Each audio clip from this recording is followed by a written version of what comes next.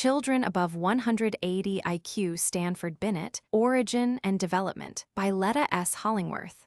Read and published by Audiobook Library. If you enjoy audiobooks, consider subscribing and turning on notifications to stay updated. Feel free to like the video if you're enjoying it and share your thoughts or audiobook suggestions in the comments. Chapter 1.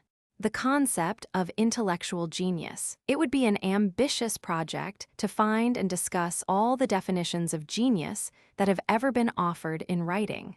To do this is beyond our present purpose, which is, rather, to illustrate the various concepts that have been formulated and to take guidance from them in the consideration of children of great ability. It will perhaps be many years before it will be apparent whether the children studied herein are geniuses or not. Perhaps this can never be determined, as the word genius may eventually be found to have no meaning that can be agreed upon. All we know about the status of the subjects of the present study is that they test above 180 IQ and are thus more than plus 10 PA removed from mediocrity in general intelligence. It may be possible to arrive at some comparison between their characteristics and performances on the one hand and the concepts of genius that have been offered on the other. Concepts of the ancients. The concept of the genius is very ancient. Ovid, referring to Caesar and his preparations to complete the conquest of the world, notes the manner in which a genius acts in advance of his years. Though he himself is but a boy, he wages a war unsuited to his boyish years. O ye of little faith, vex not your souls about the age of the gods. Genius divine outpaces time, and brooks not the tedium of tardy growth. Hercules was still no more than a child when he crushed the serpent in his baby hands. Even in the cradle, he proved himself a worthy son of Jove. The Greeks called that person's demon, which directed and inspired his creative work. Dictionaries refer to the Roman concept of genius as a spirit presiding over the destiny of a person or a place, a familiar spirit or a tutelary. The genie was one of the powerful nature demons of Arabian and Mohammedan lore, believed to interfere in human affairs and to be sometimes subject to magic control. Thinkers in any and every field, no matter how remote from that of psychology, have confidently discussed the nature of genius. Philosophers, poets, literateurs, physicians, physiologists, psychiatrists, anthropometrists, lexicographers, encyclopedists, all have offered definitions, each according to his light. It has been deemed a subject on which anyone might legitimately express an opinion. The result is, as might be expected, an interesting miscellany of contradictions. Dictionary definitions. By derivation, the word genius means to beget or to bring forth, coming from gener, gigner. Samuel Johnson's dictionary, from which Galton took his point of departure in choosing the word genius for the title of his work on ability, defines a genius as a man endowed with superior faculties. Funk and Wagnall's dictionary offers the following definition: very extraordinary gifts or native powers, especially as displayed in original creation, discovery, expression, or achievement. Webster's New International Dictionary defines genius as extraordinary mental superiority, ESP. Unusual power of invention or origination of any kind, as a man of genius. The Dictionary of Psychology defines genius in part in terms of IQ, but at the same time denies the word any special meaning as a recognized scientific term. Genius, a very superior mental ability, especially a superior power of invention or origination of any kind, or of execution of some special form, such as music, painting, or mathematics. It has no special technical meaning, but has occasionally been defined as equivalent to an intelligence quotient of 140 or above. Generally speaking, then, dictionaries define genius as a superior or superlative degree of intellectual capacity and avoid claiming it for any concept of an added, different, or abnormal element in human faculty. Concepts of genius as a manifestation of abnormal psychology. A number of thinkers in fields allied to psychology have laid emphasis upon a supposed connection between genius and nervous instability or insanity. This idea is embodied in the statement by Pascal, "L'extrême esprit est voisin de l'extrême folie." Lamartine refers to la maladie mentale qu'on appelle génie. Lombroso is perhaps the most widely quoted among those who have held or who hold this point of view, as constituting a different species. The idea has been expressed by thinkers other than professed psychologists, and at times by psychologists themselves, that men of genius are a separate species, partaking of qualities not shared in any degree by persons at large. This concept is at one with that which would regard the idiot and the imbecile as distinct in kind, not in degree only, from the mass of mankind. Genius would thus be not merely more of the same, but a different sort altogether. Thus Hirsch specifically declares, the genius differs in kind from the species, man. Genius can be defined only in terms of its own unique mental and temperamental processes, traits, qualities, and products. Genius is another psychobiological species, differing as much from man in his mental and temperamental processes as man differs from the ape, as a hypertrophied and highly specialized aptitude for specific performance. The thought has been advanced that intellectual genius is a matter of specialization, that the mind of a genius will not, typically, work on all data with superior results, but that it is adapted only or primarily to certain kinds of intellectual performance. In other words, the genius is thought to lack general ability. A recent statement by Carroll seems to express in part at least this theory. There is also a class of men who, although disharmonious as the criminal and the insane, are indispensable to modern society. They are the men of genius. They are characterized by a monstrous growth of some of their psychological activities. A great artist, a great scientist, a great philosopher is rarely a great man. He is generally a man of common type, with one side overdeveloped, as a combination of traits. Galton thought of genius as that which qualifies a person for eminence, and he believed that achieved eminence must be founded on a combination of no less than 3 essentials. He wrote, "By natural ability, I mean those qualities of intellect and disposition which urge and qualify a man to perform acts that lead to reputation. I do not mean capacity without zeal, nor zeal without capacity, nor even a combination of both of them, without an adequate power of doing a great deal of very laborious work. But I mean a nature which, when left to itself, will, urged by an inherent stimulus, climb the path that leads to eminence and has strength to reach the summit. One which, if hindered or thwarted, will fret and strive until the hindrance is overcome, and it is again free to follow its labor-loving instinct. It is almost a contradiction in terms to doubt that such men will generally become eminent." Again, Galton says, "We have seen that a union of 3 separate qualities, intellect, zeal, and power of work, are necessary to raise men from the ranks." Lehman has recently expressed this same idea as a result of a statistical study of the most productive years of intellectual workers. Indeed, it is doubtful that genius is solely the fruit of any single trait. It is the belief of the writer that the fruits of genius are, on the contrary, a function of numerous integers, including both the personal traits of the individual worker, environmental conditions that are not too hostile, and the fortunate combination of both personal traits and external conditions. As quantitative, Galton was the first to place the study of genius on the basis of quantitative statement, so that comparisons might be made and verifications be effected. Galton formulated the theory that genius is nothing more nor less than a very extreme degree in the distribution of a combination of traits, intellect, zeal, and power of working, which is shared by all in various grades or degrees.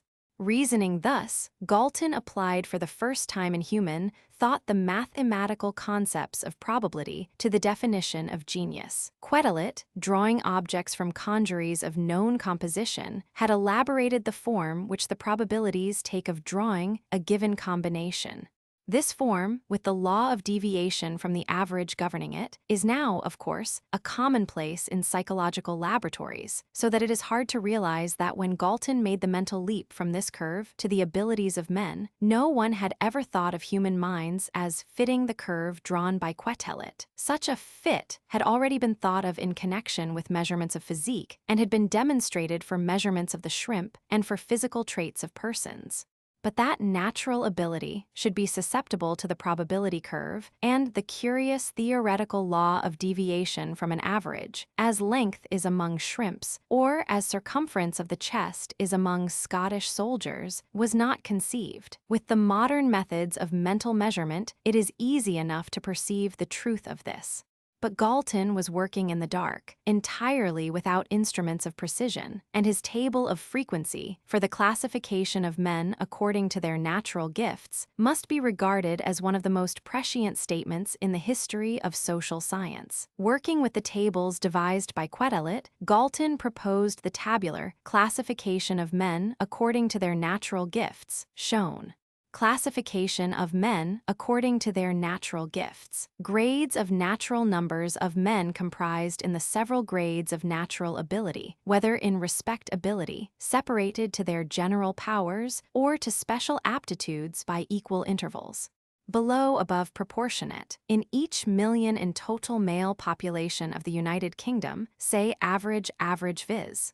GG 79,014 35 27 21 15 9 4x all grades below G above G 1,132,200.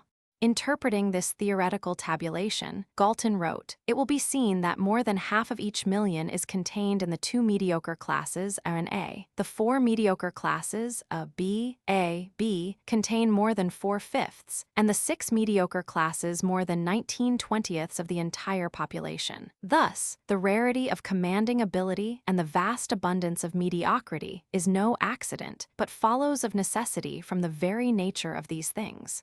On descending the scale, we find by the time we have reached F that we are already among the idiots and imbeciles. We have seen that there are 400 idiots and imbeciles to any million of persons living in this country, but that 30% of their number appear to be light cases to whom the name of idiot is inappropriate. There will remain 280 true idiots and imbeciles to every million of our population. This ratio coincides very closely with the requirements of Class F.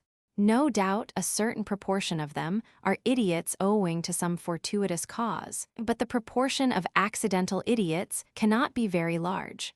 Hence, we arrive at the undeniable but unexpected conclusion that eminently gifted men are raised as much above mediocrity as idiots are depressed below it, a fact that is calculated to enlarge considerably our ideas of the enormous difference of intellectual gifts between man and man. Miscellaneous observations tending to define characteristics of genius. In addition to the formulation of the rather definite concepts of genius which have been discussed, there are to be found in the literature of this topic a large number of general observations ascribing certain characteristics to persons of genius. There are also many remarks as to the conditions of living, of education, of genetics, and so forth, which are alleged to foster or to hinder the development of genius.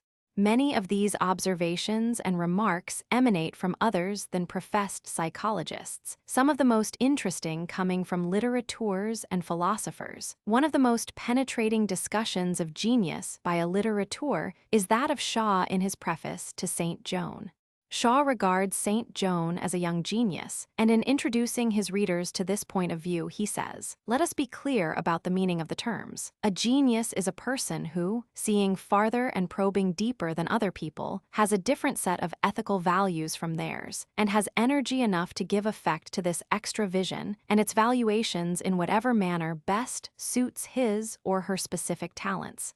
Here is brought out the tendency to heterodoxy, which characterizes genius and is the source of much of its difficulty. Shaw dwells upon these difficulties in saying, "But it is not so easy for mental giants who neither hate nor intend to injure their fellows to realize that nevertheless their fellows hate mental giants and would like to destroy them, not only enviously because the juxtaposition of a superior wounds their vanity, but quite honestly because it frightens them. Fear will drive men to any extreme, and the fear inspired by a superior being is a mystery which cannot be reasoned away. Being immeasurable, it is unbearable when there is no presumption or guarantee of its benevolence and moral responsibility. In other words, when it has official status. This is the same trend of thought which Mill follows in his essay on liberty, noting the originality that characterizes genius and the troubles that result from it, and insisting upon freedom for genius in the interests of the general welfare. It would not be denied by anybody that originality is a valuable element in human affairs. There is always need of persons not only to discover new truths and point out when what were once truths are true no longer, but also to commence new practices and set the example of more enlightened conduct and better taste and sense in human life. But these few are the salt of the earth. Without them, human life would become a stagnant pool. Persons of genius, it is true, are and are always likely to be a small minority, but in order to have them, it is necessary to preserve the soil in which they grow.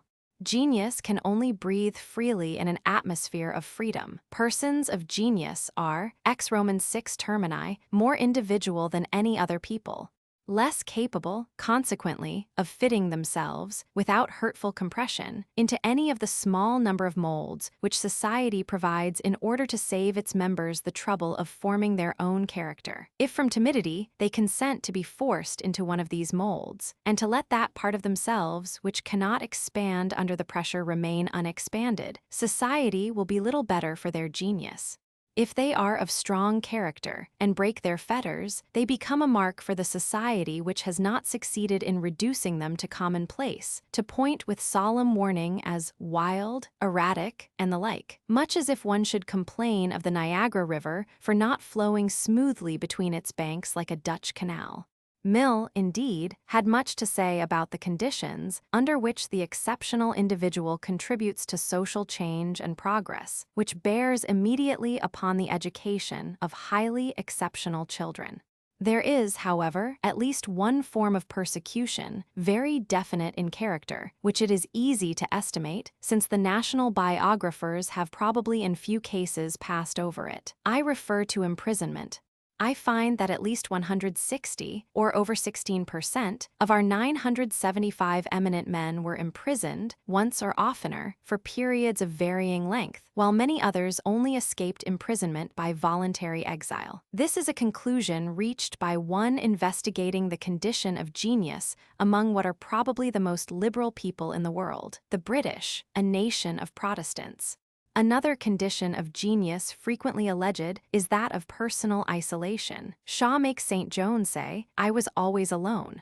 Schopenhauer says, "It is often the case that a great mind prefers soliloquy to the dialogue he may have in the world." Hirsch dwells at some length upon isolation. The genius is constantly forced to solitude, for he early learns from experience that his kind can expect no reciprocation of their generous feelings.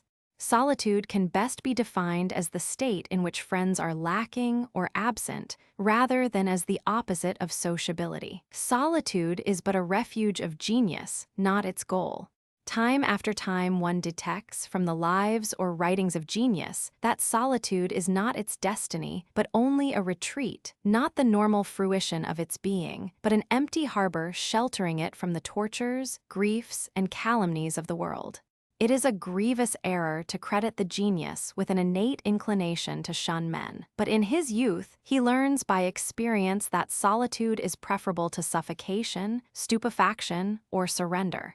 Alger sees isolation as a necessary corollary of the insistence upon perfection and accuracy which characterizes genius. A passion for perfection will make its subject solitary as nothing else can. At every step he leaves a group behind. And when, at last, he reaches the goal, alas, where are his early comrades? These references to the early experience of the genius in meeting the uncordial response of the world as constituted, with its resultant tendency to isolation, connect themselves with an account found in the apocryphal New Testament in a portion called the Hebrew Gospels.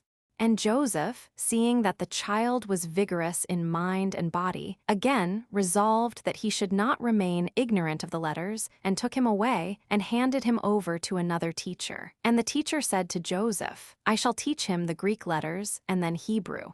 He wrote out the alphabet and began to teaching him in an imperious tone, saying, "Say Alpha." And he gave him his attention for a long time, and he made no answer, but was silent. And he said to him, "If thou art really a teacher, tell me the power of the alpha, and I will tell thee the power of the beta." And the teacher was enraged at this and struck him. Speculation and comment concerning genius. The ecology of genius has evoked speculation and comment. Thus Churchill says, "Mountain regions discourage the budding of genius because they are areas of isolation, confinement, remote from the great currents of men and eas that move along river valleys. They are regions of much labor and little leisure, of poverty today and anxiety for the morrow, of toil-cramped hands and toil-dulled brains. In the fertile alluvial plains are wealth, leisure, contact with many minds, large urban centers where commodities and ideas are exchanged. The origins of genius have also engaged the attention of speculative thinkers. For instance, Dixon and also Hirsch offer the hypothesis that racial mixture is an antecedent of genius. Kretschmer would by inference subscribe to this theory, since he holds that genetically genius results from the union of unlike elements, to which he refers as bastardization. The investigation of the family history of highly talented individuals demonstrates very clearly the effect of biological bastardization and shows why it may lead to the production of genius. It results in a complicated psychological structure in which the components of two strongly opposing germs remain in polar tension throughout life. This polar tension acts as an effective and dynamic factor and produces in the genius the labile equilibrium, the effective superpressure, that continuous, restless impulsiveness which carries him far beyond placid, traditional practice and the simple satisfaction of life. On the other hand, in regard to his intellectual abilities, the polar tension creates in the genius his wide mental horizon, the diverse and complicated wealth of his talent, the all-embracing personality. It consequently creates a predisposition to genius, but also to psychopathological complications. Thus, the research on bastardization becomes closely interwoven with the old, familiar questions, leading us back to the problem, genius and insanity. Chapter 2, Early Scientific Study of Eminent Adults. Because, strictly speaking, the present study is limited in its interest and data to childhood, no attempt will be made to review in detail the somewhat numerous studies of exceptional adults. Origin of eminent adults. Such studies as those undertaken by Galton, de Candolle, Ellis, Oden, and Cattell show that those who, as adults, become eminent in intellectual work are in disproportionately great numbers the children of the upper classes, and that they are usually born either in cities or on large country estates. Very few eminent adults have originated in the families of laborers, and relatively few have been born in agricultural districts, in countries long settled. Beyond these facts of origin, the investigators of eminence in adults have not given much information about their subjects of inquiry in respect to childhood. Yoder's study. We shall begin our detailed reference to previous observations with Yoder's study, published in 1898. Yoder made a systematic attempt to gather data about the boyhood of very eminent men. He thus tracked down certain facts about 50 great persons concerning whom he could find data bearing on their childhood. From these, he was able to make the following generalizations. 1. The child who will become a great man may be born at any time, over a very wide range of the productive period in the lives of parents. The mothers of the 50 great persons studied ranged in age from 18 to 44 years, when the great man was born, with a median of 29.8 years. The fathers ranged in age from 23 to 60 years, with a median of 37.7 years. 2. The average number of siblings of these persons was 5+, not including half-brothers and sisters. 3. In families of more than one child, there was found to be a strong tendency for the great man to be in the elder half of the siblings. 4. Of those listed, 17 were only sons, either by order of birth or by death of other sons born. 5. There was found no evidence that the great were sickly or physically weak in childhood, to a more marked extent than average. 6. There appeared a tendency to great height among them than among persons in general, though the tendency is not very marked. 7 play interests were keen among these children, though the play was often of an unusual kind. Solitary play is repeatedly described. Of Emerson, his biographer says, "I don't think he ever engaged in boys' plays, not because of any physical disability, but simply because from earliest years he dwelt in a higher sphere." Others are said to have been disinclined to general intercourse. Instead of joining in the usual childish games, Newton preferred to play with his machines, Darwin with his collections, Shelley to read, Stevenson to make clay engines, and Edison to mix his chemicals. Of Byron it was written, "The love of solitude and of meditation is already traceable in the child. He loves to wander at night among the dark and solitary cloisters of the abbey." To quote Yoder, solitude seems to have played a rather striking role in the lives of these great men. Either by nature or by opportunity, they have stayed a great deal alone. Nevertheless, many of the 50 persons studied by Yoder enjoyed physical activity.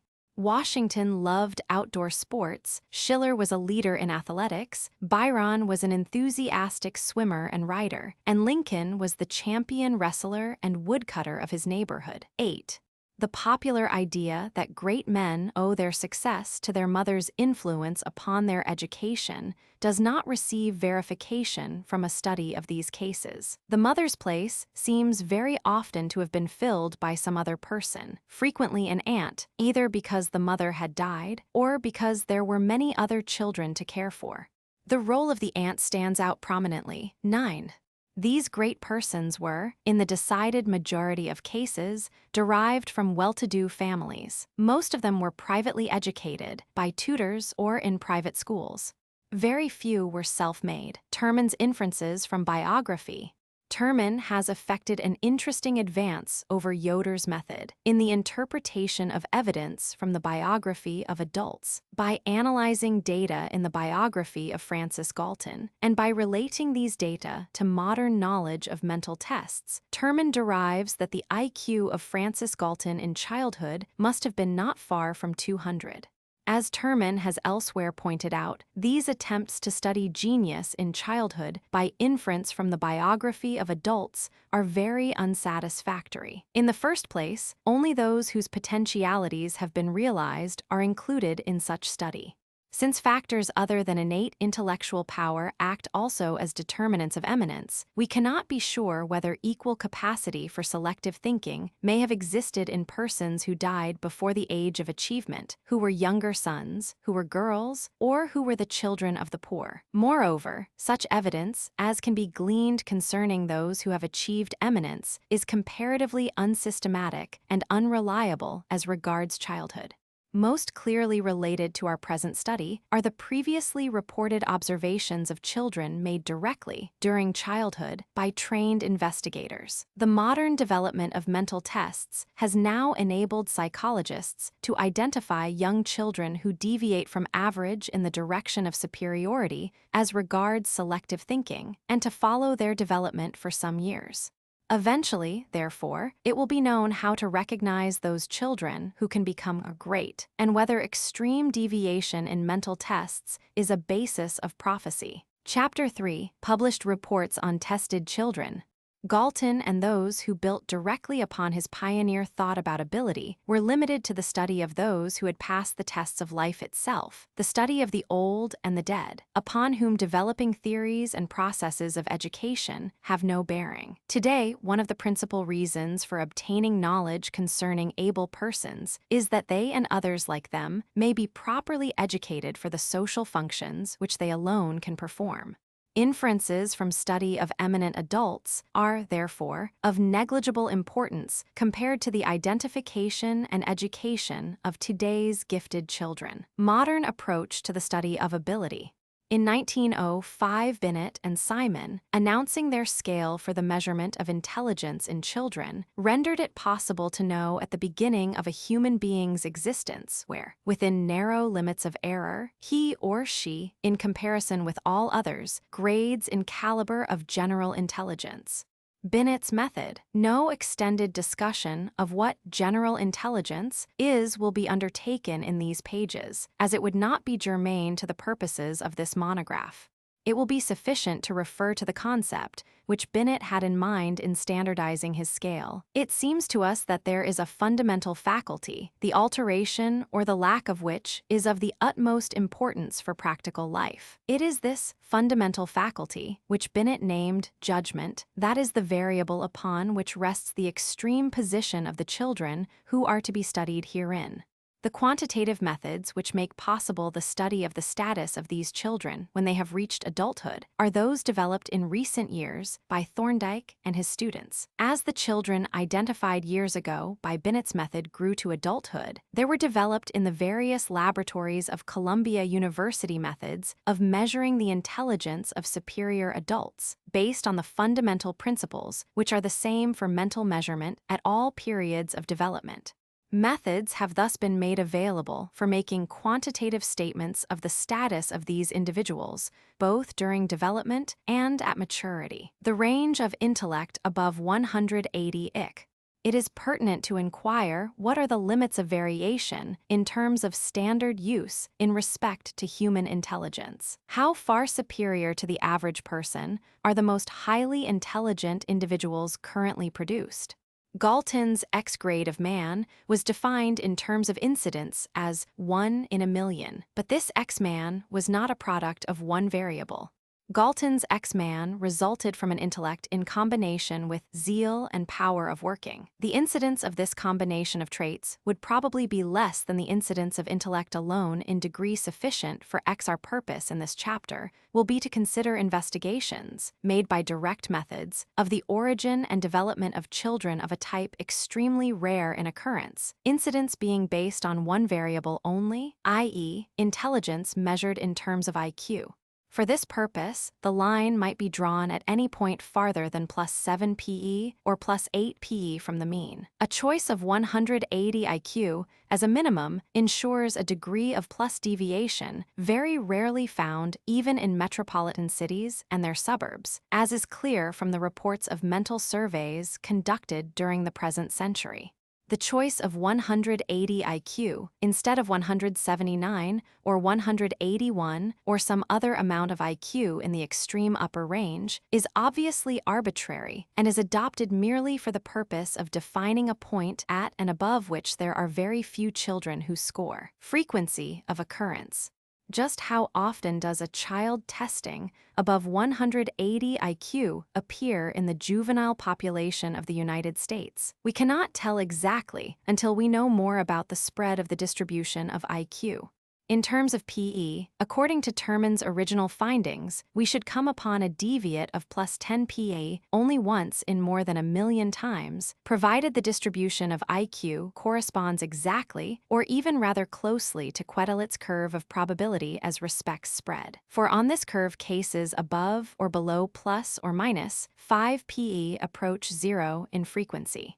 There may be 1 or 2 or 3 or more children among every million born in the United States under present conditions who test at or above 180 IQ. In any case, however, they are extremely rare, and the study of their origin and development is of correspondingly great interest.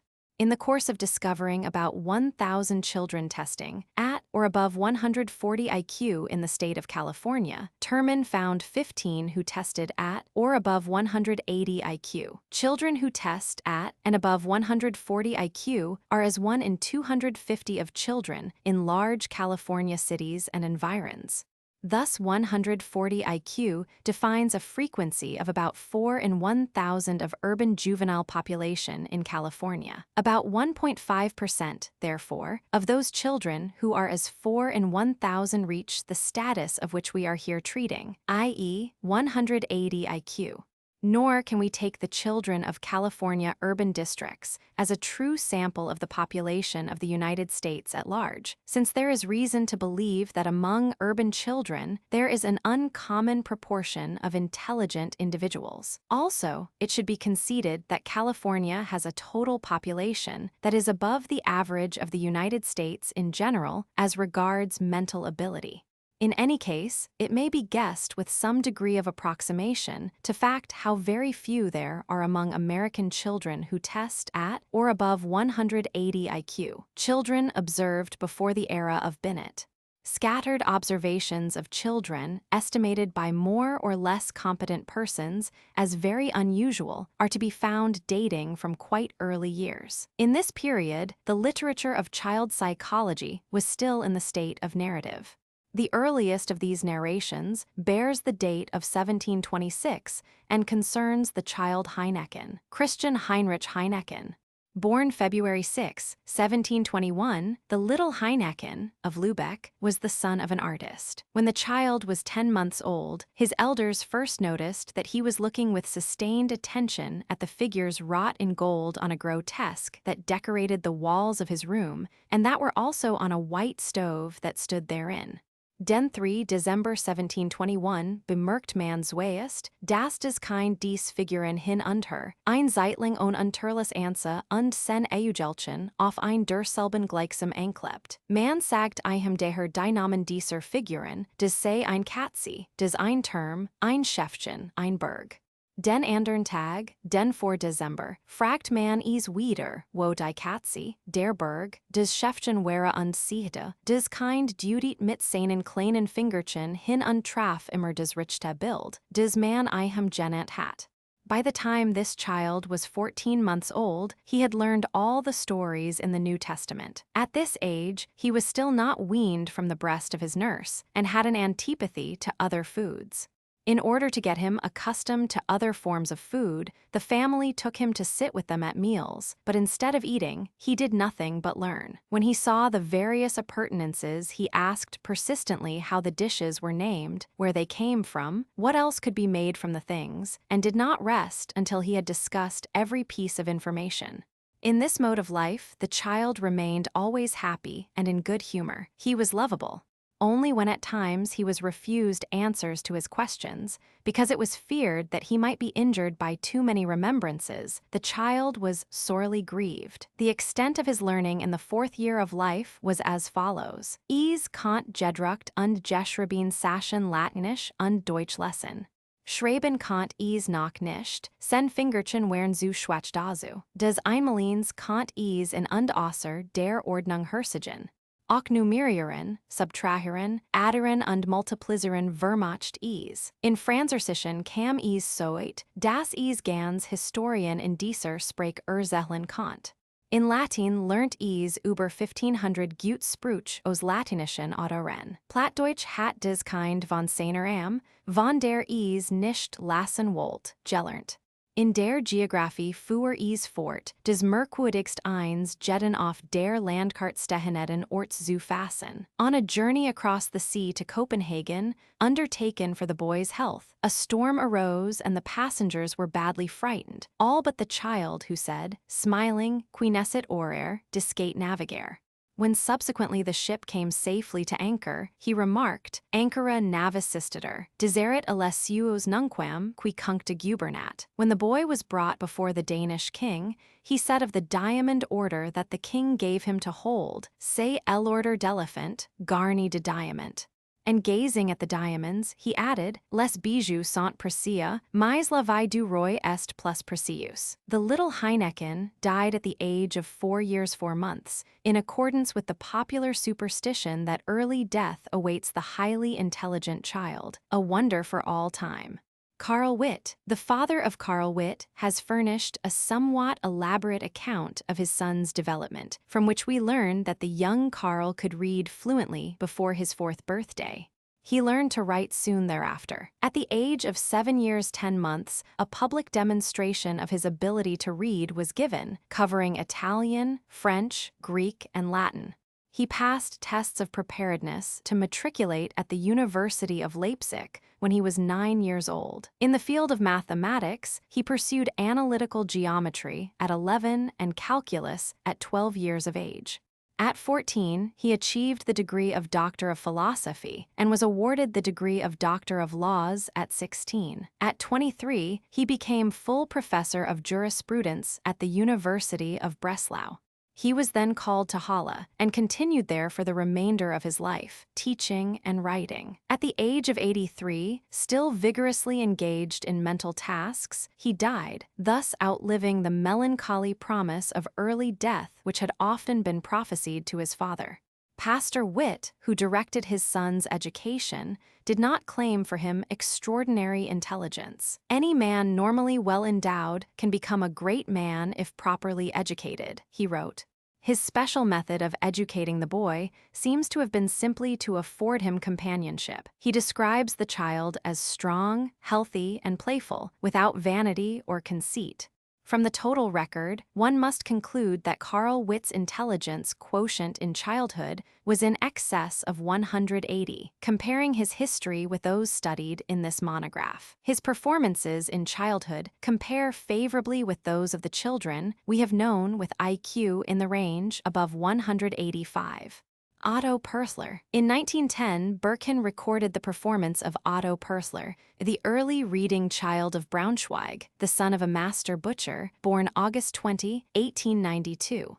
This child learned to walk and talk, and his teeth erupted at the right time. At the age of 1 year 3 months, when his grandmother led him forth on short neighborhood walks, she would read to him from signs on the streets. And at this period she wrote for him his name, Otto. Soon he could recognize the word Otto when he saw it in the newspaper. Then the grandmother explained to him the alphabet and read him single words. When Otto was taken to Dr. Birkin, he was 1 year 9 months old, and he could read incidental matter, such as April 27, written in Latin across the calendar in Dr. Birkin's office.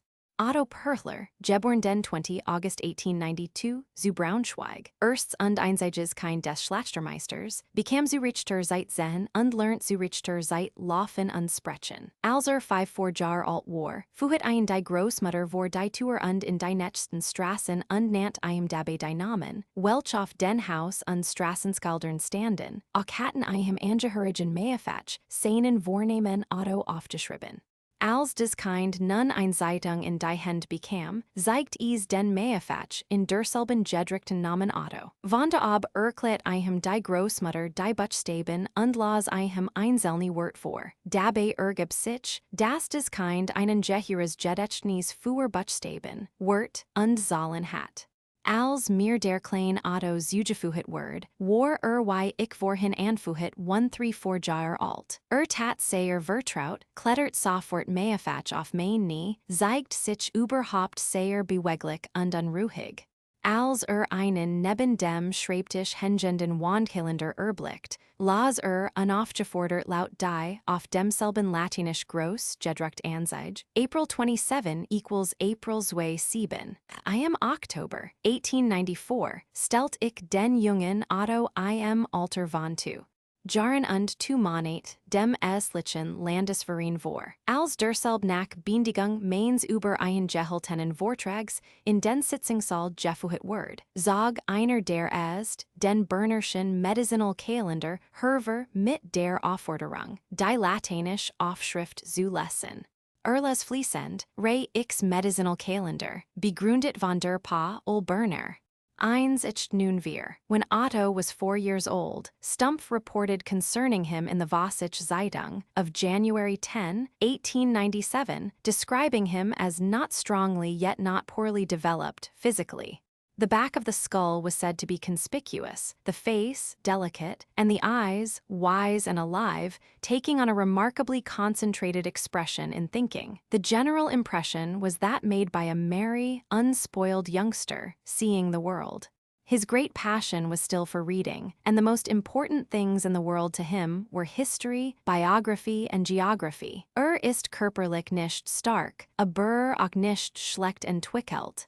Auf den ersten Blick fällt der Land Schädel und der stark Hinterkopf auf. In dem zierlichen Gesicht fesseln kluge, lebhaft Augen, die beim Nachsinnen einen merkwürdig ernsten konzentrierten Ausdruck annehmen.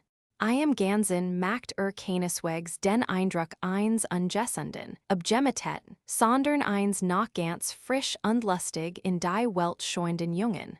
Sen größte Leidenschaft ist noch immer das Lesen, und das Wichtigst in der Welt sind ihm historisch, biografisch und geografisch Daten.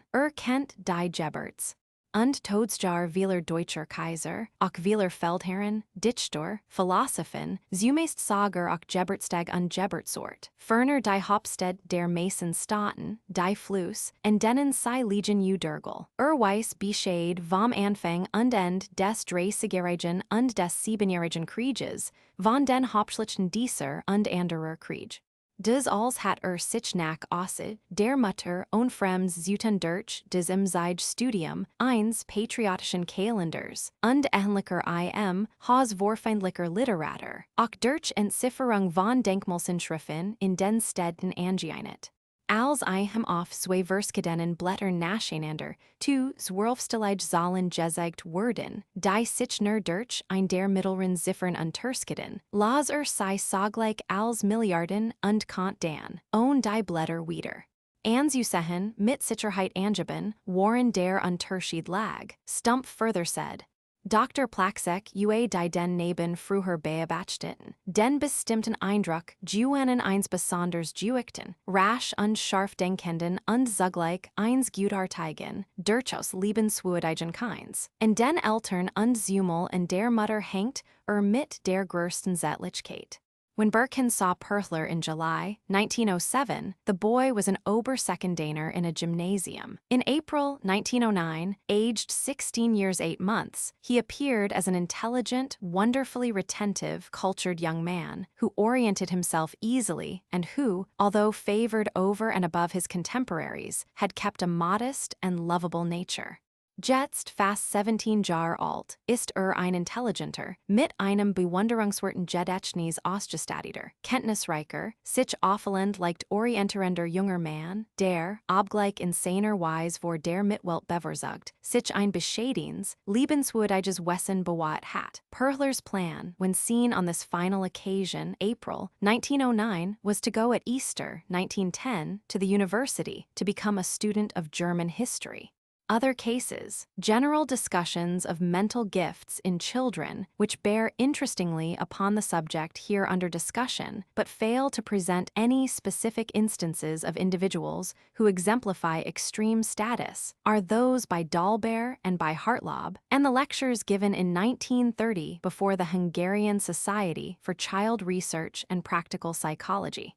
Among the cases cited by Waddell, there are none that belong to our study. In the research of Cox, the following eminent persons were rated as having been in childhood at or above 180 IQ. John Stuart Mill, Johann Wolfgang Goethe, Gottfried Wilhelm Leibniz, Blaise Pascal, Thomas Babington Macaulay, and Hugo de Groot.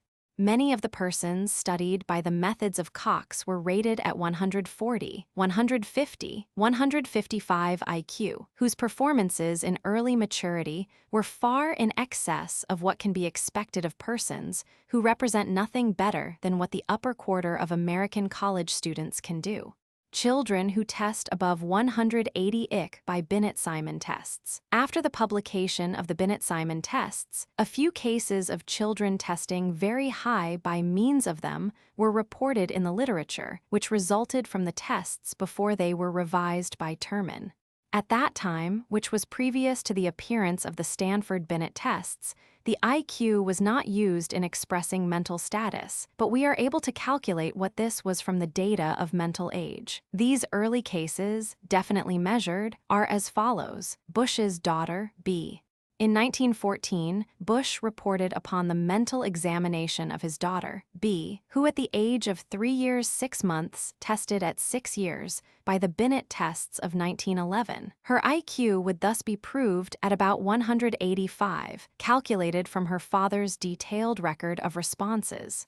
This report was rendered primarily to show that the Binet tests were too easy, as no child could possibly be really so advanced mentally as was B. B's state is in no wise extra-normal or beyond what it should be. She represents the norm. Additional data concerning B are that she is of a happy disposition, strong and well of body, and that her parents are both teachers. This record clearly reveals a child of surpassing intelligence, contrary to the father's belief that she represents the norm. Elizabeth, recorded by Langenbeck. In 1915, Langenbeck contributed observations of a 5-year-old girl, Elizabeth, who tested at a mental level of about 11 years by the Binet-Simon tests of 1911, administered in the psychological laboratory at Johns Hopkins University. This would yield an IQ of about 220. Elizabeth is described as an only child. At 16 months, she had a speaking vocabulary of 229 words, some English and some German, as she had a German nurse. At 5 years of age, she had a speaking vocabulary of 6,837 words, which are inscribed in the record. The observer writes of her as follows: "Her quickness of thought and readiness with an instant and convincing answer were typified one dusty, blustering day when we were out walking. A cloud of dust enveloped us, to her great indignation, and being a very vehement character, she exclaimed, 'I should like to kill the dust.' In answer to my reproof, 'Do not be so foolish.' 'How can anyone kill the dust?' she replied. 'Very easily pour a little water on it.' This was at the age of 4 years. She is highly imaginative and lives largely in a dream world of her own creation. Her games are nearly all pretense that she is someone else, and that she is surrounded by companions, sometimes purely fictitious, though often characters out of books that have been read to her. When being read to, she asks the meaning of every unfamiliar word and rarely forgets it, using it thereafter in its proper place. Many of her forebears have been distinguished men and women, and on both sides her family have been people of more than average capacity and cultivation. From an early age, she has shown unusual muscular coordination, using her fingers daintily and with precision. From her 8th month, she used a paper and pencil, drawing recognizable figures. At 4 years, she could illustrate a little story composed by herself.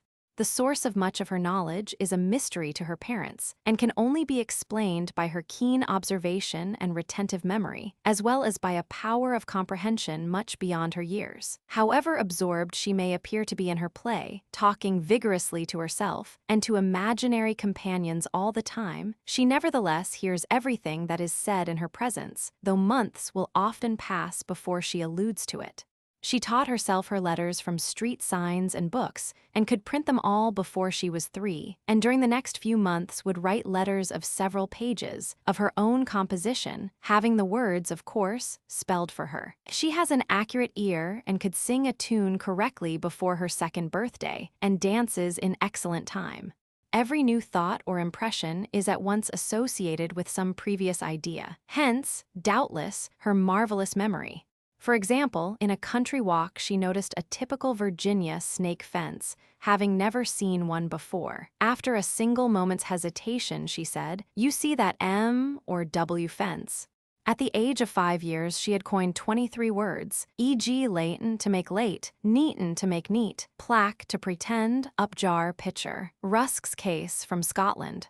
In 1917, Rusk published an account of a Scottish boy whose IQ, calculated from Rusk's detailed record, was 166 on first test and about 200 on second test given 2.5 years later, the Binet-Simon tests of 1911 being used. This child was the son of a widow in Dundee, who lived and supported her 2 sons by letting rooms to lodgers. The young brother of this boy was not judged to be remarkably intelligent, but no test was given to substantiate this impression. Details of family history are not recorded. The boy was brought to attention at the age of 5 years by his teachers, who noted particularly his aptitude for mathematics. The mother was unaware of her son's extraordinary intelligence, but she had noticed that he spent a considerable amount of time on the floor counting. He would count such objects as cigarette coupons begged from lodgers. Also, the mother observed that he had learned before going to school or being taught to read to recognize certain words. Children who test above 180 IQ by Stanford-Binet tests. Beatrice. Terman and Fenton first described Beatrice in 1921 under her own name. In 1930, Terman again described this child under the name of Beatrice, adding data about development. The child's 4 grandparents were respectively of Swedish, German-French, English, and Scottish descent. The mother is a woman of more than average intelligence and of considerable musical ability. The father's line of ancestry includes several notables, among them a Lord Mayor of London. The father is a physician and the author of the Ford Stitch, favorably mentioned in standard texts on surgery. Betty has no sisters or brothers. Beatrice was born in San Francisco, January 21, 1912, and was first tested 6 weeks before her 8th birthday by Stanford-Binet, yielding then a mental age of 14 years 10 months and an IQ of 188. Her speaking vocabulary was at that time 13,000 words. A variety of mental tests gave nearly the same composite result as that achieved by Stanford-Binet. At the time of testing, the child had never attended school but had been given a little private instruction at home. Her scores on standard tests of scholastic knowledge ranged, nevertheless, from 5th grade norms to 2nd year of college. Her median score in 8 scholastic tests was about 8th grade. Ratings for traits of character and for physique gave this child a score much above average in both respects. She weighed 11 pounds and 15 ounces at birth, and at the age of 8 years 2 months corresponded to the standard for 9 years 6 months in weight and for 10 years 6 months in stature. Her hand grip at this time was equal to that of the average 10-year-old. She began to walk at 7 months of age, which is the earliest age of walking recorded for any of the children so far studied, including those who are the special subjects of this monograph. At 19 months, she talked clearly and knew the alphabet, and at the age of 4 years 6 months, she was discovered reading Heidi, a book of about 4th grade degree of difficulty. Her parents did not know that she could read, and they have no idea when or how she learned. By her 8th birthday, Beatrice had read approximately 700 books, many of them twice. At that age, it was one of her favorite pastimes to write stories or poems and to illustrate them with original drawings. Her health was said by her parents to be excellent. The measurements given show her to be large and strong for her age. Beatrice was not entered at school until she was 11 years old, but studied at home under her mother's guidance. There was little formal instruction. As a rule, there was arithmetic, from 10 to 20 minutes daily. At 11 years of age, Beatrice entered the 9th grade of a private school for girls, which she attended for 2 years. She entered the university when she was 14 years 8 months old and graduated at 17. In college, Beatrice earned A and B grades in English and languages and C's in science. She fell barely short of Phi Beta Kappa election. Throughout her life, she has had few playmates and few intimate friends. Her desire is for a literary career. Root's case, VIIIA in 1921, Root described a boy who at the age of 8 years 0 months scored at a mental age of 16 years 0 months with an IQ of 200. Other tests agreed in placing this boy near an average adult level in processes of thought. The stature of the child at this time was 4 feet and the weight 59 pounds. The ancestry in the case is predominantly English. Father and mother both graduated from high school. The father was a railroad engineer. 2 maternal aunts held prominent places in the public schools. The family had all comforts but few luxuries. The aunt who has guided the education seems a rare combination. Her educational ideas are a happy union of radical, common sense, and practical factors. Nervous temperament is judged by Root to be characteristic of the family on the mother's side. This boy was an only child. His mother stated that he had never been ill, but it is to be considered that she was a Christian Scientist. He was educated at home until he was 7 years 6 months old, learning reading and arithmetical processes through multiplication. He had read the Young Folks' Cyclopedia of Common Things over and over. His chief interests were at this time games and reading, and, to a lesser degree, animals and flowers. The following is a letter from his aunt describing his home education. At the age of 3, he learned his letters untaught by anyone apparently and was spelling words. It was felt that this would interfere with his learning to read later on, so he was taught to read by the phonic method. This was done with no more time and personal attention than any first-grade teacher, with ordinary numbers of pupils, could give to each one, provided she were generously supplied with different books, and not limited to 1 or 2 sets, state series or otherwise.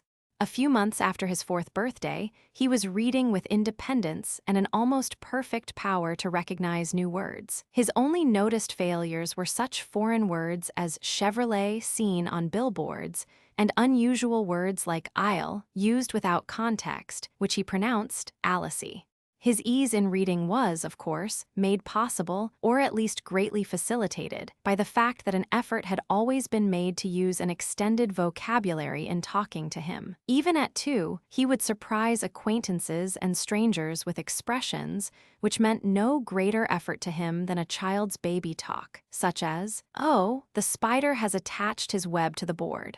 This ability to read opened a new world, for he read car signs, billboards, newspapers, magazines, and books. His books and magazines were carefully selected.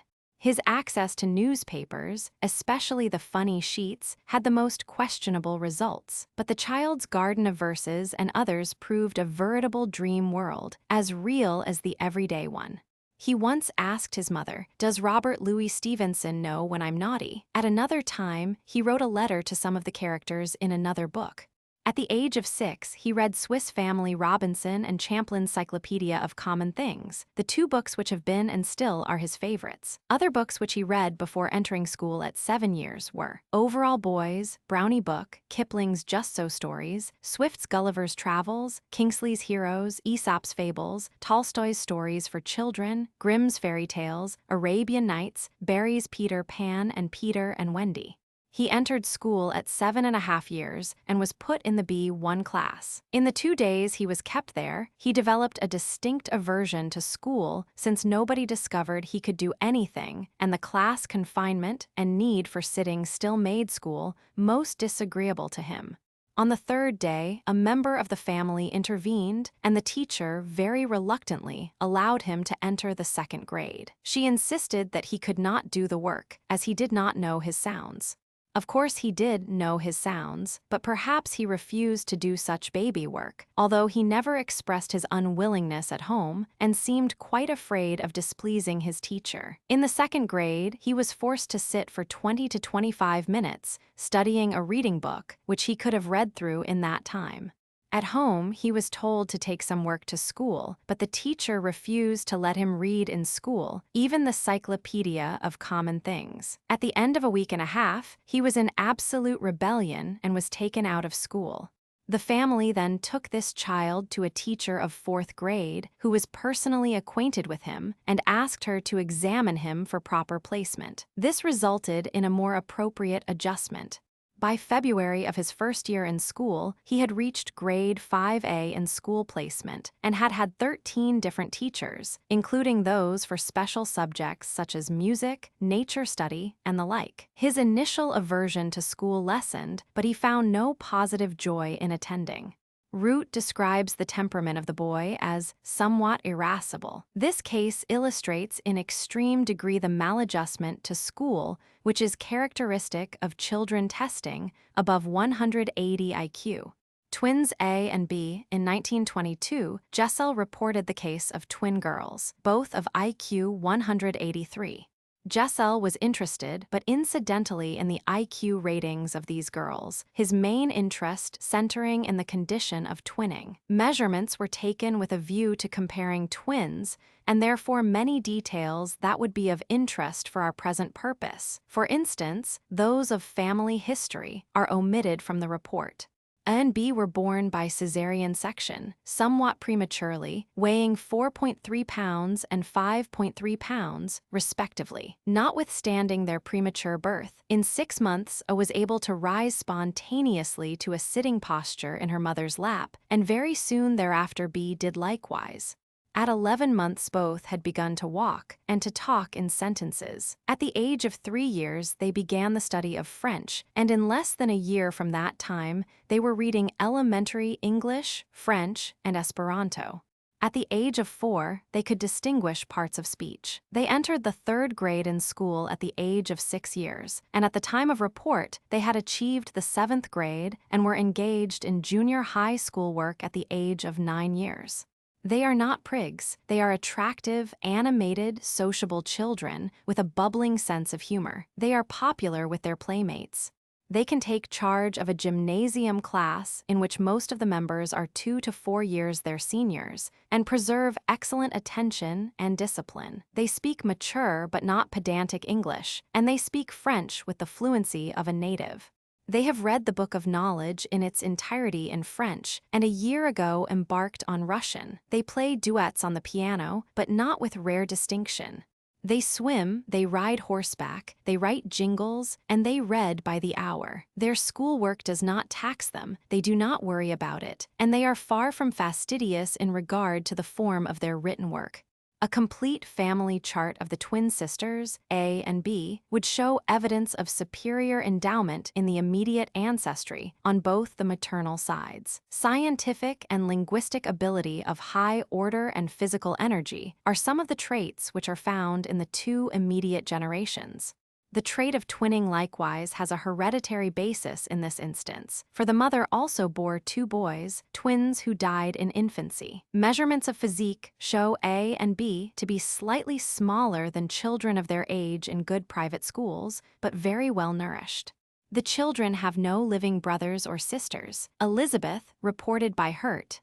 Elizabeth was reported from the public schools of Erie, Pennsylvania, in 1922 by Hurt. She was born January 16, 1914, and was tested June 14, 1921, aged 7 years 5 months. Her mental age was found to be 14 years, 0 months, yielding an IQ of 189. Elizabeth's mother was a member of a large family of children brought from Germany to America by their parents. The father died soon after their arrival in America, and the mother worked hard to keep her family together and to give them all an elementary school education. Elizabeth's father is of Pennsylvania German descent. He has a high school education and attended a business college. His occupation in 1922 was that of a postal mail clerk. This child weighed 10 pounds at birth, 22 pounds at 6 months, 28.12 pounds at 12 months, and at the age of 7 years 5 months, she weighed 61 pounds and was 51 inches tall. Superior size was thus consistently maintained from birth to the time of first report in 1921. 2 teeth erupted before she was 5 months old. She was not quite a year old when she began to repeat words. His first sentence was, "Open the door, Daddy," uttered at the age of 17 months. The parents remembered this sentence as a sudden transition from one-word communications into sentence structure. The only illness Elizabeth had ever had until she was 7 years 4 months old was mumps, which came on at that age. Hurt's report continues as follows. Among Elizabeth's first toys was a set of cubical blocks with letters and numbers on 4 sides. One of the baby's favorite amusements was to hold up a block and point to one side after the other for her entertainer to tell what was on the side of the block indicated. Gradually, the game changed, and the baby held up the block and pointed to the picture called for by the entertainer. At the age of 15 months, she made no mistakes in finding the animals called for, and very soon afterwards, she could find the letters in the same way. One of her first books was The Story of the Naughty Piggies.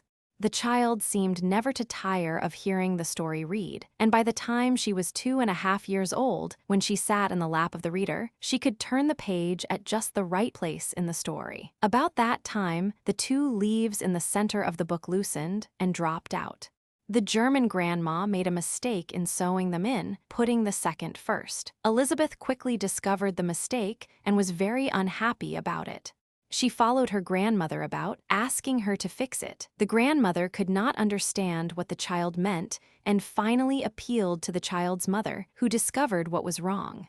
Elizabeth was not yet 3 years old, and they could not believe that the child detected the difference between these 2 pages of the book. But after the grandmother ripped out the stitches and replaced the leaves in their proper sequence, the little girl showed unmistakable satisfaction and content.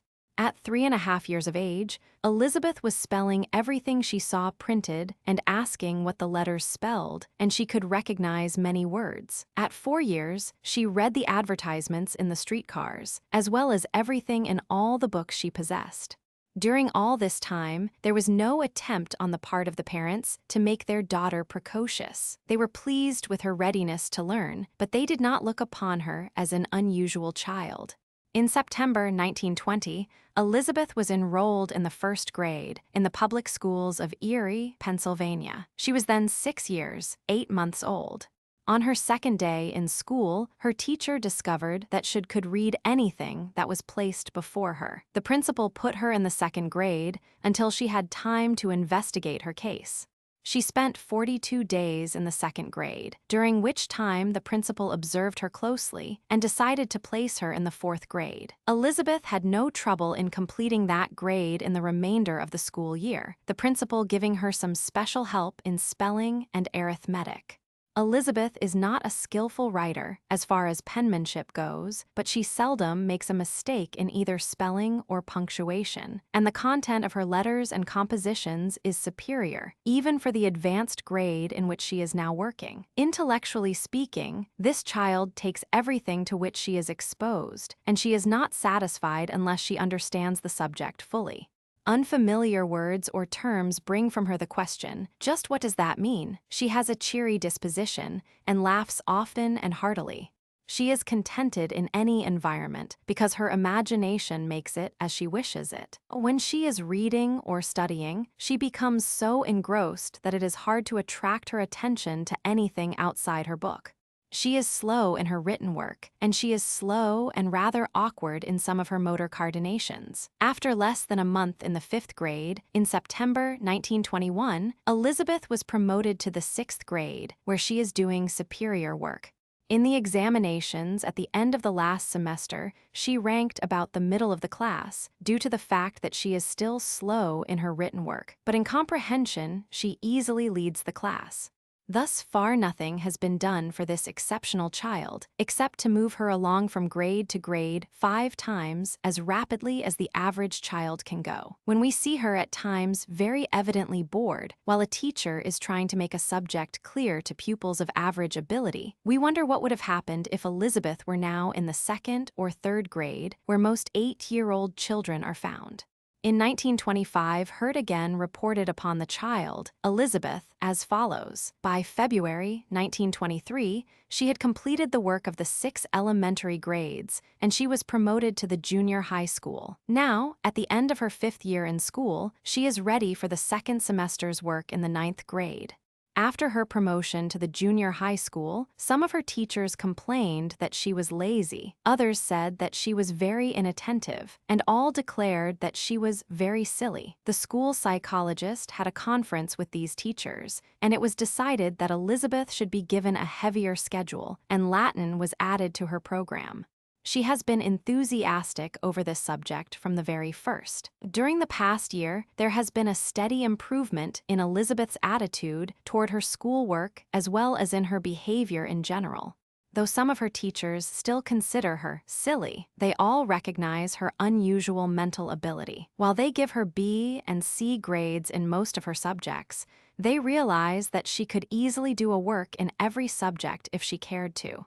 They say that she wastes much time, though her mind seems always to be busy. Her mother says that when she is at home, she writes and writes and writes, covering reams of paper.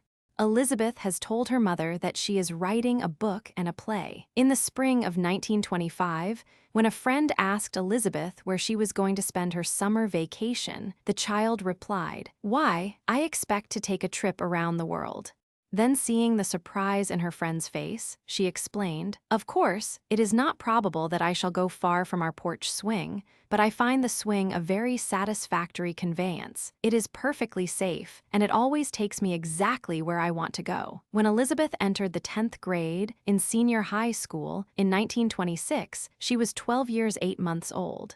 Her social behavior was at about the level for this age, and her teachers were coldly critical, unable or unwilling to reconcile her conduct with her physical size and intellectual maturity. She made very few friends. She was graduated from high school in June 1929 with the reputation of being lazy. She excelled in the languages, but her work in other subjects was mediocre. After she was graduated from high school, funds were not available for Elizabeth to attend college away from home or to pay tuition. Consequently, because she must live at home, she enrolled in a state teachers' college, though she had no desire to become a teacher.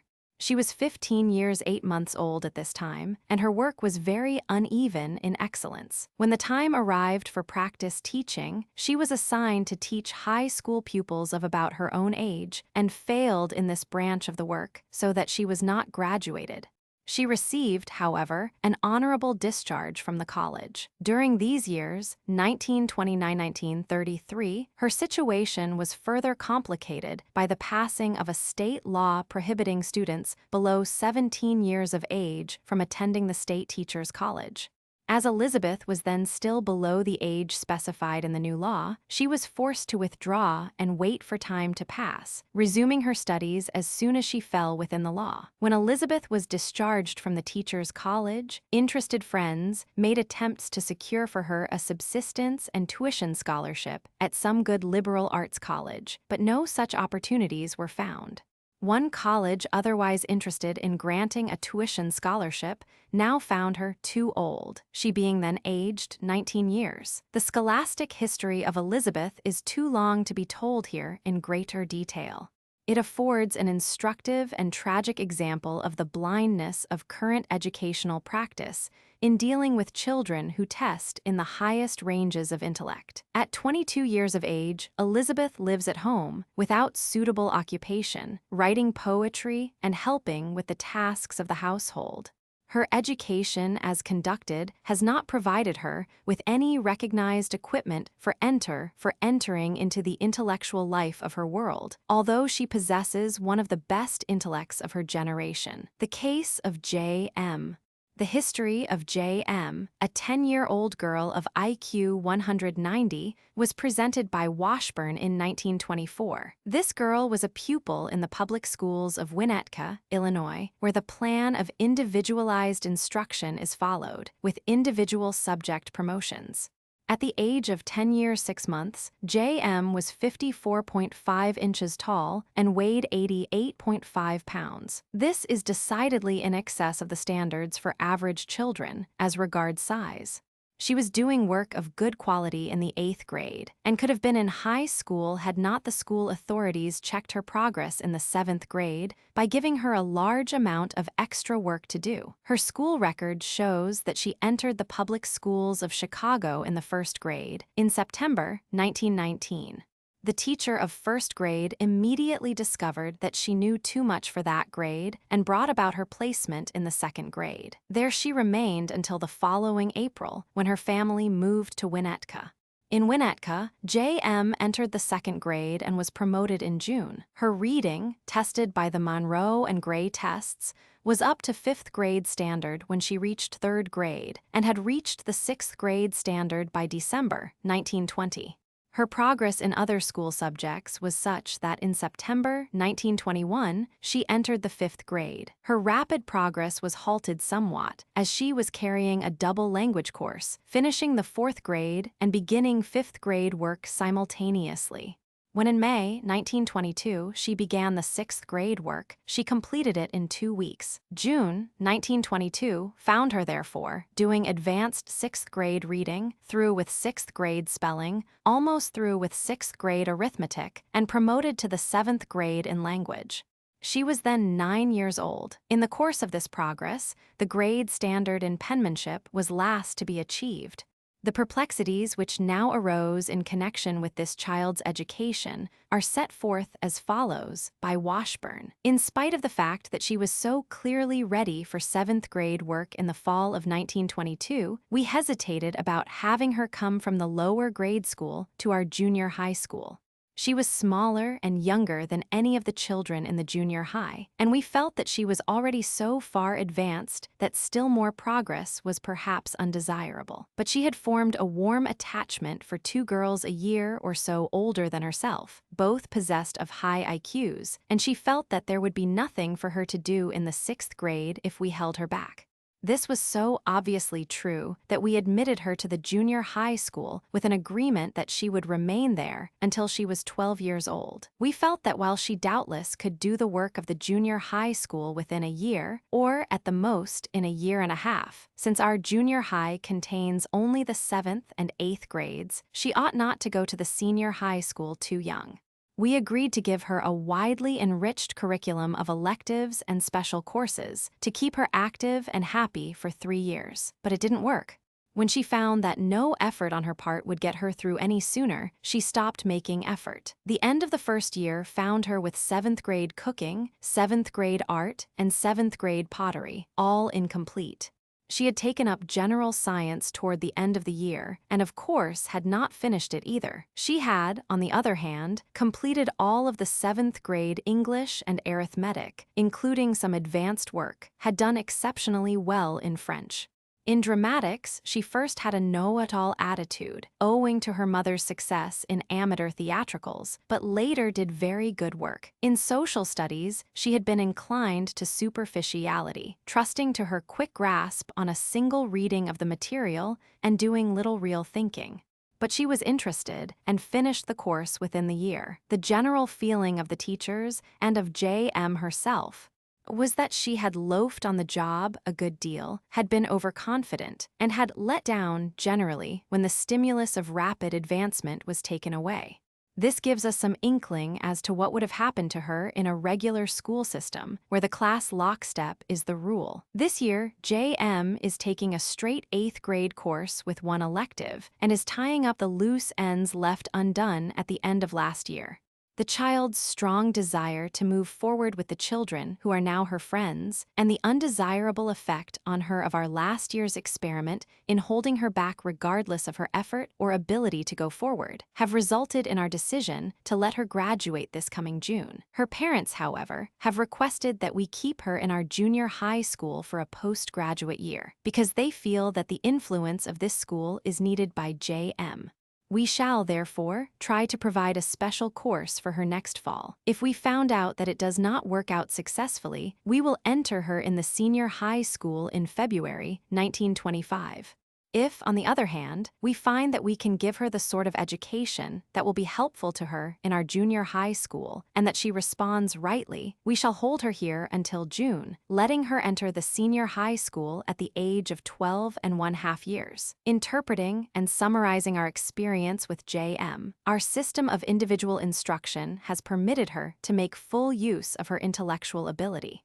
When we tried to depart from it to prevent her progress from becoming too rapid, she showed a lack of interest, and in some parts of her schoolwork she did not work up to capacity, and even became to a slight extent a discipline problem. Given, however, an incentive to first-class work and the training in social behavior which we are trying to give in our junior high school, J.M. developed successfully and well. On the whole, our system has enabled us to deal with her flexibly and as an individual. It has prevented us from prolonging our mistakes. Probably no system or uniform plan can be made to fit children of such exceptional mental endowments. The most we can hope for is a flexibility which will enable us to deal with such children as individuals, feeling our way as we go along. As for family background, J.M. originates from ancestors of very superior intelligence. Her parents were both tested by means of Army Alpha, and both scored far above the generality of adults.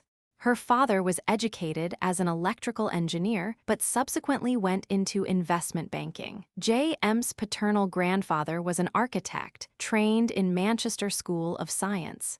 He also attended the University of Edinburgh. The paternal great-grandfather was an architect and shipbuilder, expert in laying out factories, and he was descended from a line of builders. The paternal grandmother was an English woman, educated by her aunt, who had advanced ideas on what a girl should study. The father of this grandmother was a dealer in building materials. On the maternal side, J.M.'s grandfather was first a teacher, then a merchant, who became very wealthy and a mayor of a southern town for 18 years. The line of his descent was through southern planters. The maternal grandmother was the daughter of a college professor, who in turn was the son of a physician and surgeon, coming from a long line of physicians. The mother of the maternal grandmother was descended from wealthy farmers. It is of some interest that for 3 generations at least, J.M. and her immediate progenitors were born when the parents were 30 years or older, in some cases being more than 60 years old. The case of E.B. This child was described in 1924 by Stedman as having the highest IQ yet reported. Exception was taken some years ago by the present writer to this description, on the ground that the test by which E.B. registered an IQ of 214 was not first given to the child. She had been tested previously by Stanford-Binet at the age of 5 years 9 months, earning an IQ of 175. When tested in the psychological department of the Lowe's Angel City schools at the age of 8 years 11 months, E.B. made the record of a superior adult, earning an IQ of 214. The record is thus ambiguous, and will be included here only because we cannot say how much allowance should be made for test wisdom on second test. E.B. was born on September 21, 1913. When 4 years 6 months old, she was placed in a convent school on account of her mother's departure for France. She was not enrolled as a pupil, but was allowed to sit with the high first grade when she wished, because her chum sat there. In 4 months, at the close of the school year, it was discovered that she could read any page in the reader which had been used as a text, and any page in the public school first reader which she had never seen before. Accordingly, though not yet 5 years old, she was promoted to the 2nd grade. At the close of the next school year, she was promoted to the 4th grade, aged 5 years 9 months. Before E.B. was 6 years old, she had read practically every book listed by the public library at Des Moines for children of the first 6 grades. At the age of 9 years 4 months, she was doing 8th grade and post-8th grade work. Her favorite books at the age of 9 years include Barrie's The Little Minister, Sentimental Tommy and Grizzle, Hugo's Les Miserables, Dickens's Oliver Twist, Our Mutual Friend and David Copperfield, Eliot's Silas Marner and Mill on the Floss, Bunyan's Pilgrim's Progress, Hutchinson's If Winter Comes and This Freedom. Until she entered the Opportunity Room, E.B. never had a child companion and was unpopular with children. She was friendly but shy and was unable to comply with the play standards of other children. In the Opportunity Room, she made better social adjustments. She is cheerful, affectionate, and considerate to the point of self-denial. She obeys implicitly, but is forgetful in the commission of small duties, perhaps because engrossed with more interesting matters. She thinks along economic and political lines and can hold her own even with many adults in conversing on these subjects. Health is excellent. She has had the usual children's diseases, but has recuperated very quickly. E.B. is of French, English, and Scotch descent. The father finished high school at 13 and was an A and B student at the university, taking gold medals for original composition. He is a writer and an editor. The paternal grandfather is a lawyer, teacher, and author. The paternal grandmother has mathematical ability. E.B.'s mother entered school at 8 years and completed high school at 15. She then entered business college and completed the course in less than 3 months. She then entered college, working her way through with consistently a records. She was editor of a national magazine at 25, and at the time of investigation was an editorial writer on Screenland. The maternal grandfather's history is unknown. It is thought that he was average, but the maternal great-grandfather was probably superior. At 21, he could neither read nor write, but just at this time a public school was established near his home. He entered and finished the course for the entire 8 grades in 16 months. E.B.'s mother states that E.B. first spoke words with meaning at 7 or 8 months of age, and that she walked at 10 months. When she was 3 years old, her parents discovered that she knew the alphabet, which she seems to have learned by asking questions about printed signs. She has had very little formal instruction at home, for her mother has been active in newspaper work most of the time, usually working at night. E.B. entered college in a large city at 12 years 0 months of age. The girls in this college are very highly selected for intellect, and EB did not do outstanding work among them. She encountered many difficulties, but graduated at the age of 16 years 9 months with a creditable rating. At the age of 20 years, she married, holding also at that age a very responsible post in charge of cash for the metropolitan branch of one of the largest manufacturing and distributing companies in the United States. It is her aim to become a writer. Verda. In 1925, Terman reported 2 children not elsewhere described, with IQs above 180, Verda and Madeline, both discovered during the census of the gifted taken in California. The occupational level among Verda's male ancestors has been largely in the professions and in business. Her father is a successful life insurance salesman and shows musical, mechanical, and literary ability. He is of Scotch-Irish extraction. Her mother is of French and English ancestry, a descendant in direct line from Governor Bradford of colonial New England, and is related to many notables. Verda has no brothers or sisters. The child's first words were articulated at 7 months, and she talked in sentences at 15 months. She hummed a tune at 17 months, could name all the primary colors at 22 months, could count to 13 at 25 months. Her first poem was composed at the age of 2 years 9 months. This was recorded by her mother. She did not herself put on paper her literary compositions until the age of 5 years, when she learned to print. After this, the stories she composed were no longer recorded by her mother. Soon after she was 4 years old, she brought a book to her parents and read to them.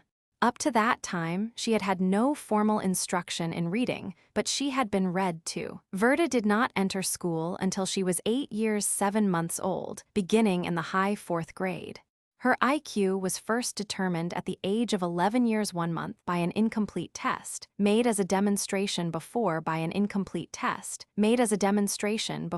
of teachers in the limited time of 50 minutes, and was calculated at 175. When at age 11 years 7 months, she was fully tested in a standard situation, she passed every test provided on Stanford-Binet, proving at an IQ of 186. Through 4 years of high school, she received an A grade in every academic subject, with the exception of 1 semester of French and 1 of biology, in which the grade was B. She was graduated from high school at age of 16 years 9 months. According to her own testimony, Verda's usual amount of study during her senior year was only 6 hours a week outside of school hours. She is fond of parties and dances and is very active in student life, particularly through her literary contributions. She rates herself as rather disliking study. She would rather read, play the piano, compose music, stories, or plays, or spend time with her friends. She has shown a wide margin of energy and ability over and above what is necessary for a straight A record in high school. There is much more in the description of this child that is interesting, but the case cannot here be quoted in full. Madeline. At the age of 6 years 7 months, Madeline yielded an IQ of 192. She was then in the 3rd grade, but her scores on Stanford achievement tests corresponded to 5th and 6th grade norms. At 7 years of age, her parents' chief concern in regard to her was to prevent her from reading too much. At 7 months of age, Madeline was able to distinguish all the pictures on the walls of her home when they were named to her. She could identify the pictures of 6 American poets when she was a little over a year old. She knew the common flowers by name before the age of 3. Her mother reported that reading seemed to be born in her. She could count to 100 at 3 years, played parchesi at 4 years, and carried the powers of 2 mentally to the 20th as a Sunday afternoon pastime before the age of 6. At 7 years of age, she was writing poetry with religious thought expressed. Entering school in the 1st grade at the age of 4 years 11 months, Madeline was held in the ordinary course on account of her age and in order to improve in handwork, in which she seemed deficient. She was listless and bored at school and developed habits of procrastination and time wasting. In high school, however, she began to take an interest in the work offered, and at the time of report, she was finishing the 9th grade with A ratings in all except an occasional course, which she regarded as uninteresting or meaningless. Often, when she is sent out to the backyard at night to dispose of kitchen refuse, she fails to return until her mother goes in search of her. Her mother always finds her studying the heavens. Madeline has recently developed a strong interest in astronomy, has devoured several books on the subject, and is planning to become an astronomer. The health of this child has always been good. She has had the usual children's diseases and contracts colds, but has never been seriously ill. Madeline's ancestry is very superior. On the paternal side, the grandfather was of English-Irish descent, the grandmother of Scottish-French descent. Teaching and preaching have been the usual occupations. On the maternal side, the grandfather was of German-Dutch descent, the grandmother of English descent. The child's parents are both university graduates, and they have done graduate work. She has 2 younger sisters, of 167 and 162 IQ, respectively. The family is in very moderate financial circumstances, having taken responsibility in the care of relatives.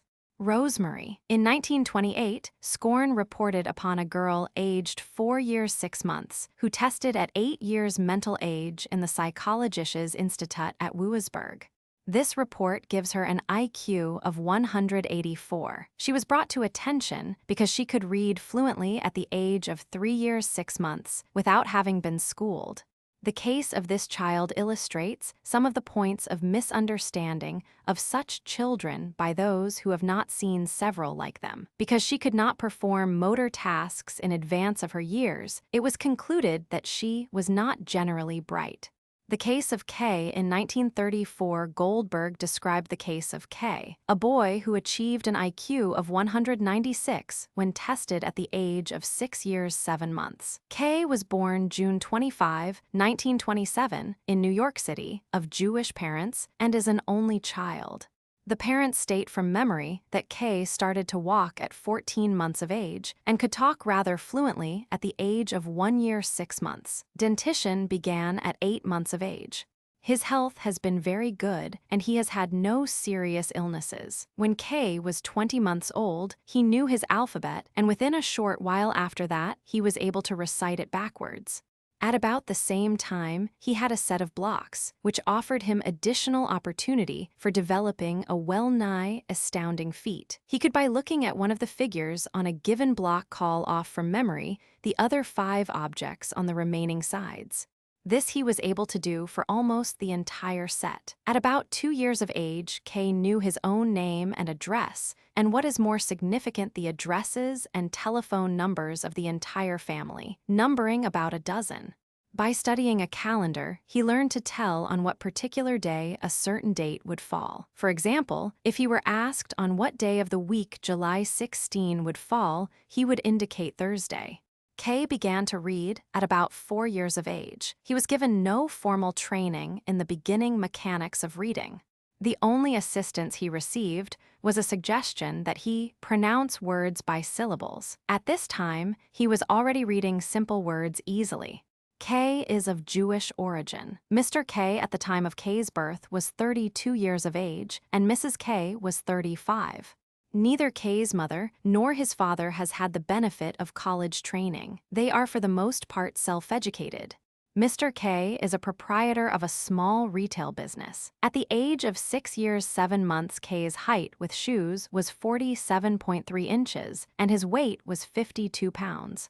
He is well nourished, and his physical condition was found negative for all unfavorable indications. When asked for the year in the test at year IX, Kay said, "It is 1934, but if you believe in the Jewish calendar, it is 5694.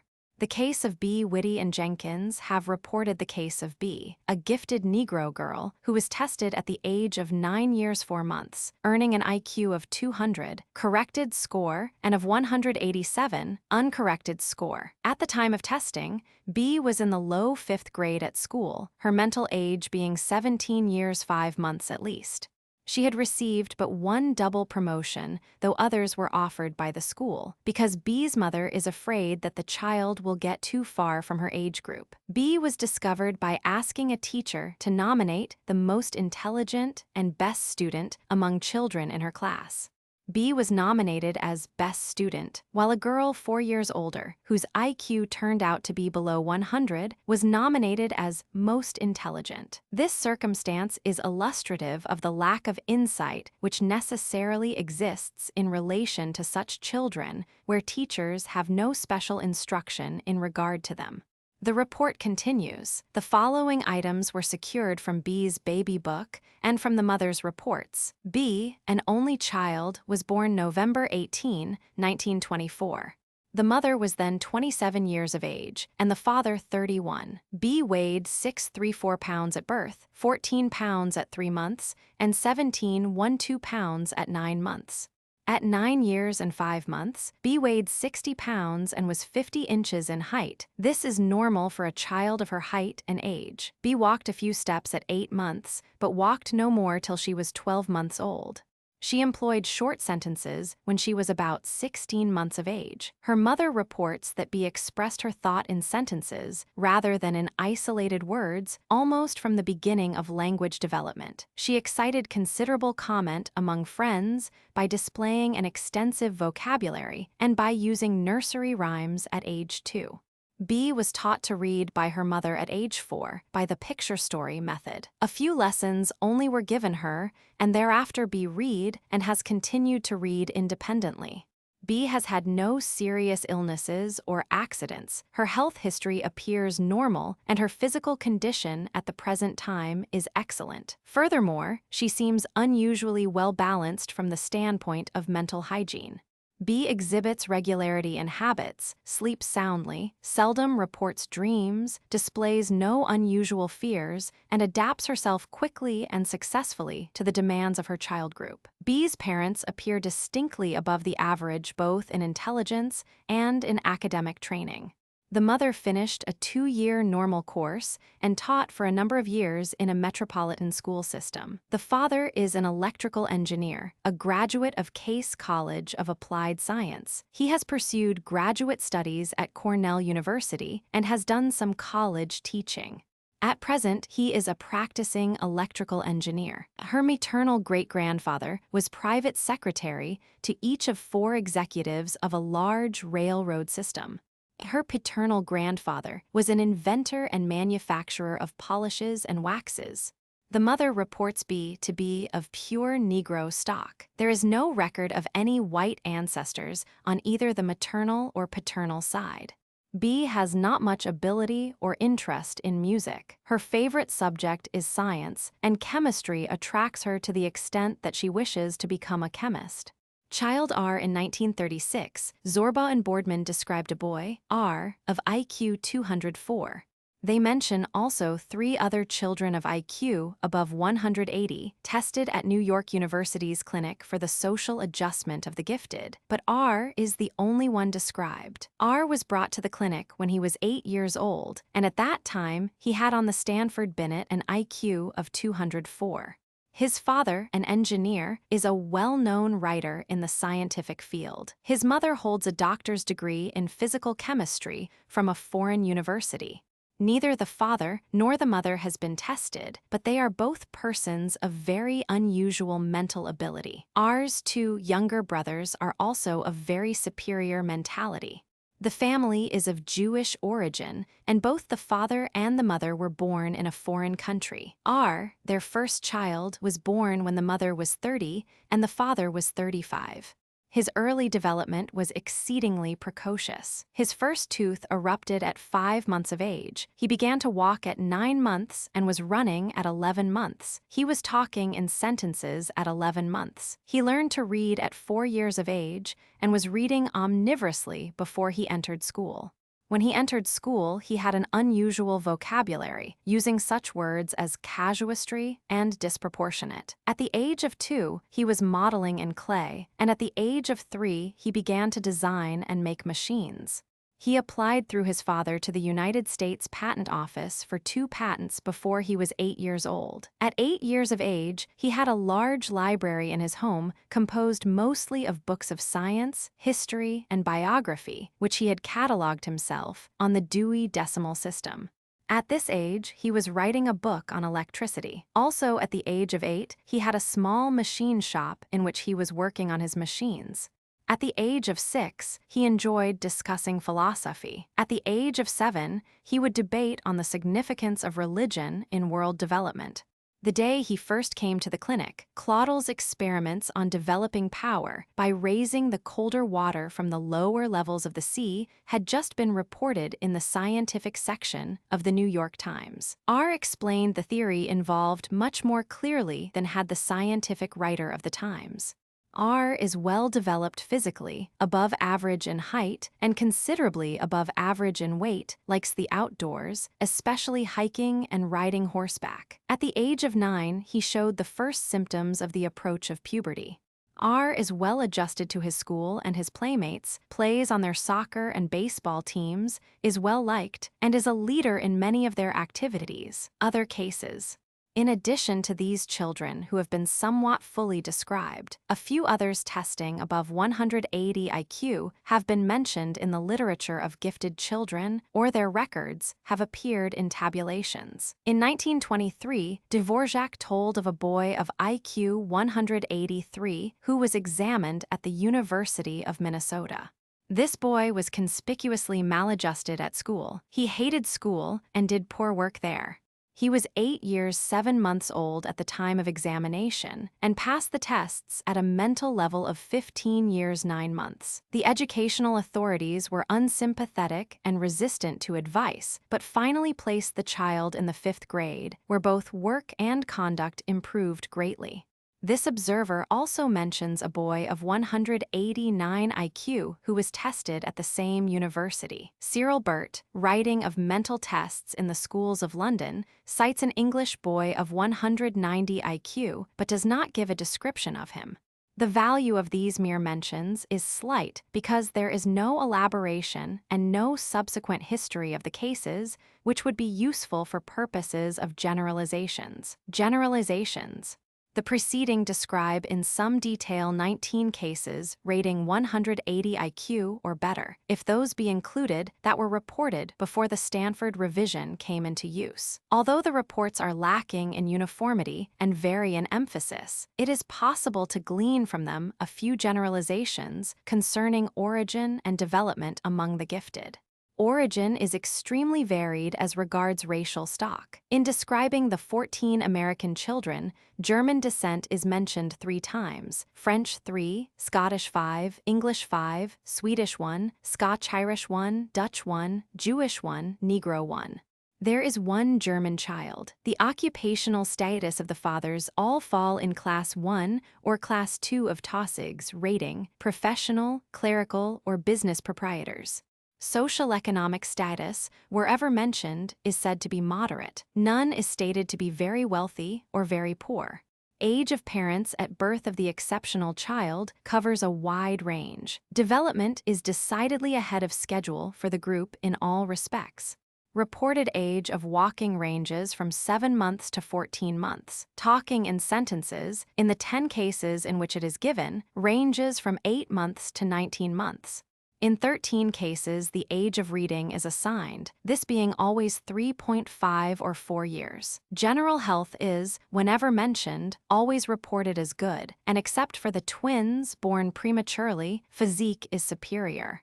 In the array of 19 cases, there are 12 girls and 7 boys, whereas of the 12 cases to be reported this study, only 4 are girls. In the grand total, there are 16 girls and 15 boys. Chapter 4. Child A is a boy, born June 18, 1914. He was brought by his parents to Teachers College, Columbia University, in the latter weeks of 1920 for mental tests. This was on the advice of the principal of the school A attended, for the boy was a school problem. He did not adjust himself readily to the work of the classroom in the second grade, where he was at that time placed, at the age of 6 years 6 months. The school had found a ready for work beyond the second grade in reading and arithmetic, but because of his age and size, it had decided to place him in second grade. The record made at that time and subsequently reads as follows: family background. A is descended from German Jews on both sides of his family. His parents are not related by blood so far as can be known. He is of the third generation to be born in the United States. The paternal grandfather is living and well, a tailor by trade. He is very handy in making helpful devices to use in his shop. The paternal grandmother is living and well, a competent housewife who has evinced no noticeable intellectual interests. No dependent or incompetent relatives of the father are known. It is usual for the progenitors in the paternal branch to die between the ages of 80 and 100 years. The paternal great-grandfathers of a died aged 86 and 89 years, respectively. The paternal great-grandmothers both died at 40 years. The paternal great-great-grandmothers died at 101 and 102 years, respectively. There have been no constitutional diseases in the ancestry. A's father has but one sibling, A's paternal uncle, who is a successful dentist. He married a teacher and has 2 young daughters, A's cousins. One of these, about 6 months older than A, has twice been tested by Stanford-Binet, her IQs being 170 and a year later 161.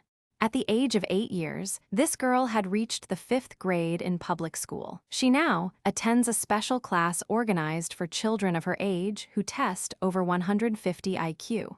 The other of these cousins was tested by Stanford-Binet on November 9, 1923, yielding an IQ of 129. These 2 girls are the only first cousins A has. A's maternal grandfather is living and well. He is a cloth salesman, but he has always seemed dissatisfied with this vocation. He had to go to work at an early age. The maternal grandmother is living and well, a competent housewife, not especially interested in intellectual pursuits. No dependent or mentally incompetent relatives of the mother are known. All are self-sustaining. There are no constitutional diseases in the maternal ancestry. It is usual for the progenitors on the maternal side to die between the ages of 60 and 70 years, but one of A's maternal great-grandmothers lived to the age of 90 years. A's mother has but one sibling, A's maternal uncle, a salesman who is unmarried. Father. A's father is a large, strong man, now following the profession of organization engineer. He is a high school graduate and a graduate of Webb Academy, holding a diploma from the latter as marine engineer and marine architect. He has invented and patented a complete combustion furnace and has designed a set of torpedoes which were used in the Japanese-Russian War. During the War of 1914–1918, he participated in the development of a fleet destroyer and designed a boat superior to previous models for transporting nitrocellulose. He made the original layout for one of the largest steel plants in the United States. His rating on Army Alpha is 180 points. His grip is 70 kg in the right hand and 64 kg. In the left hand, he was 29 years old when A was born. Mother. A's mother was graduated from high school at the age of 18 years. Before marriage, she was in business as an executive in charge of advertising for one of the largest drug concerns in this country. She has handled business affairs involving large sums for a tobacco company. She also did some newspaper work. Formerly, she had excellent health, but she has not been entirely well since the birth of her children. She was 27 years old when A was born. Noteworthy relatives. In the paternal branch, these include cousins who founded the banking house of Touch in London. The father's maternal grandfather, a tailor, devised and patented a union suit, said to have been the first union suit. He also invented an improved buckle for adjusting men's vests in the back. It was said of him, he was always trying to invent things. Noteworthy relatives of the mother include the founder of the Lemaire optical goods firm. This firm has an international reputation for fine lenses. A cousin of the mother is a judge. Another relative was a leader of Jewish reform movements. Immediate family is the firstborn child. He has one brother, 3 years younger than himself. This brother is large, strong, and handsome. His IQ on repeated tests at intervals of a year has stood at 145, 152, 145, 161. He too displays the special interest in mathematics which characterizes A, for instance. At the age of 5 years, he set himself the project of counting all his footsteps until he had counted 1,000,000 consecutive steps. This project he carried out, his parents submitting to the numerous inconveniences incident to it. The growth of this brother affords an interesting comparison with that of A, since we have here 2 children, both of extremely superior intelligence, of the same ancestry, and living under the same school and home conditions, one of whom is nevertheless as superior to the other, in terms of IQ, as that other is superior to the average child. Preschool history. The preschool history of A has been elicited from the parents and from the baby book kept by them. A was born at full term, and the birth was normal in all respects. He weighed 7 pounds 9 ounces and was breastfed for the first several months of life. He began to articulate words at 10 months, and at 14 months could pick out letters on the typewriter at command. At 12 months, he could say the alphabet forward, and at 16 months, he could say it backward as well. His parents had no idea that he could reverse the alphabet until one day he announced that he was tired of saying the letters forward and guessed he would say them backward. The concepts of forward and backward had thus been developed by the age of 16 months. At 12 months, he began spontaneously to classify his blocks according to the shape of the letters on them, putting V, A, M, W, N together, Q, P, O, G, D together, and so forth. This love of classifying has remained one of his outstanding characteristics. As an infant, he would for hours thus amuse himself with his alphabet blocks. When 18 months old, he was able to carry out simple errands involving not more than 3 or 4 items. By the time A was 30 months old, he could copy all the colored designs possible with his kindergarten blocks. Before the age of 3 years, he enjoyed rhymes and would amuse himself rhyming words together. From the time he was old enough to be taken out to walk, he would point out letters on billboards and signs with keen interest and delight, crying, "O, C, D, there's J, mother. There's K and O." Also, before the age of 3 years, objected to stories containing gross absurdities. For instance, he rejected the story of the gingham dog and the calico cat who ate each other up. Pointed out that this could not be, because one of their mouths would have to get eaten up before the other mouth, and no mouth would be left to eat that mouth up. He was irritated by this obvious lapse from logic and requested that the story be read to him no more. A learned to read for himself during the 3rd year of life and read fluently before he entered school. The photograph in Figure 1 shows one of A's amusements at the age of 10 months, balancing and rolling simultaneously a large ball between his hands and another between his feet as he lay on his back in his crib. This activity illustrates his power of motor coordination in infancy, and it is especially interesting in connection with the errors of judgment made by A's teachers to the effect that A is below average in control of his body. Fig. 1. Child A at the age of 10 months, school history. First year, A has always attended private schools. He started school at the age of 5 years in Philadelphia. Here he was placed in the kindergarten, though the question was raised by teachers as to the greater advisability of placement in the 1st grade. After a few months in this school, the family moved to New York, where A entered an excellent private school at the age of not quite 6 years. By this time, he had developed many numerical processes by himself. On one occasion, the mother went to speak to the teacher regarding the advisability of teaching such advanced processes to so young a child at school, and the teacher replied in great surprise that she had been on the point of asking the parents not to teach so young a child these matters. 2nd year. In the autumn of 1920, A entered a private school which he attended for several years. It was here that he was considered to be a school problem. It was recognized that he was ready scholastically for a grade much beyond his age and size. As a compromise, he was placed in the second grade. Soon the teacher of the second grade advised that he be considered for the third grade, as he did not fit into second grade work. Thereupon, he was brought to Teachers' College for educational guidance. The report stated that A stood far ahead of the other second-grade children in reading and arithmetic, but that he was poor in carrying out projects and did not seem interested in the activities of the second grade. After mental examination of A, revealing an intelligence level of 12 years 2 months, it was explained that there had never been worked out an established appropriate procedure for variants of such rare occurrence. The advice given was to place A in the third grade, for although his mental age was then more than 12 years, many of the 8-year-olds in this school would approximate A's mental capacity, since the median IQ of the pupils there was about 120. A was accordingly placed in the third grade, where he had the good fortune to meet a teacher of extraordinary knowledge and ability. At the end of that year, he was promoted to the fourth grade, third year.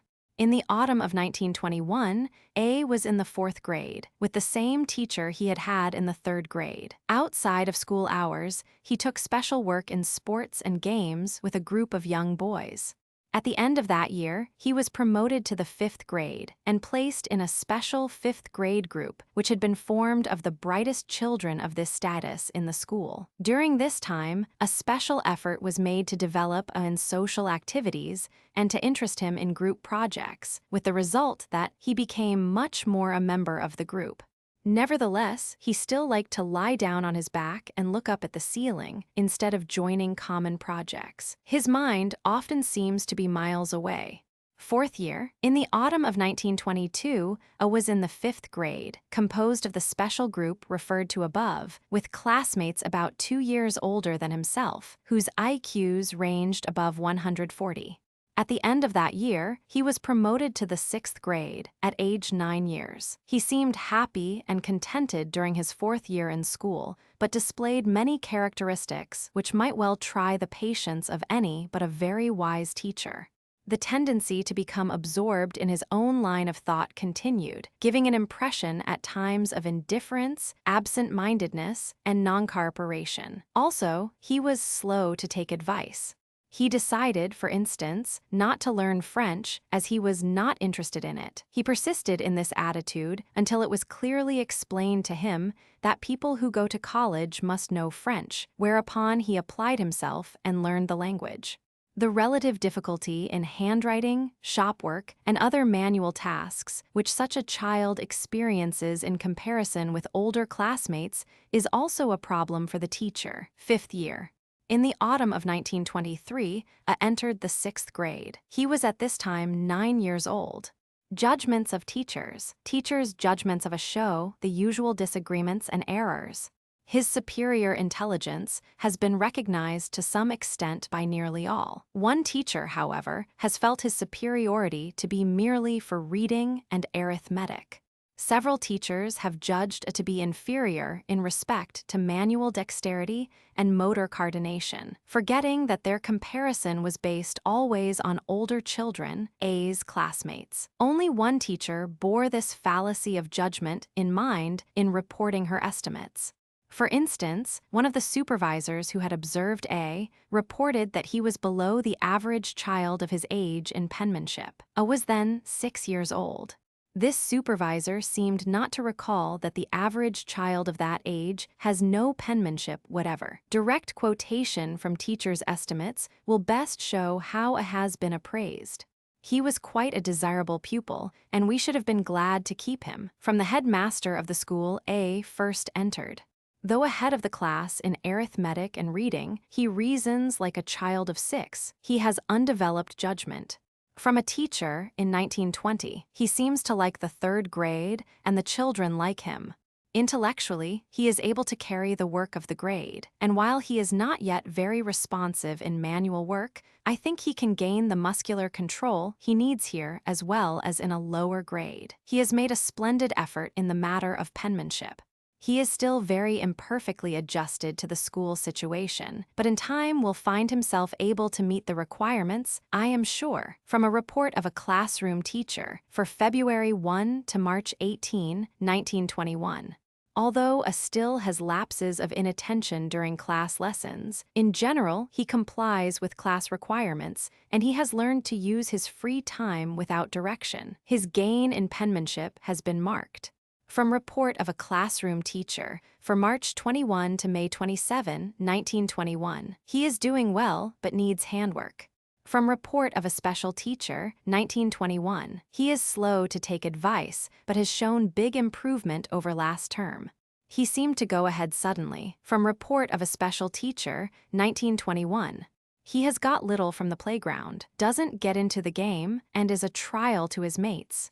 From report of a teacher in charge of playground, 1921, manifests considerable musical ability. Lovely voice and true to pitch. From report of a music teacher, 1921.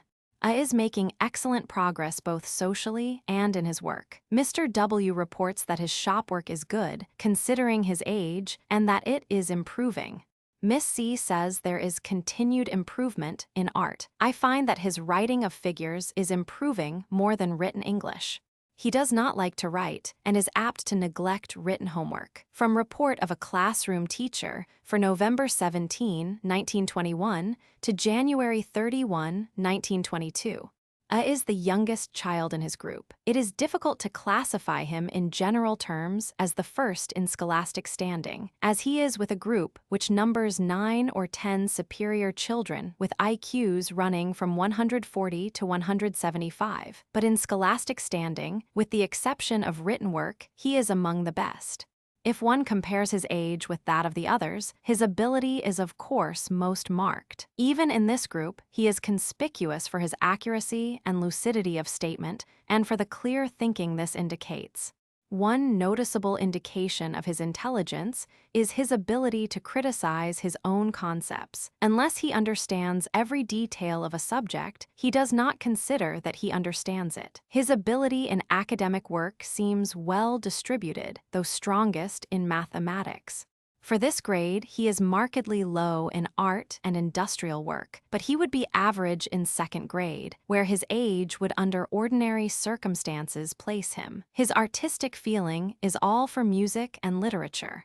He is moderately interested in drawing, but doesn't like modeling and does not want to draw unless it is for some special purpose, or because everybody else is doing so, and it is the social thing to do. For example, he has made posters and designs for holiday cards, which, while very crude, had an idea to express and were suitable for their purpose.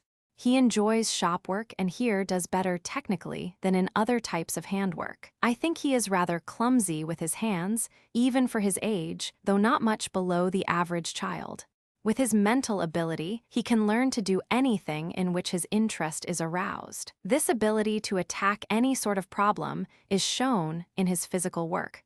He makes an excellent effort and comprehends what is to be done, but in bodily coordination, in muscular strength, and in rhythmic response, he would rank in the lower half of a second grade. From a specially requested report of a classroom teacher, June 20, 1922.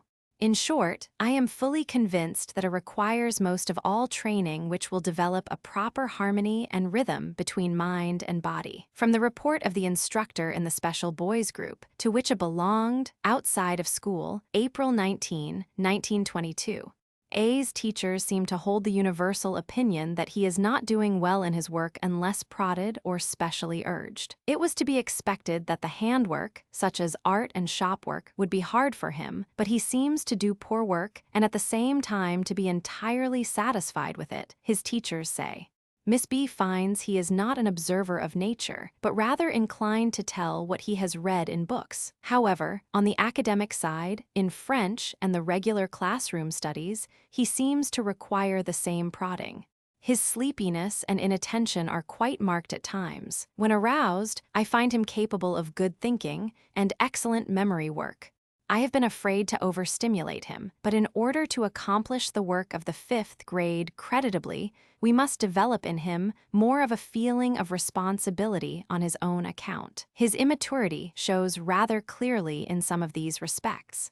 Of course, his work is more than passing because of the fine carburation at home and his own vigorous response when sufficiently urged. From a report of a classroom teacher for September 18, 1922 to January 31, 1923. It is still a problem to get it to make contributions to the work of the class. His mind works along lines of special interest at the time. Although urged by the parents to push a little harder, I have hesitated to do much urging. One fears to stimulate unduly. And yet I find that A is learning in many ways all the time. There are still, of course, some definite needs. Mr. P reports no marked improvement on the physical side. However, on the side of participation in the sports of the group, I find a great improvement in A. He appears to be enjoying himself during a ball game and even catches a ball occasionally. Miss B says she hopes that it will have some real country and nature during the summer. He needs a chance to roam and think and observe for himself rather than to learn facts from books or other people. In the French class, his interest and attitude have improved. From report of a classroom teacher for February 1 to June 15, 1923, on the occasion of A's promotion to the 6th grade. These remarks from teachers bring clearly to notice some of the difficulties in adjustment to school procedure when a child has a 12-year-old capacity for thinking and the body of a 7- or 8-year-old, combined with the life of a 6-year-old. Motor control is, of course, far behind abstract thinking. Writing is slow and feeble, while reading is rapid and fluent. Shopwork is poor, but arithmetic is excellent. He can surpass 8- and 9-year-olds, even those of superior intelligence, in the classroom, but in playing with them, he cannot catch a ball and is always the last to be selected when sides choose up, because he is a handicap in any playground competitions. Fortunately for A, most of his teachers have had unusual training and have been rigidly selected besides for insight and personality. If you have read Edison's biography, you will recall that under teachers less highly selected young Thomas did not get on in school, was regarded as foolish, and eventually was removed from school by his mother, who educated him at home, she herself being a teacher. These difficulties of discrepancy between mental development and physical development are seen to be greatest in the earliest years of childhood. The judgments show that as A grew from his 6th birthday to his 9th birthday, he became less and less conspicuous in his poor penmanship and in his inaptitude at games. Mental measurements, general intelligence tests of A have been made as follows: date birthday Stanford-Binet Army Alpha, age of IQ points. A norm deck. 30, 1926 12-266 187 100 Jan. 2, 1922 76 14 476 191 176 0 APRA. 22, 1922 7-10 14 87 10 187 100 Feb. 22, 1923 88 95 0 Mechanical skill. He could tell what mechanisms were to be constructed from the materials in 5 out of the 10 instances, but he was not handy enough to put them together. Musical sensitivity. On February 22, 1923, Seashore's tests of musical sensitivity yielded results as follows, using the figures for 8th grade children for comparison because of A's mental age. Test percentile. A's father. Consonants below 27th, 36th pitch 91st 80, 1st intensity 41st. 26th time below 17th 78th tonal memory, 70th 9th design. On January 2, 1922, the examiner made the following note in reference to A's performance with Milton Bradley color cubes. The child can construct the most complicated designs with Milton Bradley's color cubes in less than 3 minutes each, from memory, the design being exposed to vision and studied for 1 minute. 3 colors are involved: red, blue, yellow, and white. Traits of character. A has not been rated by any scale for traits of character, as, for instance, were the children reported by Terman. There are at hand only statements by persons who know A. The parents both say that A has no troublesome traits of character, except a tendency to fail to take his own part in a fight. If a child strikes him, he often does not strike back but simply does nothing. His parents feel that this indicates a lack of give and take that is essential to getting along in the world. The parents describe him as especially honest, truthful, reliable, affectionate, kind, generous, and modest, with strong control of his emotions. Traits of A which are faulty from the point of view of teachers are absent-mindedness, lack of interest in group activities, untidiness, and obstinacy. One teacher estimated him as a little bit selfish. The desirable traits most often mentioned by teachers are kindliness, amiability, affection, good humor, reticence, and precision in treating the data of thought. The following are quotations from teachers. "I am so sorry about A's coat. I laid it on his desk as he was cooking when it came. Evidently, he didn't notice it on his desk when he came in later. Knowing A's absent-minded habits, I ought to have called his attention to the coat. A is not neat nor orderly. A still has lapses of inattention during class lessons. He is slow to take advice. He is affectionate and kindly, while not over-demonstrative. The class in which he has been for a year and 3 months was slow in accepting him, but now they appreciate his intellect and his good humor and treat him with the kindly tolerance of older brothers and sisters. A responds to this attitude well and loves to fool and frolic with the others, somewhat kitten fashion. In the goal ball games, he wants to play though he is simply a figurehead, and he knows enough to obey the rules and not get in anyone's way. In working with a group, A is inclined either to be dictatorial or to insist upon doing everything himself. This may be because of youth or because he sees so clearly what is to be done, but I think he is a little selfish and obstinate. A is a very lovable child with a tender heart and a good deal of emotional capacity, generally kept hidden, so he is not difficult to manage. It is difficult, however, to make him assume responsibilities about material or work which is irksome, such as writing, and he is very untidy. It has been a pleasure to have A in my class. He has been friendly and pleasant in his relations with his teachers, as well as with his classmates. The physician who attended A when his ankle was twisted in an accident rated him very high for courage. The character traits which have stood out repeatedly, and most noticeably in the course of visits to the laboratory for mental tests, appear to the present writer to be amiability, reticence, emotional control in the face of mishaps, and obstinacy in pursuit of his plans and activities. He does not seek advice and does not take it readily. He is easily bored by unnecessary repetitions of matter once presented. For instance, in certain mental tests, where the standard procedure demands that the same question be asked several times, A grew more and more restive at each repetition, and finally said, "We don't need that every time, do we?" The nickname is an important datum in estimating a child. A's nickname among the children at school is Sleeping Beauty. This name was given, the teacher thinks, because of A's abstraction and because he was never ready in games. Physical measurements and health, physique measurements.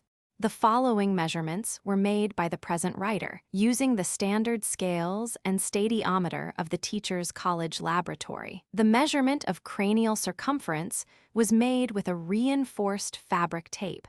Date WT, HT. Stand, in. A norm Jan. 1, 1921 56 44.8 48 46.6 sep. 17, 1921 58 0 128 cm Jan. 2, 1922 66.5 51.7 50.3 48.3 Feb. 22, 1923 68.7 55.9 52.7 50.1 HT. Stand, HT. HTWT, cranial. Yin, co-F. Sir, a norm of 48 46.6, 25.5 1.0, 1.96, 128 cm, 50.3, 48.3, 26.5 1.26 1.0, 752.7 50.1, 28.1 1.24 1.12, 21.3. In the case of the measurements made in clothing, subtracting 0.5 inch, the height of heels from standing height, and 4 pounds for clothing from weight, we see that in all measurements of physique taken, a decidedly exceeds Baldwin's norms for the selected children in good private schools. Grip measurements. Grip in the hand has been repeatedly measured with Smedley's dynamometer, with the following results. Grip, date. Right hand, left hand, A norm, January 1, 1921, 13, 10, 10, 9, February 22, 1923, 16, 13, 14, 12. The superior size of A is, therefore, accompanied by superior strength of hand. Growth curves of A and his brother compared. In the case of A and his young brother, we have two boys of the same ancestry, living in the same school and home environment, both falling into the highest 1% of the population as respects intelligence, yet very widely separated in terms of IQ. The repeated measurements show that the children do not become either more alike or more different as time passes, but that each remains a constant, maintaining a static relationship to the other in mind and body. The pressure of the similar environment does not bring them closer together in ability. Nervous stability. The supervisor who judged A's penmanship to be inferior to that of the average child of 6 years also interpreted this difficulty in writing to be a symptom of nervousness, especially when considered in connection with his abstraction and general maladjustment to work of the second grade. For this reason, the parents obtained statements from two physicians who knew well as to the child's nervous stability. The physician who removed A's tonsils wrote as follows: "I am glad to state that he is as free from any nervous stigmata as is possible for any child of his age. Because of his brightness, he was treated as an older child before his tonsil operation, and what was about to be done was explained to him, and he underwent the anesthesia in a perfectly natural manner. His convalescence was unusually rapid, and at no time did he show the slightest indication of any neurosis. From careful observation, I can truthfully say that it would pass the severest tests and show no abnormality." The other physician wrote, "At the time I examined in 1917, I found no neuropathic stigmata. In fact, he impressed me as a boy who was rather well developed physically. By physically, I mean inclusive of his nervous system." A's parents rate him as well-balanced. The present writer would rate him as far above the average child of his years in nervous stability. Organic condition. Physical examinations reveal no defect except a serious degree of progressive myopia. To correct this, glasses are worn and the use of eyes is limited. Medical history. A has always been healthy. He has never been subject to a chronic disorder. He sleeps well and has a keep appetite for food. As an infant, there was never any trouble in feeding him. He cried very little and was easy to care for. When he was 3 years 6 months old, he was almost run over by an automobile but escaped with a twisted ankle.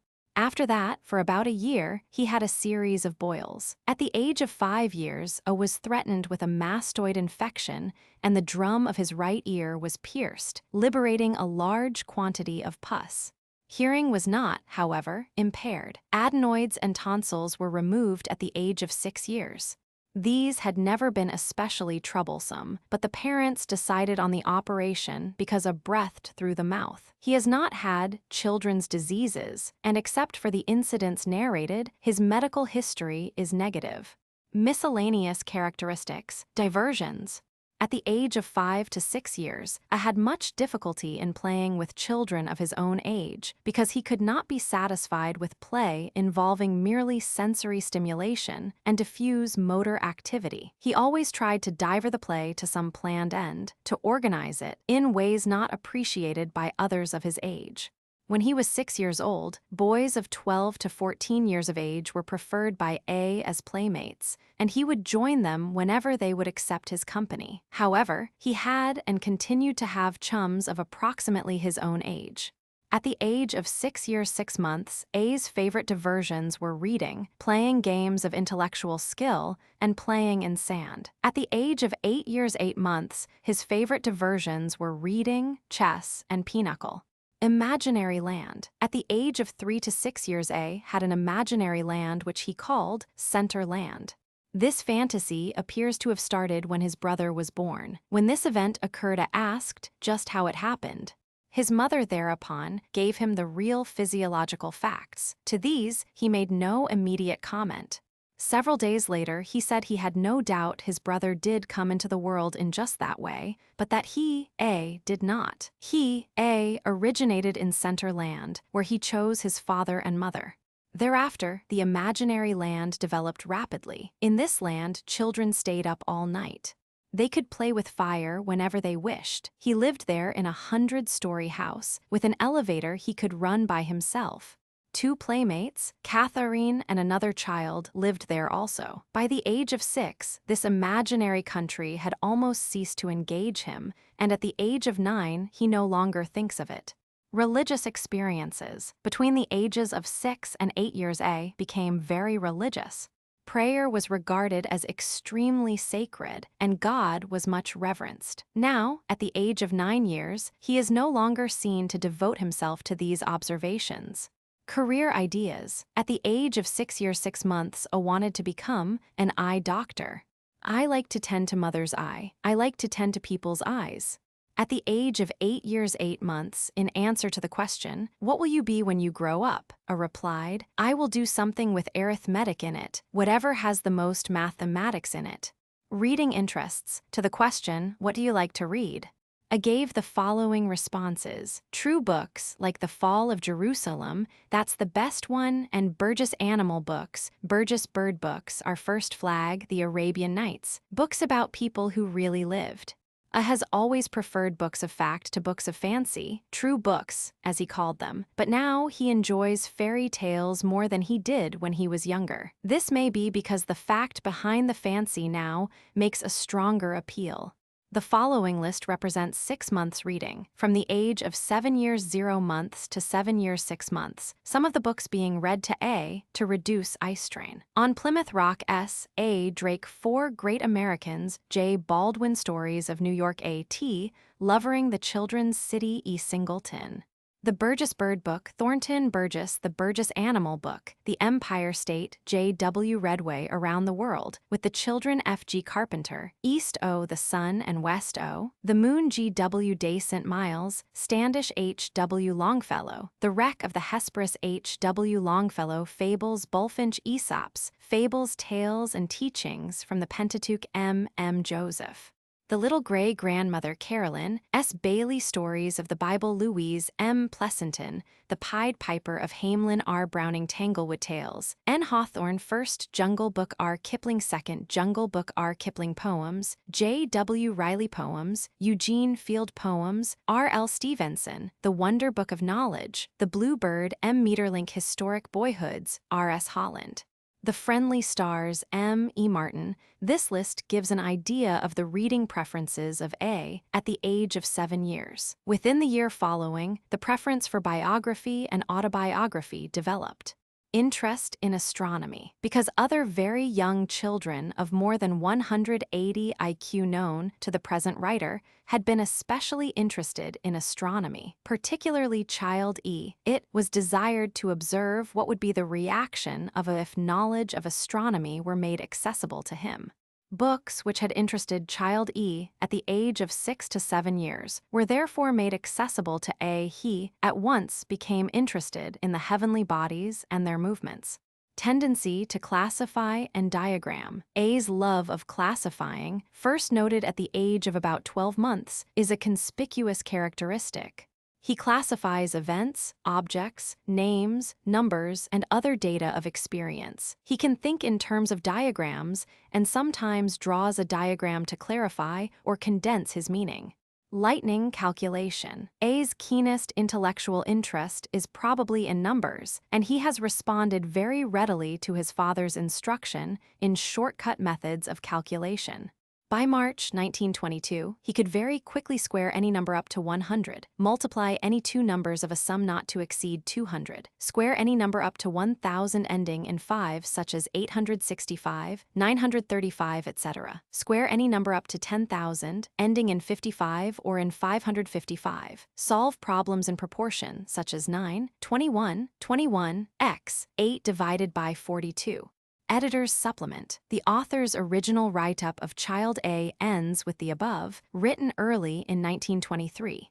From records in the author's files, the following further data concerning later development may be added. December 26, 1923 age, 9 years 6 months school grade, 6th test record, given Stanford-Binet by LSH with mental age of 1611.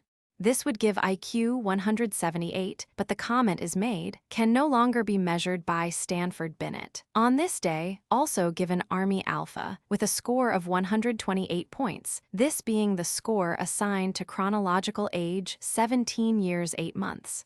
Physical measurements. Standing height 54.2 inches, sitting height 27.9 inches, weight 74.3 pounds, head circumference 21.5 inches, right grip 14, 17, 18 left grip 14, 12, 14 teachers' reports.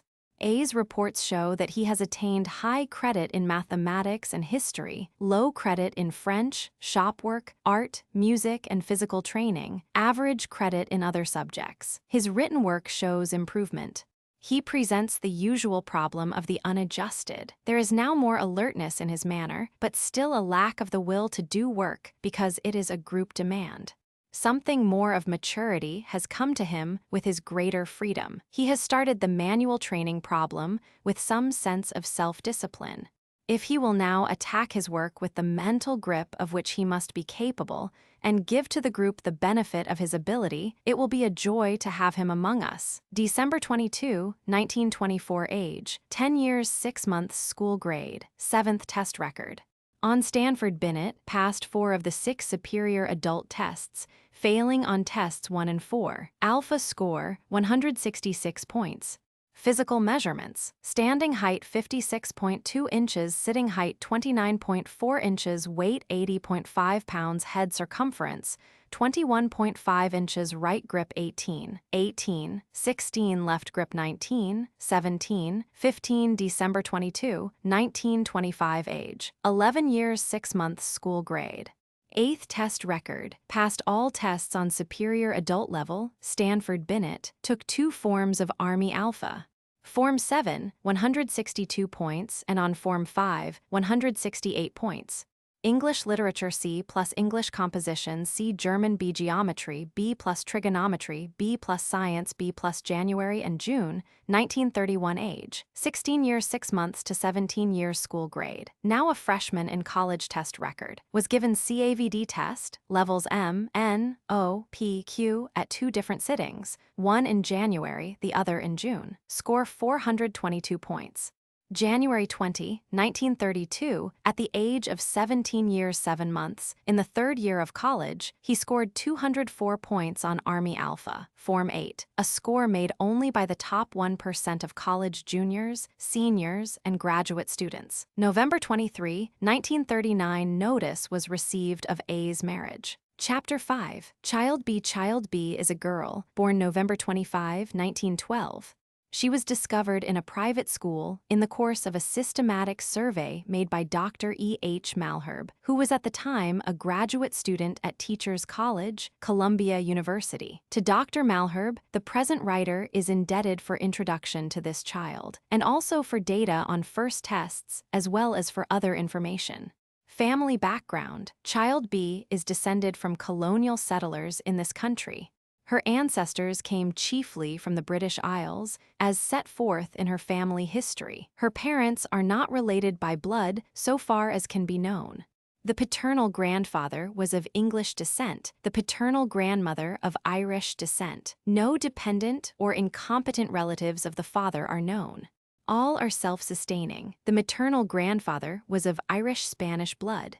The maternal grandmother was of Irish descent. No incompetent or dependent relatives are known. Father. Child B's father was born in Vermont and was 42 years old when B was born. He is a high school graduate and a graduate of the United States Military Academy at West Point. He passed the entrance examinations for the latter institution at the age of 16 years and was at that time the youngest student ever admitted to the academy. He has held posts of extraordinary trust in the pursuit of his profession and is at the time of this writing an officer of high rank in the United States Army. Mother. Child B's mother is a graduate of a Catholic parochial high school and of the College of Mount St. Vincent. She was married at an early age, and her career has been that of housewife and mother, no profession having been followed previous to marriage. Although she is the mother of 7 children and mistress of a large household, B's mother found time to attend courses in law and economics at Columbia University while the family lived in New York. She was 39 years old when B was born. Noteworthy relatives. Relatives of note in the paternal branch include B's great-grandfather, who was a physician, founder of the Vermont Academy of Medicine in the early years of the 19th century, and a professor of surgery there. There are also among relatives an admiral of the United States Navy, a physician of wide reputation, a commander of the United States Navy, and a practical tin and coppersmith who was an inventor. This family branch as a whole finds its average level of achievement in the professions. The maternal branch includes a woman of extraordinary business ability, a priest who was a scholar and organizer of marked ability, and a mining engineer of unusual achievement. The performance level of the family lies, on the average, in business and the professions. Immediate family. B is the 6th born of 7 siblings. Of these children, 2, the brother born 2 years before B and the brother born 5 years after B, have had mental tests. The older brother was measured in the course of the mental survey made by Dr. Malherbe. His IQ at the age of 10 years 6 months was 167. This is not a full measure of his brother, as he passed many tests at the highest levels of performance provided by the scale. A still older brother passed the entrance examinations for the Columbia College, from which may be inferred intelligence above the average. The younger brother's IQ at the age of 6 years 10 months was 138. Preschool history. The preschool history of B has been elicited from the parents. She cut her first tooth at 7 months. She began to talk at 9 months of age and to walk at 15 months. As soon as she was able to walk out with her nurse or her mother, at about the age of 24 months, B began to notice the letters on billboards and to spell out words. By the time she was in the 3rd year of life, she could read fluently in simple books. School history. B has always attended private schools. She began her school life in kindergarten at the age of 3 years and attended the same school until the age of nearly 9 years. At the age of 8 years 4 months, she had reached only the 4th grade, whereas in the battery of educational tests given as a part of the school survey, she passed at that age the 7th grade standards for public schools. In appraising the great discrepancy between school progress and ability in this case, it is necessary to bear in mind that children in some private schools are highly selected as regards intellect. The median IQ in this particular school was shown by the survey to be much above 100, so that B was not so hopelessly misplaced in the 4th grade there as would have been the case had she attended public school. The fact of competition with selected children reduces the discrepancy, although it is still very great. At the age of 8 years 9 months, B entered a private school in Washington, D.C. Here she was placed in the 6th grade, skipping the 5th grade. Her school reports have always been very excellent, almost always E in every subject. In the autumn of 1922, B entered the 7th grade, aged 9 years 9 months. She was the youngest pupil in a class of about 20 children and held first rank. She leads in every regular subject except catechism, geography, and history. B likes all subjects except catechism, giving first place at the age of 9 years to arithmetic. Her school marks for 1922-1923 are as follows, the marks indicating as is usual, 100 perfect, 90 very good, 80 good, 70 fair, 60 deficient. B's marks grade V, age 9 years 10 months. Subject 1922, 1922, 1923, 1923. Unlike several of the children who have an IQ of more than 180, B has never been a school problem. She has always been a good mixer with children of her school grade and has taken part in their activities. Being a very large, strong child, she has not been so much out of it in motor skill as to be conspicuous among older schoolmates. As evidences of unusual manual dexterity, the following may be mentioned. At the age of 5 years, B knitted on steel needles a pair of socks which were worn by her little brother. At 6 years, she made edible rice puddings. At 7 years of age, she made cookies. Traits of character. No one among parents and teachers has mentioned any character trait considered faulty. The virtues most frequently mentioned and emphasized are modesty, reliability, self-direction, poise, good humor, amiability, and being a good sport. Judgment of teachers. It is remarkable that no adverse comments have been offered by any of B's teachers. All teachers have rated B high in character and intellect.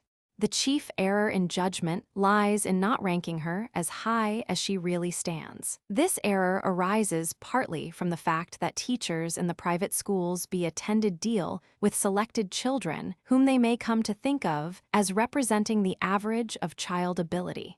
The judgments of B's teachers may be quoted as follows, remembered in our kindergarten chiefly for her vivid imagination, from the head mistress of the school. One of the most popular children in the school, from a teacher. It is some time since I had B as a pupil, but I am glad to tell you my impressions of the child as I remember her. She was a very quiet, unassuming member of the class. She had remarkable powers of concentration, always finished her work well in advance of the others, and then found work for herself until the class was ready to go on with a new subject. With the children in both work and play, she made no effort to lead them, and although they recognized the fact that her work was superior to theirs, they showed no resentment toward B because she never made them feel her superiority. B showed a mental poise that I have rarely, if ever, found in a child. It was not so much a matter of a sudden keen grasp of a subject, which might or might not be permanent. She seemed to have the power, which is usually met only in mature minds, of weighing, reasoning, and then placing for permanent use the matter with which she was dealing. Always B appealed to me as a normal child with unusual mental poise. She was not at all uncanny or tiresomely intelligent, from a former classroom teacher. Mental measurements of general intelligence of B have been made as follows. Date birthday Stanford Army Alpha. Age Binet points. Of B, MA, IQ, B norm MAR 3, 1921, 8315 8 189 APRA. 8, 1922, 9417 6 188 8040 DEC. 29, 1924, 121 142 Physical measurements. B was measured at the age of 9 years 4 months and again at the age of 12 years 1 month. In light indoor clothing with the following results. Height and weight. Date WT. Height. B norm April 8, 1922, 106.61.556.52 December 29, 1924, 123.82.8, 61.657.7 Height HT. WT. Coef. Cranial Sir. B norm B 5652, 1.88, 1.18, 22.4, 61.657.7, 1.99, 1.44, 22.5. B greatly surpasses Badlin's norms. Grip measurements. Measured with Smedley's dynamometer, B's hand grip scores as follows. Date grip. Right hand, left hand, April 8, 1922, 13:11, December 29, 1924, 2018 superior size is therefore accompanied by superior strength. Miscellaneous characteristics. Diversions. At the age of 9 years, B listed her favorite diversions thus: all sorts of outdoor games, then reading, then drawing, then playing with dolls sometimes. Imaginary land. When I was 8 years old, my imaginary countries were generally of grown-upness, where I figured as chief actress and queen. Career ideas. At the age of 9 years, B was asked, "What will you be when you grow up?" B responded promptly, "A doctor." Then she added, "I will learn to sing too. Perhaps I'll sing to the patients. There are so many things to do. I'll try to combine several things." Now, at the age of 12, she is ambitious to become a celebrated authoress, actress, artist, and musician. Reading interests. When asked how many books she had read, B replied, "Oh, hundreds and hundreds. We have plenty of books." It is characteristic of her that she reads over and over again a book that especially pleases her. Thus, she had read nearly all of Louisa Alcott's books twice each and had read Lady Luck, at that date her favorite book, several times. She had read a great many books written for boys and remarked, in trying to describe her preferences, "I like boys' books best. They have more in them than girls' books." Tendency to organize other children. B is the only one of the children here reported who shows any success or interest in leading or organizing fellow children. She organizes clubs and games. When shown the Civil War Code in the course of mental tests, she remarked, "I must remember that, for it will be fine for my Clip-Clap Club." Chapter 6. Child C. Child C is a boy, born June 15, 1913. He was brought to the writer's attention by the principal of Public School 157, Manhattan, who wrote as follows, requesting an examination in the laboratory at Teachers College, Columbia University. "I have in the 5A grade of this school a boy who seems to be somewhat of an infant prodigy. His verbal memory, especially, is phenomenal, but he is underdeveloped on the physical side, takes no interest in manual work, and does not like to play with other children." Family background. Child C is descended, in both lines, from German Jews. His parents are not related by blood. The paternal grandfather was a successful businessman. The paternal grandmother was a competent housewife. A paternal uncle is a judge in New York City. No incompetent relative in this branch is known. On the other hand, there is no one of great eminence. On the maternal side, one of C's mother's brothers is a physician, a cousin is a writer, and another cousin is a judge. No incompetent relatives are known in this branch. Father. C's father is an accountant. He did not graduate from elementary school, but went to work at an early age. He was 40 years old when C was born. Mother. C's mother is a high school graduate. She was 35 years old when C was born. She is a housewife and had no paid occupation before marriage. C is an only child, never having had any siblings. Preschool history. The following information was gathered from C's mother. The child cut his first tooth at the age of 9 months. He began to walk at the age of 1 year 3 months and to talk fluently at the age of 1 year 4 months. He learned to read almost as soon as he talked, and at the age of 3 years could read simple matter. When he was 4 years old, C went one day into a store with his father. While the latter was making his purchases, the child took a book from the shelf and began to scan it. The shopkeeper noticed the child looking attentively at the book and said, for a joke, "Boy, if you will read me that book, I'll give it to you." Instantly, C began to read fluently and carried the book away from the astonished merchant. On another occasion, when he was about 5 years old, a woman noticed C searching about the house and said to him, "Are you hungry?" His reply was, "Yes, I'm hungry for a book." Apparently, C has never had an imaginary land. His favorite recreation has always been reading. School history. C's school life began at the age of 6 years. He did not attend kindergarten. His teachers recognized him as out of the ordinary, but not in any appreciative way. They thought him queer and odd. In spite of perfect work, he was advanced only a little more than the usual rate, being placed in grade 5B at the age of 9 years 5 months.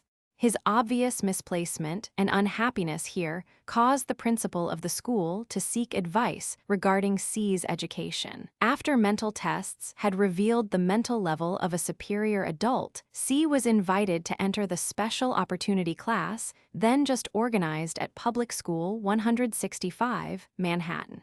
Here he was associated with 25 classmates of his own age, whose IQs ranged from 150 to 175, the median of the group being about 164 IQ. In this class, C gradually became adjusted to the work in such a way that at the end of the school year, when asked whether he would prefer to stay in the special opportunity class or go on to high school, he unhesitatingly chose to stay with the special class. "It will be more interesting," he said. He therefore finished elementary school at the age of 12 years, although at 10, he was judged by his teachers to be fully prepared in knowledge to enter senior high school. There is no doubt that he could have been made ready to enter college at the age of 12 years. When asked at the age of 9 what he would be when he grew up, the following conversation took place. Q. What do you think is the most interesting vocation? What would you like to be when you grow up? A. Well, the answer to those two questions is not the same one. Q. Then tell us first what you think is the most interesting vocation. A. Science, especially astronomy. Q. And what vocation would you like to follow when you grow up? A. To be a medical doctor. Q. But why not be what is most interesting? A. Because a person cannot make much money being an astronomer. I never heard of anyone at the Lick Observatory earning $50,000 a year. Q. But do medical doctors earn $50,000 a year? A. It is possible for one to do it. Some of them do. Q. Do you think being a medical doctor is the most lucrative occupation? A. No. It would be more lucrative to get into Standard Oil. Q. Then why not go into Standard Oil? A. Because it isn't so interesting as being a medical doctor. Q. Which is the more useful occupation, medical doctor or astronomer? A. Medical doctor, because a man does not care much for a blazing star a million miles away if his wife is sick. Anyone cares more for a person 2 feet away than for a thing a trillion miles away. The ambition to become a medical doctor has persisted for 3 years and gives an impression of permanency. Scores of anecdotes could be cited to illustrate the interests and the fine intelligence of this boy. In walking through the halls of the college with him, on one occasion when he had come for a mental test, the present writer saw what seemed to be an exhibition of Chinese costumes in a glass case and called C's attention to it, saying, "Look at this exhibition of Chinese work."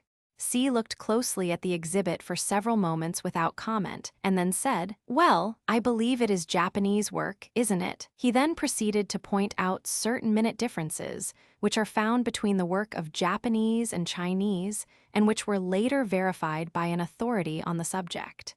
When he went with his class to visit a new high school building in the city, he was missed as the others began to move from one corridor to another. After search, he was found in the chemical laboratory copying in a notebook the names of all the chemicals in the bottles as they appeared on the labels. In the opportunity class, C was appreciated by these children of more than 150 IQ as he had never been by the unselected children in the regular classes. They recognized his encyclopedic knowledge and respected it. They eventually elected him to 2 posts of responsibility among them. These were totally new experiences for C. Another new experience for the boy was that of being equaled by another child in an intellectual performance. Although C led the special class in marks, as would be expected, he was nevertheless occasionally equaled or surpassed in 1 or 2 subjects in the month's record. He learned for the first time how to adjust himself to successful competitors in his own particular field. Traits of character. A few faulty character traits in C have been noted by teachers. One teacher said, "He is somewhat of a prig." This impression appears to have been based partly on his lack of desire to play with children of his own age and partly on his use of long words. Soon after C entered the special opportunity class for gifted children, another boy equaled him in an assignment and put out his hand to C, saying cordially, "Let's shake." C had never had the experience of being equaled by a fellow pupil, and he turned away, refusing to shake hands. However, he has now learned to react most cordially to those who equal him, though he bitterly dislikes to be equaled or passed in mental work. Never in any sense a leader or guide among the unselected children of the school from which he came, C was soon elected to the position of monitor by the children of median IQ 164. They were heard to say, "C is just, C can make us behave." One child exclaimed in admiration, "C knows everything." On the other hand, C arouses some feelings of jealousy and antagonism, as well as admiration, because he does not hesitate to contradict erroneous statements or to rectify imperfections in what others say or do. He is not very tactful in human relationships. The virtues most frequently ascribed to C by those who know him well are reliability, honesty, bravery, and loyalty. He is a stickler for the exact. No statement is right unless it is exactly right. It is easy to see how this trait might antagonize average children of C's age and even teachers and others in authority. Mental measurements. Measurements of general intelligence of C have been made as follows. Date birthday Stanford-Binet Army alpha points. Age of C MA IQ on October 30, 1922, Sep 26, 1922, 93777 190. He scored 146 points April 18, 1923 910 186 188 physical measurements. Measurements of C's physique have been made as follows. Date WT, HT. Cranial Sir. Sep 26, 1923, 60.5, 53.9. Jan 8, 1924. 20.7 C is one of the few of the bright children studied who does not exceed Baldwin's norms in physique. However, at the age of 11 years 7 months, he was 57 inches tall and weighed 69.9 pounds. His appetite for food has never been very satisfactory, but in spite of this, his general health has been good. Editor's Supplement. The author's original write-up of Child C terminated at this point in 1923. But during the following 16 years, she remained in constant contact with C, interviewing him and testing him periodically, and in many ways sponsoring his secondary, collegiate, and professional education. Many pages of these records are in her files, accompanied by collections of C's work, newspaper notices, correspondence, photographs, and data from further interviews with the parents. It seems best to summarize these records chronologically, and with some brevity, since it would not be at all feasible to reproduce the material in full. October 15, 1923, C filled out an interest blank at PS 165, Manhattan, where he was then in the 8th grade, at the age of 10 years 4 months. He was at this time, or had been, class monitor and editor of the class paper. Likes and dislikes were expressed, strongest preference of subjects, and judgment of what is easiest. Liked very much were literature, reading, spelling, mathematics, French, games and sports, and geography. Most disliked were painting, watercolors, etc., penmanship, composition. Easiest and also best liked was English literature. Preferred kind of reading was encyclopedias, biography, current events, and history. Things most liked to do were studying, general reading, sedentary games, playing alone. Most disliked things to do were using tools or working with apparatus and machinery, drawing, dancing, practicing music. Fig. 2. A sketch BYC Fig. 3. A page from one of C's notebooks. February 1924, at this time the special opportunity class teacher rated C on a school information blank for a long array of physical, mental, social, and moral traits using a 7-step rating scale. Ratings of below 3 were given for health fondness for large groups physical energy popularity, with other children musical appreciation, generosity, and unselfishness appreciation, of beauty mechanical ingenuity sense of humor September 15, 1924. At this time, the author, who had known C for 2 years, independently rated him on the same array of traits by the same rating scale technique.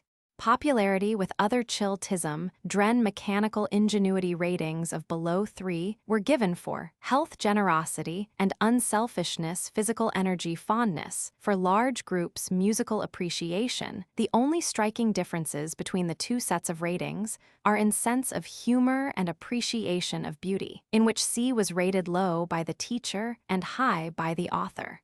April 18, 1925, at the age of 11 years 10 months, C was again given the Stanford-Binet examination by LSH. His score was 18 years 6 months, and he was recorded as being no longer measured by this test.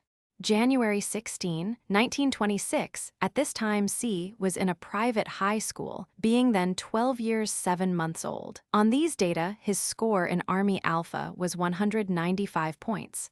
He was given an early form of the IER test for superior adults, CAVD, and the score is given as 43.5. The comment of the scorer in the Institute of Educational Research was, "This puts the boy well into the college graduate class." He excels about 75% of the Yale Law freshmen. January 26, 1927, C was now age 13 years 7 months, and he was in the second year of high school. He was given the IER scale CAVD for superior adults in 2 installments, beginning January 30 and finishing February 13. The score was 435 points, and the comment is, as good as best Yale Law School freshman and as high as top 4% to 5% of teachers' college candidates for MA degree. Also in January 1927, in the Psychological Laboratory of Barnard College, C was given by the present editor an array of tests for which norms were available for Barnard freshmen from the work of F. E. Carruthers. The scores made are in the following tabulation expressed in terms of the PE of the distribution of 100 Barnard freshmen.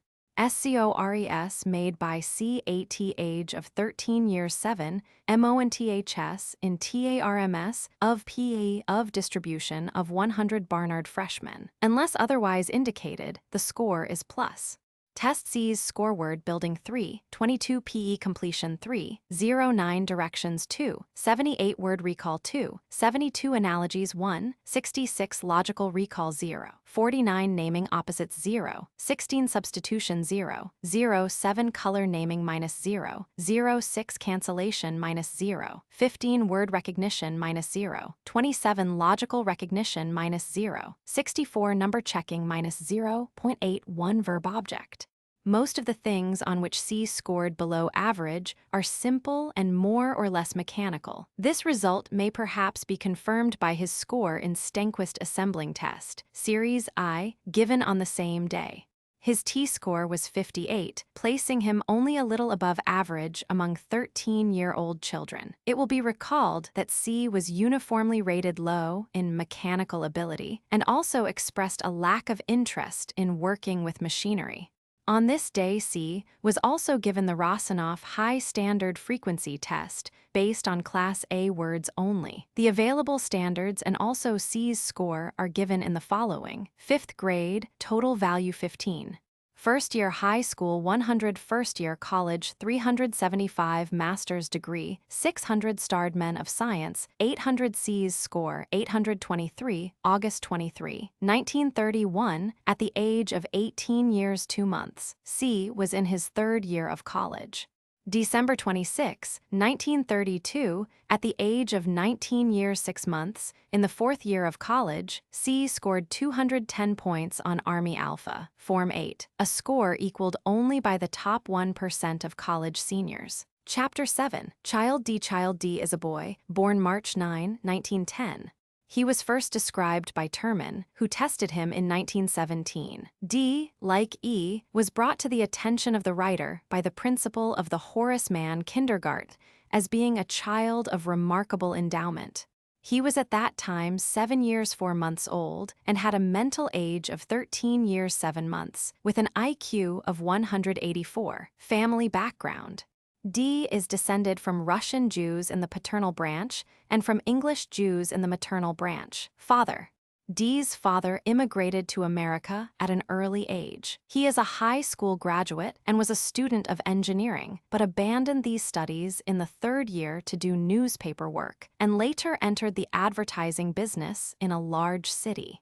His leisure is spent in writing, and he has published a number of books, including 3 novels and a philosophical drama dealing with religion. His first book, a novel, was published when he was 21 years old. He was 28 when D was born. Mother. D's mother went to school for only a few weeks and has been largely self-taught. Before marriage, she was statistician and registrar in a large philanthropic organization. She has published stories, reviews, and poems, and a book on education. She has always taken part personally in the education of Dee. She was 26 years old when Dee was born. Dee is an only child. Noteworthy relatives. Noteworthy relatives beyond the first degree of kinship include the following: a chief rabbi of Moscow who was exiled for aiding the nihilists, a distinguished lawyer, a man who by his own efforts became a millionaire, a concert pianist, a composer and virtuoso, a writer, and a relative decorated for science in Poland. The maternal great-grandfather was a famous rabbi who compiled and published a Jewish calendar covering a period of 414 years. This calendar contains, in regular order, the exact period of every new moon's appearance, the Sabbaths, festivals with scriptural portions for each, and the equinoxes of the solar year according to the prescribed and authorized Jewish laws and corresponding to dates in the Common Era. The tabulations have been carefully compiled from various works of ancient rabbinical astronomers, with annotations in Hebrew and English. This rabbi was also the great-grandfather of the 4 first cousins of Dee, whose intelligence quotients have been taken, and who rated 156, 150, 130, and 122, respectively. A second cousin in the maternal line yielded at the age of 6 years an IQ of 157. Preschool history: Dee cut his first tooth at 4 months of age. He could say words at 8 months and talked in sentences at 11 months. In November 1910, he said "little boy" when his shadow appeared on the wall. Dee could stand, holding to chairs, at 9 months of age, and he walked alone at 11 to 12 months. At the age of 18 months, while sitting on his mother's lap as she sat before a typewriter, he learned to read by looking at the letters. The records kept by the mother indicate that he learned to read and count in 1911. One such record reads, "October 11, counts all day long." At 8 months of age, Dee strung in succession 5 yellow and 5 red balls and then began on blue, when the activity was interrupted. In March 1912, he was using words to express relationships, such as will and shall, but, and, my, mine. At 2 years 6 months, his vocabulary was 1690 words. Dee's earliest memory goes back to 2 years of age, when he saw a rat and thought it was a little brownie. An example of the quality of the questions asked by Dee in the first 36 months of life is one he asked in October 1911, "Has every door 2 knobs? Why?" His mother reports he was always asking unexpected questions. This child was not placed in school at the usual age because he did not fit into the school organization. At the time he should have entered kindergarten, Dee could read fluently and could perform complicated arithmetical processes. His intellectual interests were far beyond those of even the highly selected children of a private kindergarten. Therefore, his parents kept him out of school and obtained the companionship of other children for him by sending him to a playground. Dee was first seen by the present writer while he was attending this playground in the year 1917. It is very interesting to note how Dee made social contacts with the other children while pursuing his own interests. For instance, he published a playground newspaper called The Weekly Post. He composted, edited, and typed this paper, issued at intervals, and it had a regular playground circulation. Traits of character. No faulty traits of character have been ascribed to Dee by parents or teachers interviewed. He was rated for character by Terman's method under Terman's direction, with a result of 1.93 from parents' estimates and 1.9 from teachers' estimates. Dee is thus rated by parents and teachers alike as well above the average in character. The desirable traits most often mentioned are refusal to lie, loyalty to standards once adopted, readiness to admit just criticisms, unselfishness, and amiability. Chapter 8. Child E. When first seen was a boy 8 years 4 months of age. He was born June 17, 1908, and the first psychological measurements were made November 4, 1916. The circumstances that led to acquaintance with him were as follows. A child of exceptional intelligence was desired for demonstration before a class at Teachers College, Columbia University, engaged in the study of the psychology and treatment of exceptional children. E was suggested because of his remarkable school record. The consent of the parents was secured, and the psychological examination was made before a class of about 30 students. This was not, of course, the ideal circumstance under which to perform a mental test for scientific record. The presumption would be that the audience would tend to reduce the child's performance, so that whatever error there might be from this source would be in the direction of making the child appear less exceptional than he really was. Of course, no one knew beforehand that such a phenomenal record was about to be made, for had such an unusual result been expected, this child would have been kept for examination under more favorable laboratory conditions. For an account of this testing, see under Mental Measurements, Family Background. Little or nothing is known of E's paternal relatives. His father was separated from them before age of recollection. Of E's maternal ancestry, fairly complete genealogical records are available. 5 persons bearing the surname of the mother settled in New England before 1650. These were probably all related to each other. The individual who was E's direct ancestor first appeared in New England in 1639 and settled at Cambridge, Massachusetts. This family attained great distinction in the 6 generations recorded in the New England genealogy. A son of the first ancestor in America was a royal counselor and the greatest merchant of his day in New England. A grandson was royal governor of Massachusetts and later of New Jersey. He was also a patron of learning. A great-grandson was chief justice and lieutenant governor of Nova Scotia. A great-great-grandson was a royal counselor of Nova Scotia. Some of his children settled again in England, of whom a son was a distinguished naval officer, attaining the rank of Rear Admiral in the British Navy. These genealogical records and other records of New England families which intermarried with this family have not been brought up to date. The maternal surname appears first about 1176 in the records of England and was apparently Norman French in origin. The remote male ancestor from whom the mother of E derives the middle part of her maiden name was born in Providence, Rhode Island, March 11, 1753, a descendant of early colonial settlers in America. He was graduated from Rhode Island College in 1773 and later took a medical degree at the University of Pennsylvania. In 1783, he was appointed professor of materia medica and botany at Brown. In 1819, he was elected a delegate from the Rhode Island Medical Society, of which he was vice president, to the convention which formulated the National Pharmacopoeia. He took an active part in the organization and proceedings of the Rhode Island Society for the encouragement of domestic industry.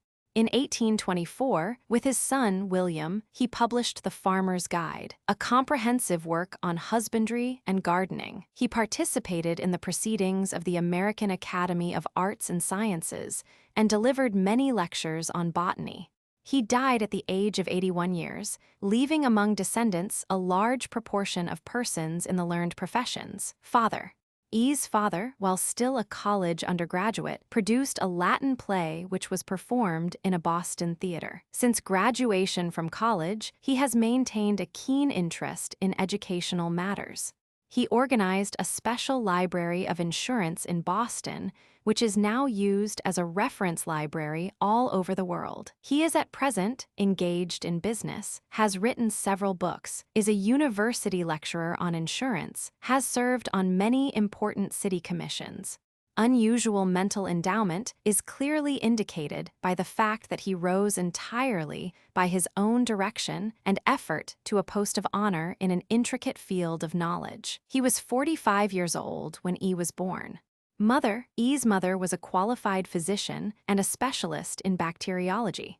For some years, she held a position as bacteriologist in one of the municipal departments of New York City. After the birth of her son, she devoted a great deal of attention to his education and welfare, keeping records of his development, supervising his health, and acting as his teacher. She often accompanied him to school, sometimes registered for courses along with him, or herself took courses calculated to make her more useful in his training. She gave an exceptional amount of attention to his formal educational program and cultivated with him numerous extracurricular intellectual activities. During E's college career, the two were often seen together on the campus. Early history. E was his parents' fourth child, 3 girls having been born before him, all having died. Birth was difficult. He was bottle-fed. His parents were both in middle life at the time of his birth. He cut his first tooth at 8 months, a lateral incisor. He walked at 13 months. Up to the age of 2 years, E did not say a word. He then began to talk, and before he was 3 years old was able to read such books as Peter Rabbit.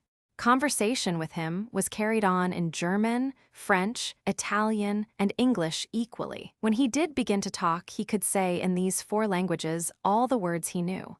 Health. E's health has been exceptionally good from infancy.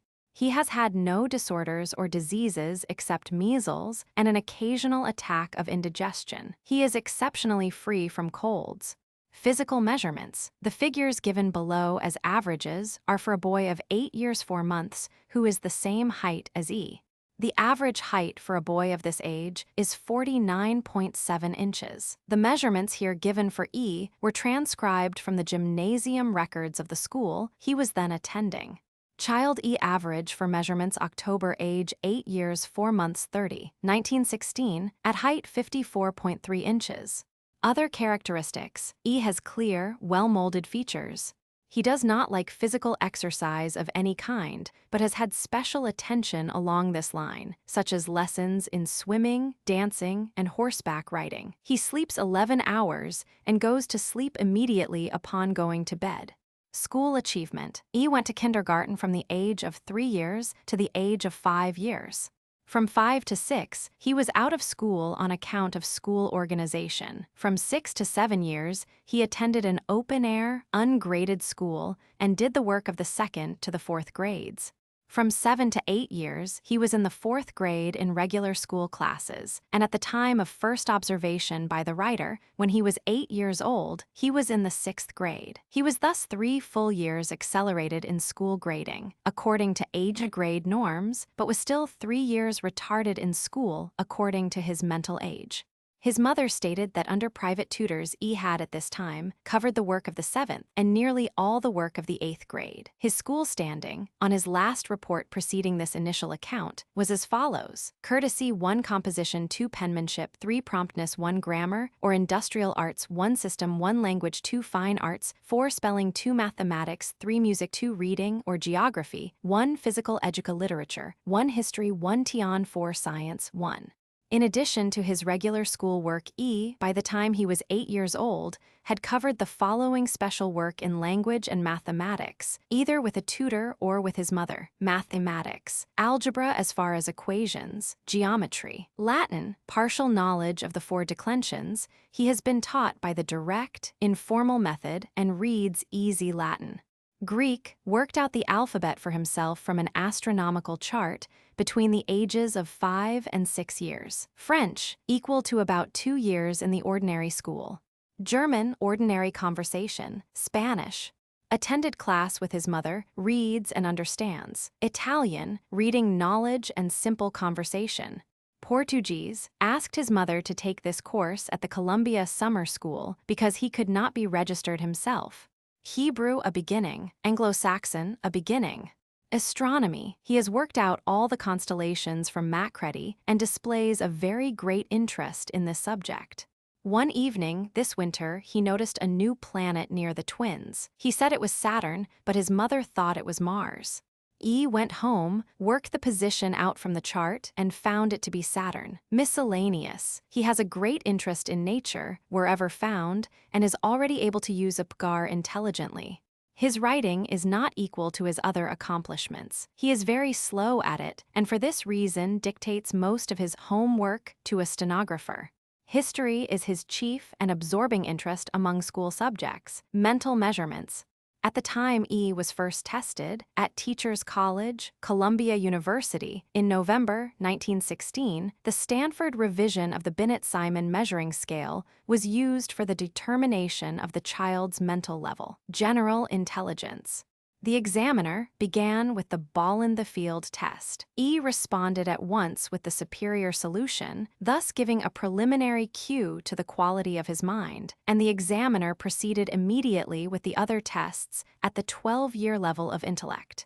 E passed all the 12-year tests with facility and ease, giving responses of excellent quality. From the 12-year level, the examiner then worked forward in all the higher levels through superior adult. This is, of course, a long examination, and in view of the actual age of the child, it was deemed best to give the tests at 2 separate sittings, when it was seen that he would cover the whole upper range of the scale. The examination was therefore accomplished in 2 sittings of about 50 minutes each. The final record of E shows that he measures on the scale as follows. Levels 1 year to 7 years, MONTHS, 8, 9, 10, 12, 12, 14, 16, adult 15, superior adult 12, total 15, 7, since his actual age is 8 years 4 months, and his mental age is 15 years 7 months. His IQ is 187. On the curve of the distribution of intellect, he stands 11 times the probable error removed from the norm, a position occupied by but 1 child in more than 1 million. He stands as far removed from the average in the direction of superiority as an idiot stands removed from the average in the direction of inferiority. An analysis of his performance shows that E had extraordinary appreciation of the exact use of words and of the shades of difference between words. He gave correct meanings for 64 words out of the 100 in the vocabulary test. His vocabulary thus includes 11,520 words. The score of the average adult is 65 words. Thus, he just missed scoring on this average adult test. Samples of his definitions are as follows. Scorch is what happens to a thing when exposed to great heat. Quake is a kind of movement unintended. Ramble is a walk taken for pleasure. Nerve is a thing you feel by, for instance, cold. Majesty is a word used to address a king, Your Majesty. Mars is a planet. Peculiarity is something you do that nobody else does. Mosaic is a picture made by many small pieces of marble. Bewail is to be extremely sorrowful. Tolerate is to allow others to do what you don't like yourself. Lotus is a kind of flower. Harpy is a kind of half-bird, half-woman referred to in Virgil. Fen is a kind of marsh. Laity is not clergy. Ambergris, it comes from a whale. Straw, the stalk of a cereal plant. Lecture, someone giving a very long talk about something to an audience. E also has a prodigious ability for comprehending and formulating abstract ideas and for working with symbols. He gave the differences between the abstract concepts under average adult as follows. A. Laziness and idleness. Laziness is that you don't want to work. Idleness is that you can't for a while. B. Evolution and revolution. Evolution is making things from the beginning. Revolution is changing them. C. Poverty and misery. Poverty is when you don't have anything. Misery is how you feel when someone insults you. D. Character and reputation. Character is what he really is. Reputation is what they think he is. E succeeded in reversing the clock hands 3 times without any error in less than a minute for each trial. He was able to reproduce the thought from the selection beginning. Many opinions have been given about the value of life, as well as a superior adult. He solved the 3 mental arithmetic problems under XIV 5 in less than a minute each, absolutely without error. These performances serve to illustrate his precocious power over symbols and over abstractions. His attention, concentration, and capacity for sustained effort are illustrated by the fact that he was able to repeat 5 digits backwards twice out of 3 trials absolutely without error before a class of 30 adults. His memory span for digits repeated forward is at least 8. During the examination, he showed neither embarrassment nor any tendency to show off. He was alert, interested, and gave his attention strictly to the business in hand. He always knew when he had failed on a test and gave up with great reluctance. For example, he was unable to solve the problems under XVII 6 in the time allotted, but he carried these data away in his head and held to them tenaciously till he had solved the problems. In several instances, after he had given his reply, he recast it in better form. In short, he exemplified in remarkable degree all the characteristics which Binet finally chose as symptomatic of intellectual power, i.e., the ability to make and maintain a given direction, the capacity to make adaptations for the purpose of obtaining a desired end, and the power of autocriticism, special tests. Following the procedure described by Seashore, and using the set of forks recommended by him, E was tested for pitch discrimination, being given 7 trials with the whole series of forks. His record was as follows: hash meaning a correct answer and meaning a false one. Vibration differences: 30 23 17 12 8 5 3 2 1.5 series 1 hash hash hash hash hash hash hash hash hash hash 2 hash hash hash hash hash hash hash 3 hash hash hash hash hash hash hash 4 hash hash hash hash hash hash hash 5 hash hash hash hash hash hash hash hash 6 hash hash hash hash hash hash hash hash 7 hash hash hash hash hash hash hash. His threshold for pitch discrimination would thus seem to be not greater than 5 vibrations, and would probably be found to be as low as 3 if a more complete test were possible. This is a very good record, according to Seashore's standards. E gave free associations to the first 50 words of the Kentrosanoff list of words, both stimulus and response words being oral. At once after giving some of these responses, E explained why he had given them. Thus he explained that carpetbagger had to do with Civil War history. After giving beef, in response to mutton, he smiled and said, "That's a joke, isn't it?" When asked why he thought it a joke, he replied that he thought very few people would give that answer. After the test, he was told that 97 people in 1,000 gave beef in response to mutton, and he at once said, 10%, that's not so very many. It was impossible, for lack of time, to give you the complete list of 100 words usually given in this test. Using the 50 as a basis for calculation, 78% of the responses are common responses in the Kentrosanoff sense of the word, a number of common responses which children do not usually show until after the age of 10 years. His median of community is 1.4%. E was given the Pintner form of the Knox cube test and achieved 11 of the 12 lines arranged by Pintner. The average record for the 16-year-old is only 8 lines, and this is the highest level for which this test is yet standardized. The usual tapping test was given, tapping continuously with the right hand with the stylus for 1 minute. The record was 239 taps only, which is lower than the average 8-year-old record. Given 3 minutes in which to make up words out of the letters AEIRLP, E made the following: a rip, pie, lie, ale. He was given 30 minutes in which to put together the pieces in the Stenquist construction box II, and was not able to put any of the pieces together. He began at one end of the box, examined each set of materials in turn, tried to put them together in an indiscriminate way, put them back, and went on to the next set of materials. He remarked, "I don't seem to be able to put any of them together. It seems that all I can do is find out what each of the things is for." He recognized that various sets of pieces were a mousetrap, a lock, a bell, etc., but made a 0 score from the point of view of construction. At the end of 20 minutes, he gave up and turned away from the materials. It is interesting to compare the child's record in construction tests and his comments regarding these tests with his school record in industrial arts and fine arts. E receives the best possible rating in industrial arts because he has keen insight into processes and can explain how to construct a mechanism or perform an operation clearly and minutely, though he is unable to carry out his own instructions. For instance, he can tell exactly how to make a boat, but he cannot make the boat himself. There is thus an interesting distinction here between constructive ability and manual dexterity. Similarly, in fine arts, E has many ideas for decorative schemes, but he is unable to execute these ideas with his hands. Social habits, tastes, etc. E does not care to play and would never do so unless forced. He is very impersonal and agreeable in his attitude toward other children. His chief diversion is reading, and his favorite book at the age of 8 is Ivanhoe.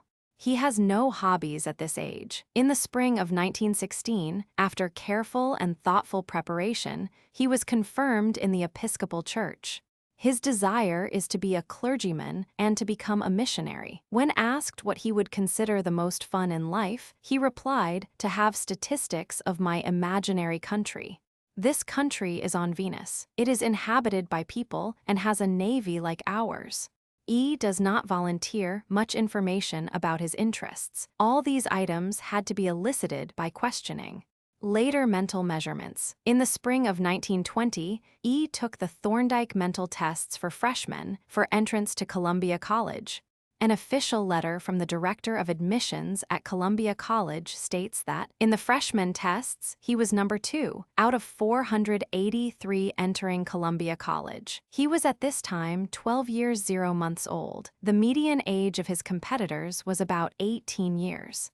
On September 29, 1921, E was examined by means of the Army Alpha for the purpose of recording his mental development. On Alpha, Form 5, he made a score of 194 points, finishing several of the tests, without error, before the time limit.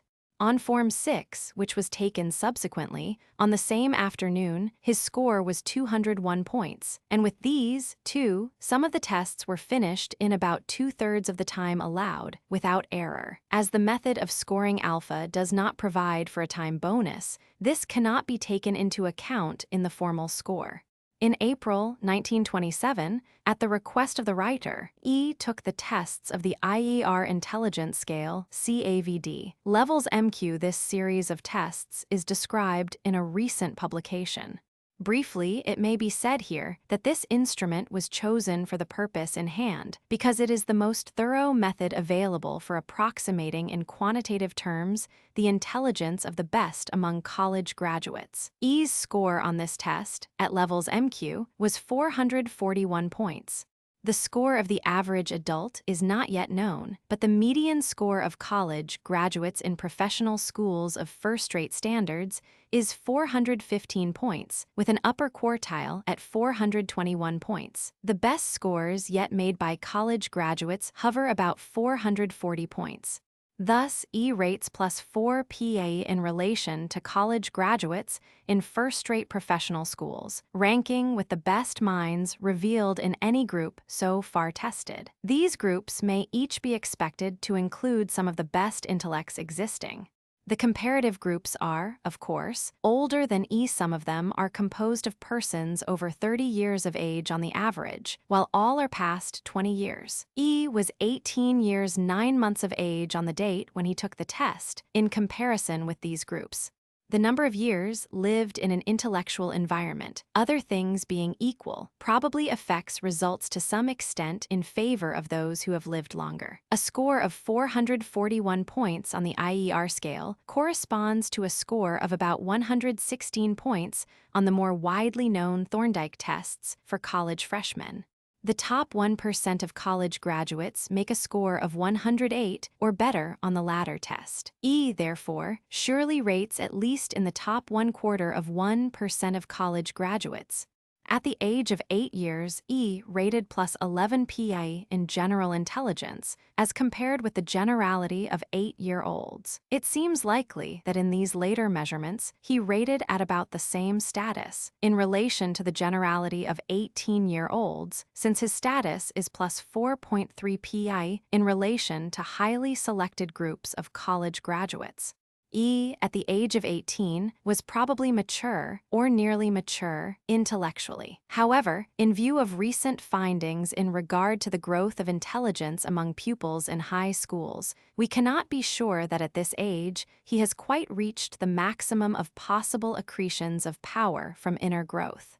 Later physical measurements. On September 29, 1921, E's physical measurements were as follows: standing height 64.2 inches, sitting height 31.7 inches, weight 166 pounds. At this time, his health continued to be excellent. In fact, he has never had a serious illness of any kind. E was measured again in October 1926. By this time, he had probably achieved his maximum stature. His age was then 18 years 4 months. He was still in excellent health, the only illness in the intervening 5 years being a light case of scarlet fever. At this time, the measurements were: standing height 6 feet 1 inch, weight 194, 75 pounds. Later scholastic records. In the spring of 1917, E finished the 6th, 7th, 8th, and 9th grade work at the Horace Mann School, New York City. He was then just 9 years old. Thereafter, he attended the Friends Seminary, New York City, and was graduated from the high school there in the spring of 1920 with an excellent record and excess credits at the age of 11 years 10 months. By this time, E had also passed the comprehensive examinations of the College Entrance Board for Harvard College. The official communication from Harvard authorities making statement to this effect has been seen by the writer. E's maternal ancestors had attended Harvard, but E expressed a desire to attend Columbia and received permission to take the mental tests with the applicants of 1920. He was admitted to Columbia College with the freshmen of 1920, with 14 points of advance credit toward a BA degree. There is at hand an official statement of E's academic status on June 1, 1921, at the age of not quite 13 years. He had then 46 points of academic credit toward a BA degree in Columbia College. During his freshman year, he made 32 points, maintaining consistently a grade of B, except in 2 subjects. In physical education, his rating was C, and in contemporary civilization, he made the first semester. E attended the summer session of 1921 at Columbia, making 5 credit points, all a grade, and in September 1921 was a sophomore with many points of credit in advance of minimum sophomore status. In addition to having passed the comprehensive examinations for college entrance, he had passed the examinations in trigonometry, solid geometry, chemistry, and physics, and was at this time 13 years 3 months of age. Extracurricular activities. E was of course a conspicuous freshman because of his extreme youth, and he was hazed by the sophomores for refusing to wear a prescribed necktie. One of the New York newspapers commented on his conduct under hazing as follows: "He has demonstrated that he is nevertheless a regular fellow. He did it first by bringing about a conflict in which he himself was the much buffeted prize of battle, and then by glorying in his bruises instead of making them the basis of a grievance. He is a good sport as well as a good scholar, and being both he ought to go far." E also participated in the class play, given in 1921, humorously consenting to impersonate himself. Manual work had no more charm for him at this date than it had when he was 8 years old. That he can work with his hands and with materials when motivated is suggested by an incident connected with the Liberty Bond drive. His teacher relates that E wanted to pay for his own bond, so he made jelly, working at it until very good jelly was made, and sold it for the purpose specified. In recent years, E has developed a keen interest in detective stories. Teachers' comments. Comments from E's teachers during the last 5 years up to this date are indicative of their estimates. The regular course of study has been so easy that he has, in several subjects, notably English and history, accomplished a great amount of voluntary work outside the course. An excellent mixer with other students. His weekly visits have been a pleasure and anticipation, and his ability to understand without English the spoken Latin and the authors, as I have read them aloud to him, has been extraordinary. Has done very remarkable work in science, particularly in theory. I predict for him a great scholastic record in college. I consider it a privilege to have had something to do with teaching him. Possesses a power in Latin that few persons 10 years his senior can boast. Has shown devotion to the best interests of the school. Summary up to 1921. In the 5 years which have elapsed since E was first tested mentally, he has shown no tendency to become mediocre. His gifts have not grown less. He maintains his superior status in mental tests. As for achievement, he has passed during this interval from the 6th grade of the elementary school, half through the 2nd year of college. Average children, the country over, born when this child was born, and measuring 100 IQ when he measured 187 IQ, are now in the 7th grade of the elementary schools. E still wishes to be a clergyman and to go abroad as a missionary. To this end, he interests himself especially in history, the languages, and anthropology.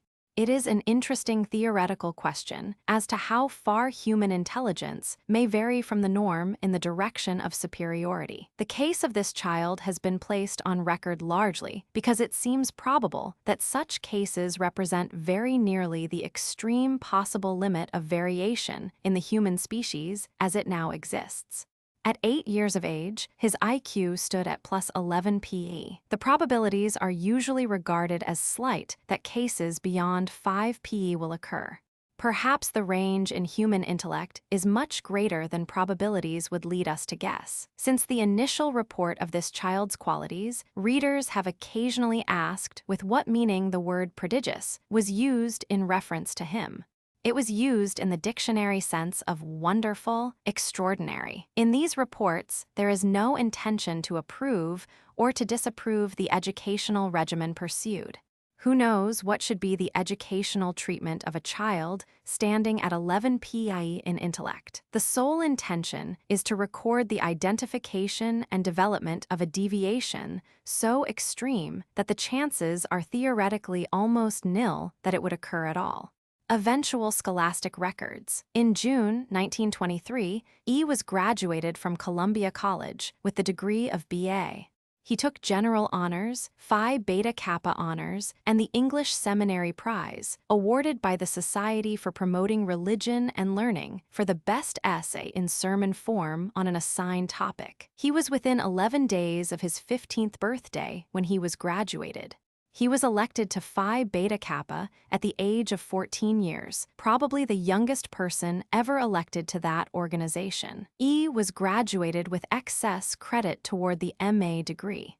This degree was awarded him in June 1924 when he was not quite 16 years of age, more than enough work for it having been accomplished. He was matriculated for the PhD degree before he was 16 years old, and by the age of 18 years 9 months had practically finished all the requirements for that degree except completing the dissertation.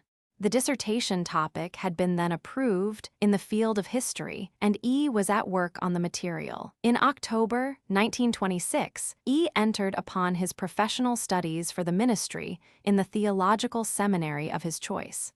Since the age of 15, he had done special work at the seminary. He had read prayers in one of the city churches as a lay reader since the age of 16, and was at this time a candidate for ordination as deacon, but this ordination could not take place before the 21st birthday.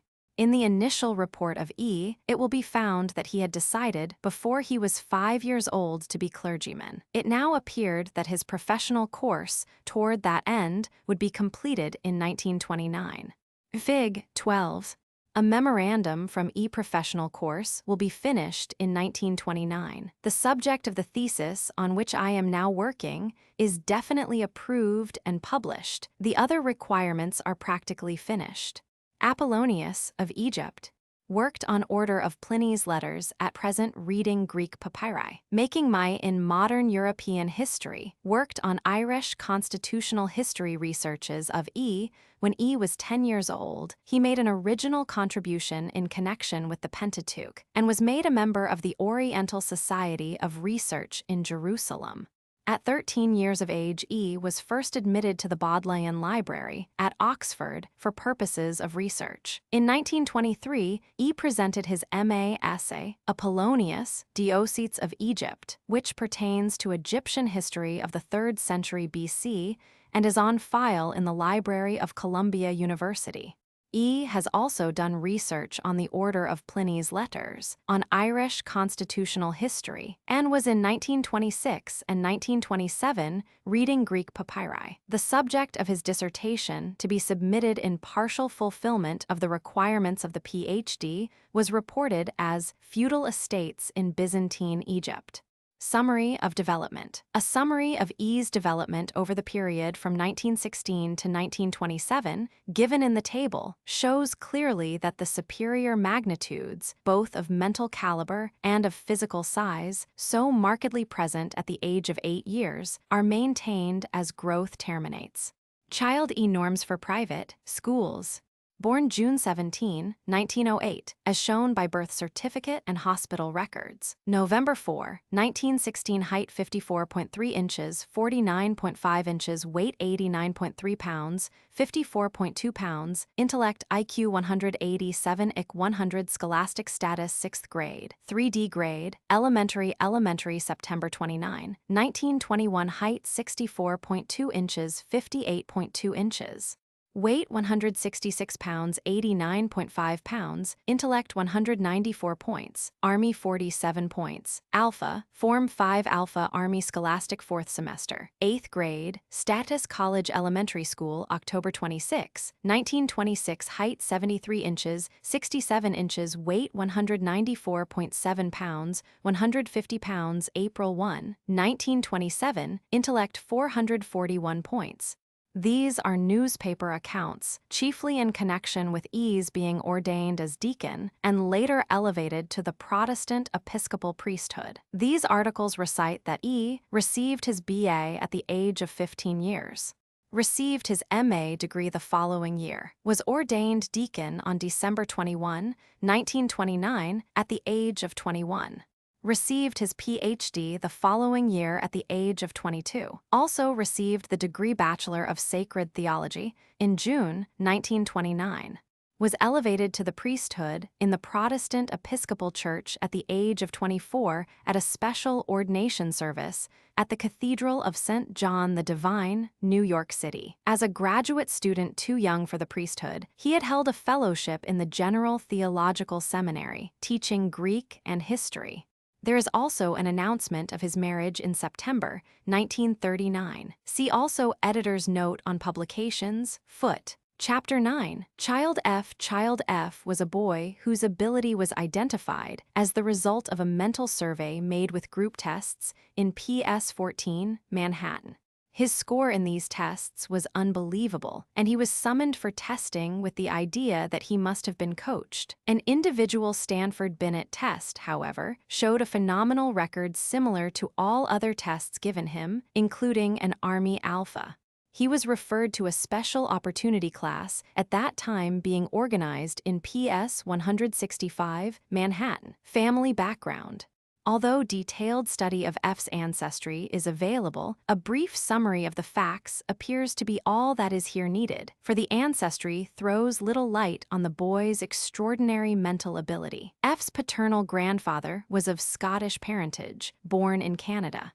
He was a reasonably successful worker in the printing trade, appears to have been well-balanced and socially adjusted, and showed no exceptional traits. He had little education and no special interests.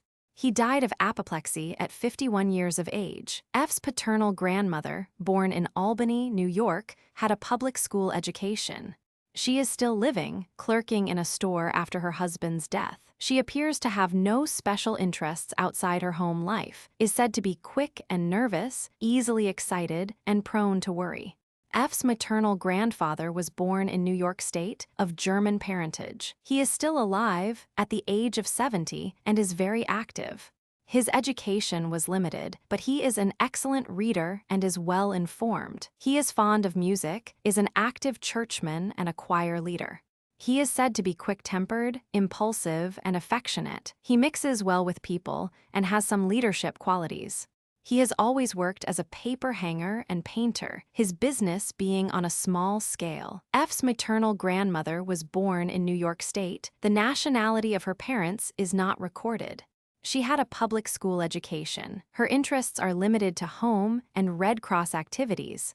She is friendly and sociable, impulsive, affectionate in disposition, and has a keen sense of humor. F has several uncles and aunts, none of whom presents any qualities of striking interest.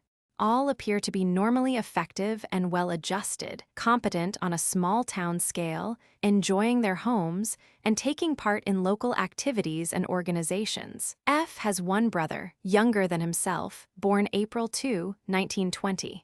He was given a Stanford-Binet examination, May 13, 1924, by Leta S. Hollingworth, being then 4 years 1 month of age. His mental age was 60, yielding an IQ of 147.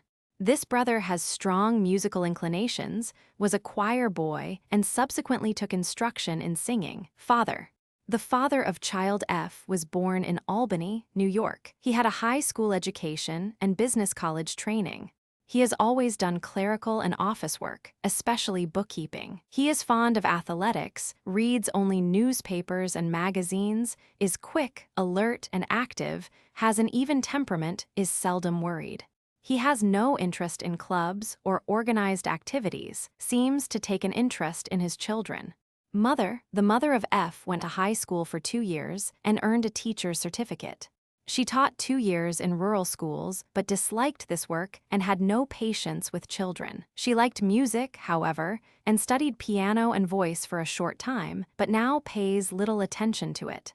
She has always regretted going to high school, believing that if she had devoted that time to music, she might have had some success in it. Her interests are limited to home affairs. She says she has few friends and does not mix well with people. She appears calm and does not worry, is sensible in her dealings with her children, takes no part in organized activities, but always sends the children to Sunday school. She is a very good home manager and runs things effectively on small resources. Preschool history. F was born in Upper New York State, November 14, 1914. The period of gestation was of normal length. At birth, he weighed according to the father 9 pounds, according to the mother 11.5 pounds. No records of early infancy were kept, so that many such details are given from memory, either by the father or by the mother. The child was the mother's firstborn.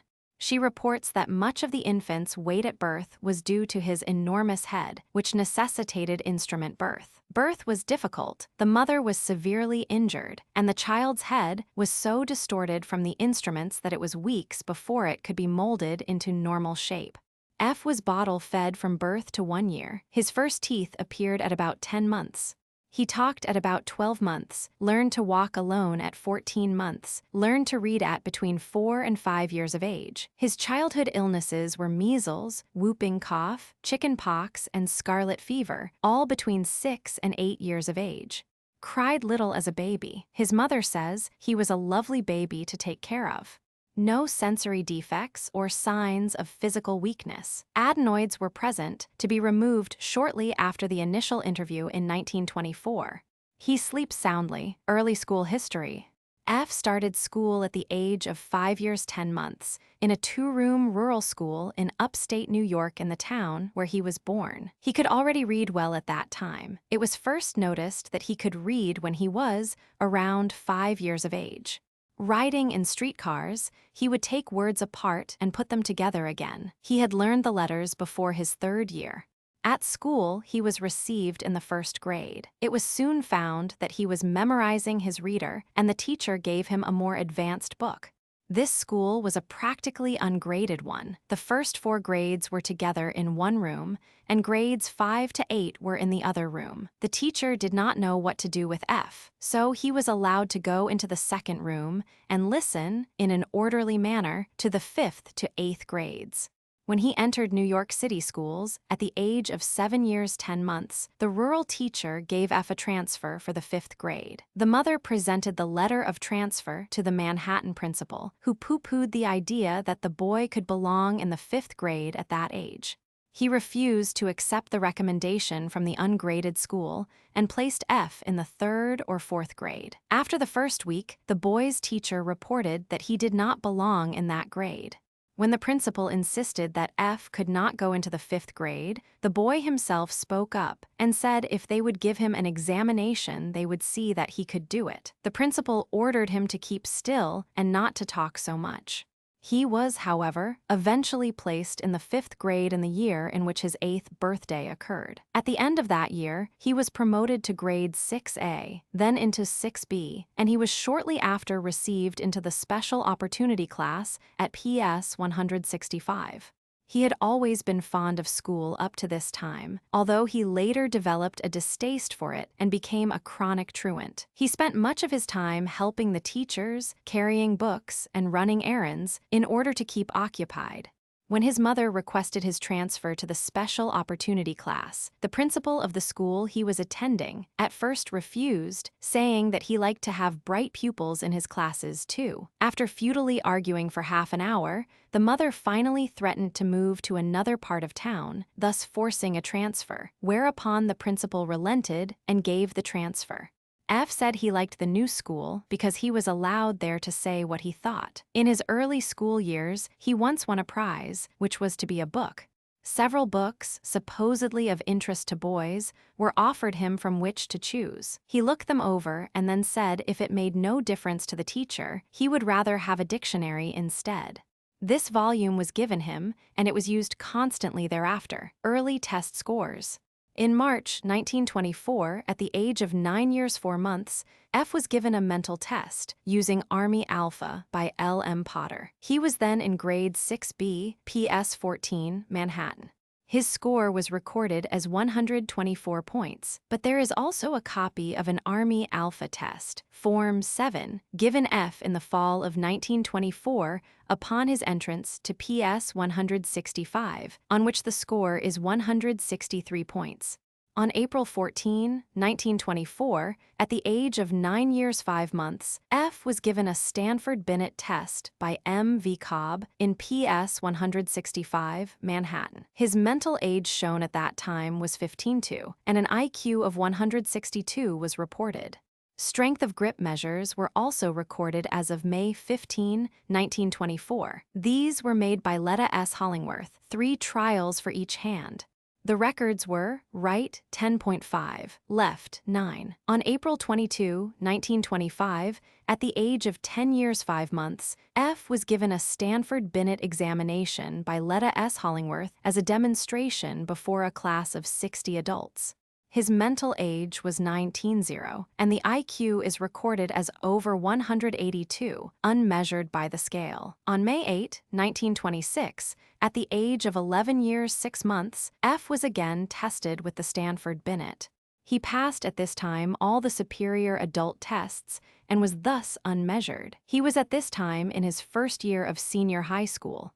January 7, 1933, at the age of 18.2, while a college freshman, his score on Army Alpha, Form 8, was 198 points. Music tests. F showed no active musical interests, but became very fond of listening to good music, being particularly fond of string quartets. As was the case in every field to which his interests turned, he quickly acquired a fund of information about it, which he took pleasure in exhibiting. F was given the seashore music tests 4 times over a period of 11 years. Perhaps the record of these successive examinations will have some intrinsic interest, and such a tabulation is here provided. Seashore tests of musical talent score. May 7, December, June, 1924, 23, 1924, 18, 1925, 14, 1935, 9 years, 10 years, 10 years, 20 years. 6 months, 1 month, 7 months, 7 months. Pitch 79, 82, 78, 81, intensity 76, 94, 94 times 71, 62, 70, tonal memory 80, 88, 98, consonants 64, 74, 76, rhythm 72, 88, 86, character rating. After 6 months' acquaintance, on September 14, 1924, when F was about 10 years old, he was rated by Leta S. Hollingworth for various estimated traits on a 7-point rating scale as follows. rather superior cheerfulness and optimism, permanency of moods, generosity and unselfishness, mechanical ingenuity, average health, amount of physical energy, rather weak fondness for large groups. Although there is no formal record of the fact, it is known that 15 years later this rater would have made different judgments on most of these traits not relating to strictly cognitive characteristics. Other judges acquainted with F rather unanimously disagreed with the high ratings here accorded such traits as prudence and forethought, willpower and perseverance, sensitiveness to approval or disapproval, freedom from vanity or egotism, common sense, leadership, popularity, sympathy and tenderness, truthfulness, generosity and unselfishness, and these ratings are as a matter of fact inconsistent with F's subsequent history. Home rating. On May 6, 1924, the home of F was visited by a social worker trained in the use of the Whittier scale for home rating. The rating was reported as 21, with a possible score of 25. Neighborhood was average in a fair section of New York City. Details were as follows: necessities. Father bookkeeper with steady, small salary, adequate only for necessities, food and clothing of good quality, conditions neat and clean but plain. Heat, light, sleeping facilities fair, grade 4. Neatness, sanitary conditions good, rooms well kept and clean, apartment rear, second floor, little view. Considering the equipment, household run in an efficient manner, grade 4. Size, 4 small rooms and bath for 2 adults and 2 children. Conditions crowded, grade 4. Parental condition, parents socially adaptable, there appears to be harmony in home, parents have too few outside interests. Mother practically always at home, father at home evenings, grade 5. Parental supervision, parents keenly interested in development of children. Their own education is limited, which is a handicap in directing and educating the children. Little need of discipline in home, though mother is lax about carrying out threats. Parental example good, grade 4. Miscellaneous characteristics. Play interests, F preferred playmates of his own age and sex. He would spend hours at a time, using marbles for soldiers and working out military formations. Being with older children in school, he was somewhat backward in joining in their outdoor games. Reading interests. From 6 to 10 years of age, F read a great variety of books, particularly geography and history, and averaging probably 20 hours weekly. He was especially interested in dictionaries and encyclopedias, would always look up new words in detail. Most of his leisure time was preferably spent in reading. Later educational career. As already recorded, F was transferred in 1924, at the age of 10 years, to the Special Opportunity Class in PS 165, Manhattan, then being organized for experimental purposes connected with the education of children of rare intelligence. He graduated from this class into senior high school. He and another boy led this highly selected group of children in achievement tests. As he was at this time, Leta S. Hollingworth wrote of him, "I have never met with a more interesting child than he was, and the same creativeness and inexorable logic which characterized him then have always continued." He entered, after a brief experience in a progressive private school, a public high school in New York City, in 1925. His high school career was a checkered one, typical in some respects of his later educational history. For one thing, he was a constant truant, and he refused to do the required work in physical education. He had always been averse to physical activity and loathed manual work to the end of his career. He said that the gymnasium work always left him feeling worse, gave him colds, and was of no use to him. Perhaps his subsequent medical history throws some light on the reasons for these observations. His truant hours were spent partly in the public library, where he read continuously in technical volumes in a great variety of fields and accumulated an amazing fund of general information and esoteric lore. Law, theology, history, science, and literature were some of his favorite fields. When not in the library, he would usually be at a chess club to which he had been granted access and where he had learned the game. He rapidly developed into an expert chess and bridge player, and in Eastern chess tournaments is said to have achieved the ranking of 7th in the national list. He always managed to appear at high school to take the necessary examinations and passed all his subjects with good standing and even with phenomenal records. But his inexplicable truancy and his refusal to do the required work in physical education baffled the educational authorities. They finally refused to graduate him with his class, although his record was among the best, until he had redeemed himself by doing the gymnasium work in a 5th year. In 1930, he did this, and also carried some additional courses, and thus was allowed to finish high school, requiring longer than the conventional period for this, because of his refusal to accommodate his own interests and ideas to the regular routine. In spite of irregular attendance, F took some part in high school activities. His main activities of the extracurricular sort were chess club, chess team, poetry club, debating society, mathematics club, board of publications, program committee. He was executive member of the debating society and of the law society, vice president of the poster club, and 2 or 3 times section president. His record, of course, shows no athletic history and no physical activities engaged in. For the 4 years following 1930, F continued to frequent the public library, the chess club, and the bridge games. At one time, a patron friend made it financially possible for him to enter college at the College of the City of New York. He quit before the end of the first term, again because he hated the required gymnasium work, and said he always got a cold and felt bad after such exercise.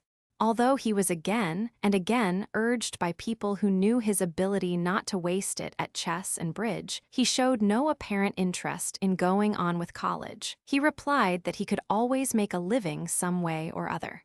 Uncongenial home circumstances and the general unemployment situation prevailing at the time perhaps heightened this indisposition and lack of ambition. While other boys who had been in the same grade school and high school classes with him were finding part-time employment and working their way through college, F was contented with his chess games, with an occasional bit of money won at cards, and with his hours in the public library. In 1934, he was asked to take the CAVD tests by the Institute of Educational Research at Teachers College, Columbia University, to help determine the highest scores to be expected on the scale. He and another boy, both selected because of their known phenomenal range of information and intellectual alertness, went through the ceiling on this scale, thus again confirming the earlier records of his mental level so far as intelligence was concerned. On the same occasion, he was given the Comparative General Culture Test by Dr. Lorge. In this, his score exceeded that of Superior College graduates. In September 1934, F was again persuaded, through financial assistance practically forced upon him, and after much urging and long discussion, to try college. He enrolled in Columbia College, once more a freshman. He carried a heavy program, tried to do certain outside jobs as assistant provided for him, and probably overworked. He had declined one patron's offer to give him a stipulated sum of money for the year if he would abstain from chess for that period. In fact, only vigorous prodding led him to go to college at all at this time, even with the way opened for him. The outcome appeared to be another fiasco. In January, as the examination period drew near, he became ill, developed pneumonia, and for the second time withdrew from college before completing a term of work. In this instance, his illness appeared to justify the act. In the autumn of 1935, having been nursed back to reasonable health through patrons interested in his case, he was urged by them to make a fresh start and to try the University of Chicago plan, under which students could progress as rapidly as they were able to satisfy the requirements through comprehensive examinations. Of his record on entrance, the following comment was made by the chief examiner. "The examiners have called my attention to a freak case in our records for the incoming students. His performance seems almost unbelievable.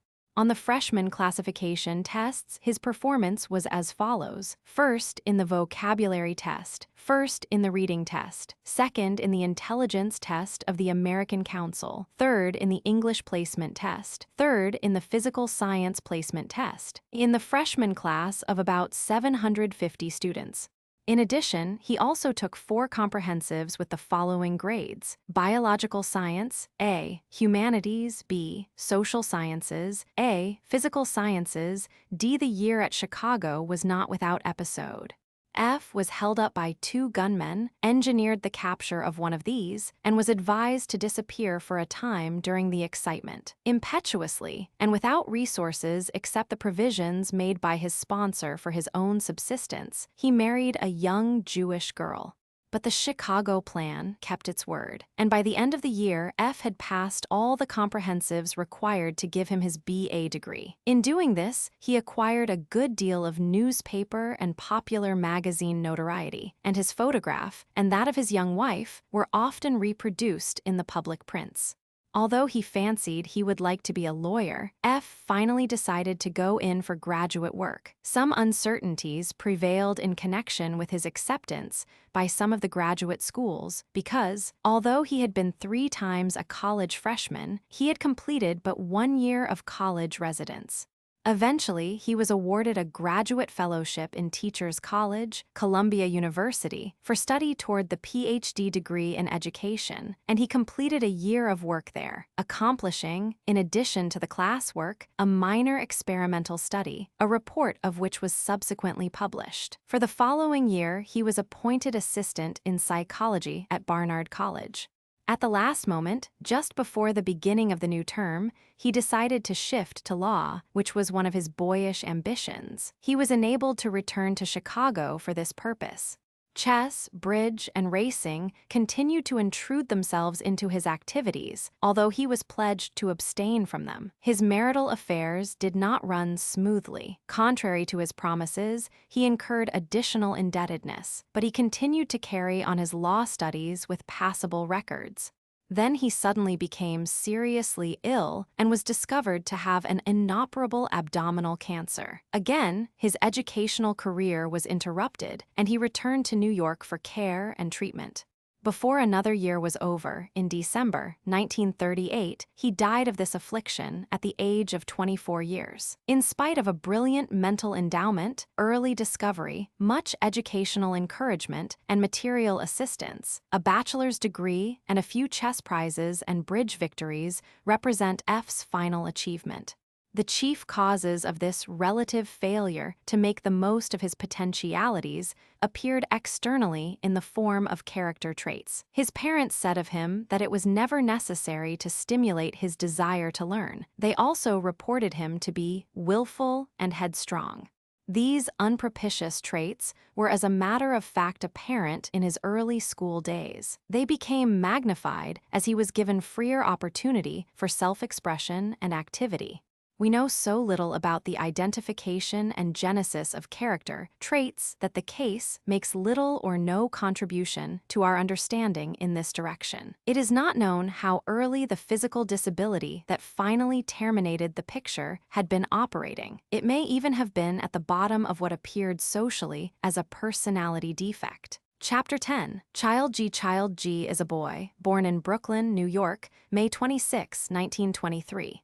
Records of his test scores that are available date from 1930, at which time he was 6 years 6 months old. A record of his development has been kept by his parents, who take an unusual interest in educational problems.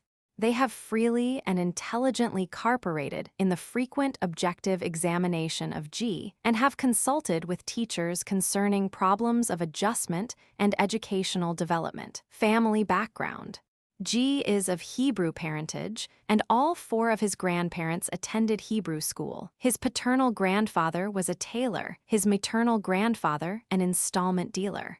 G's father is a lawyer. In an Army Alpha test, he made a score of 178 points. His mother, before her marriage, was a typist and stenographer. There are among the relatives a doctor, a lawyer, a rabbi, a college professor. A cousin stood highest in a city-wide achievement test given to public school pupils in New York City. His only brother, younger than he and the only sibling, has an IQ of 151/55. Educational history. In January 1934, Edna W. McElwee published a preliminary account of G's school achievement up to that time. A few months later, G's father published an account of the boy's reading interests. Data recorded in these two reports have been made use of in the present chapter. G learned to read before going to school, but at this time, his parents did not realize that he was exceptional. After a term in kindergarten, he was promoted to grade 1A, after a few weeks to 1B, and then to 2A at the end of the term. He was placed in 3A, then he was doubly promoted each term for a time, entering the 6A grade at the age of 8 years 6 months. During these early years, G preferred being alone with his books to playing with other children. His parents intelligently sought advice on the correction of this and encouraged him, successfully, to play with other children, first with those younger than he, and then with children of his own age. He made a ready adaptation, and in time had a group of boys with whom he played and who were sometimes invited by his father to accompany them on Saturday afternoon excursions. He developed an interest in all sorts of ball games and became a good swimmer. G read widely, and his parents from the beginning exercised some supervision over the character of the books provided for him, and they read to him at bedtime, about an hour daily. There were included in his reading not only a large selection of children's books and stories, but also books of history, mythology, biography, poetry, science, and art. The Saturday excursions to places of interest were a regular institution, and these interests were readily tied to G's reading. Among the places thus visited were the zoo, botanical gardens, aquarium, navy yard, fleet, airport, museums, art galleries, hall of fame, numerous factories and industrial plants, fire department, public utilities, observatories. Plays and concerts were attended, and good taste in music was encouraged. Educational use was made of radio programs. G learned to play the violin and joined the school orchestra. At his own request, he was given private instruction in Hebrew and made good progress. At an early age, 7 or 8 years, G became interested in chemistry and was provided with a chemical outfit for his own use. With this, he busied himself a great deal, and he kept his classmates provided with ink of his own manufacture. He has collected both stamps and coins, and also popular science magazines. There is in the files a large collection of his remarks in childhood, recorded by his parents.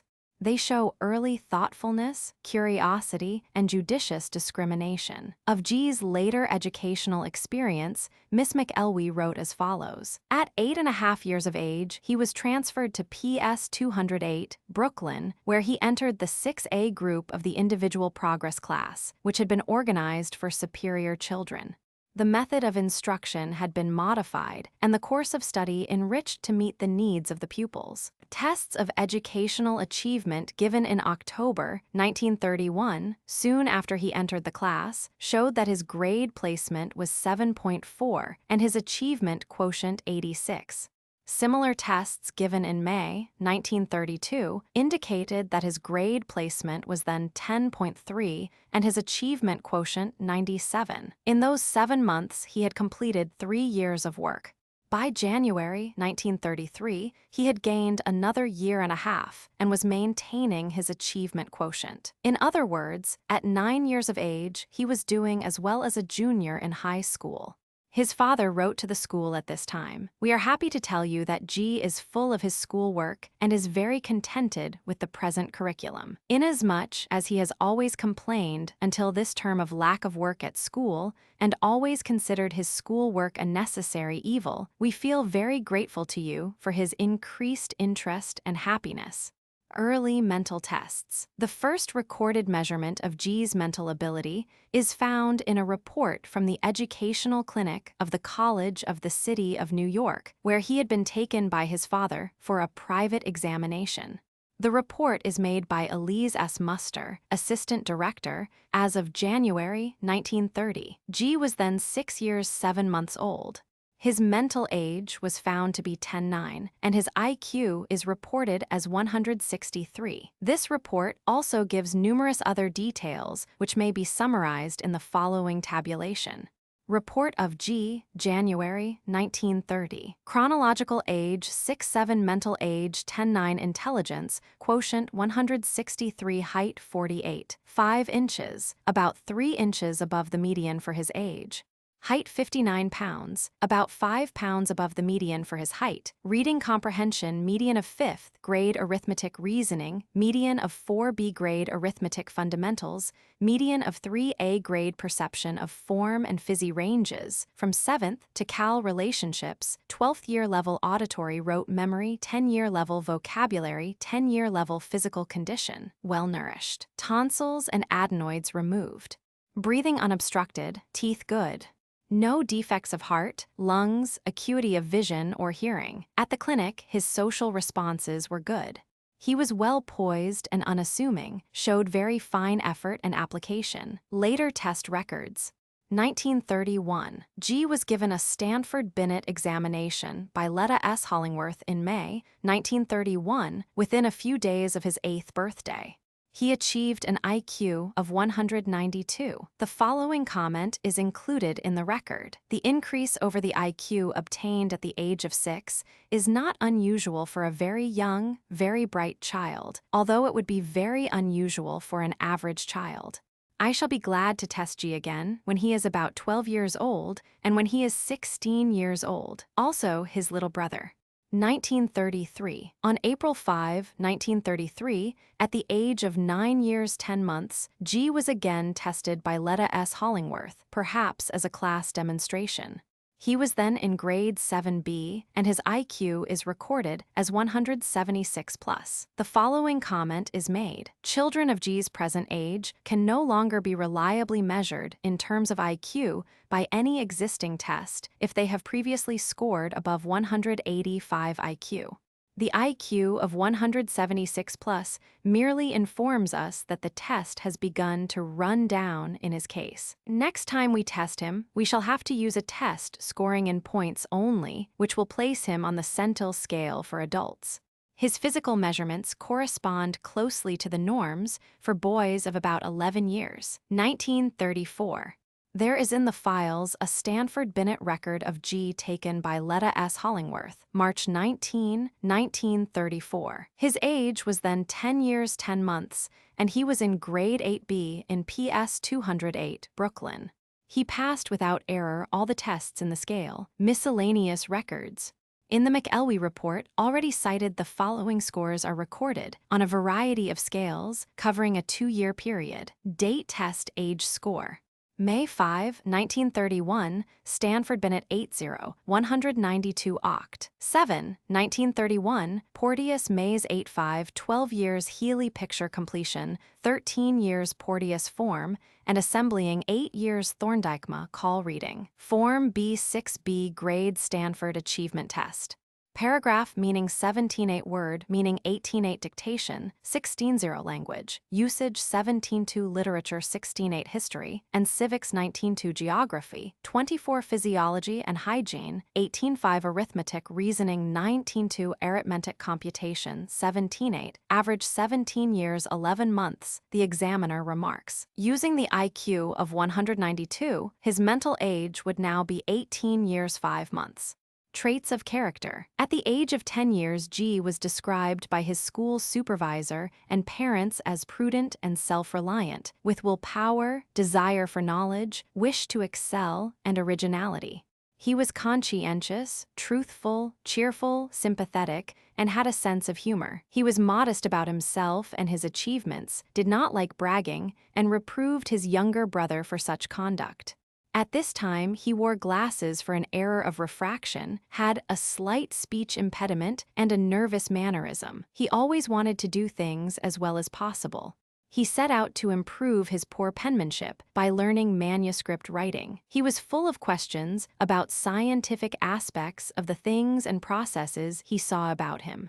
He had a reliable and alert memory, even for incidental observations. Physical measurements. The physical measurements referred to in the 1933 mental test are as follows. G norms. Standing height in stocking feet, 53.8 inches, 53.6 sitting height, 27.7 inches weight, ordinary indoor clothing except coat, 78 pounds, 66.9 right grip 14, 11, 10 kg. Left grip 9 kg. On August 2, 1937, there is a record of height and weight at the age of 14 years 2 months, as follows. G norms. Height 63, 7 inches 61 sitting height 33 inches weight 121, 5 pounds 94.9 high school record. By February 1937, G was finishing his 6th term in Erasmus Hall High School, Brooklyn. In the first 5 terms, his work had averaged 90-95. Regents marks to that date were French, 2 years 95 plain geometry, 100 intermediate algebra, 98 European history, 91. In June of 1935, he had won first prize in an algebra contest for the entire grade of his school. During the first 4 terms, he had ranked 5th in scholarship, and in the 5th term he tied for 2nd place. A letter from his father records that. He there says, "At present my interest lies along abstract lines. Mathematics, chemistry, and physics are my favorite subjects. The occupation I would like most to enter when my schooling shall be finished would be mathematics. However, I see no chance for a job in this field for research work, as there is in, say, chemistry. Hence I feel uncertain as to whether I shall make mathematics my life work, or whether I should specialize in one field or another of chemistry, my second love." There is a copy of the principal's statement, in re qualifications of G, candidate for scholarship, at the close of his high school career. It is worth quoting here as a record of the judged characteristics of this 15-year-old boy whose thoughtful letter, just quoted from, shows his serious concern over the theoretical and practical possibilities of the various fields of his interest. Principal's statement in re qualifications of G, candidate for scholarship, native ability. Intelligence quotient 174 on term and test given at Erasmus Hall, the highest ever reached here, ranks 4th in a grade of 712 in scholarship. Personality. Pleasant and helpful, well-liked and respected by students and faculty, always agreeable, willing, eager to help others. Loyalty. Loyalty is unquestioned. Fine home background contributes to high ideals. His good example has inspired loyalty in others. Corporation. Has given much time to clubs, to tutoring students, and to giving clerical assistance in offices. Integrity. Commended highly by teachers for uprightness. Leadership. An active leader in many school activities, has strong initiative and unusual resourcefulness. Thoroughness. Class and extracurricular work characterized by unusual care and thoroughness, carried through many long-term assignments with a minimum of supervision. Originality. Outstanding characteristic. While working in his grade advisor's office, he devised a new and superior arrangement for finding the official classes of any one of 800 students in the grade. Partial list of activities and honors. Program Committee, 5 terms, Office Service, 7 terms, Little Symphony, 2 terms, Orchestra, 5 terms, Arista, 4 terms, Junior Arista, 3 terms, String Ensemble, 2 terms, Dutchman Staff, XYZ Mathematics Tutoring Club, 3 terms, Prize Geometry Contest, Prize Safety Essay Contest, Medal Algebra Contest. Comments by teachers. Very efficient and reliable, very good assistant. Fine work on Arista Membership Committee. Fine boy, earnest and willing worker.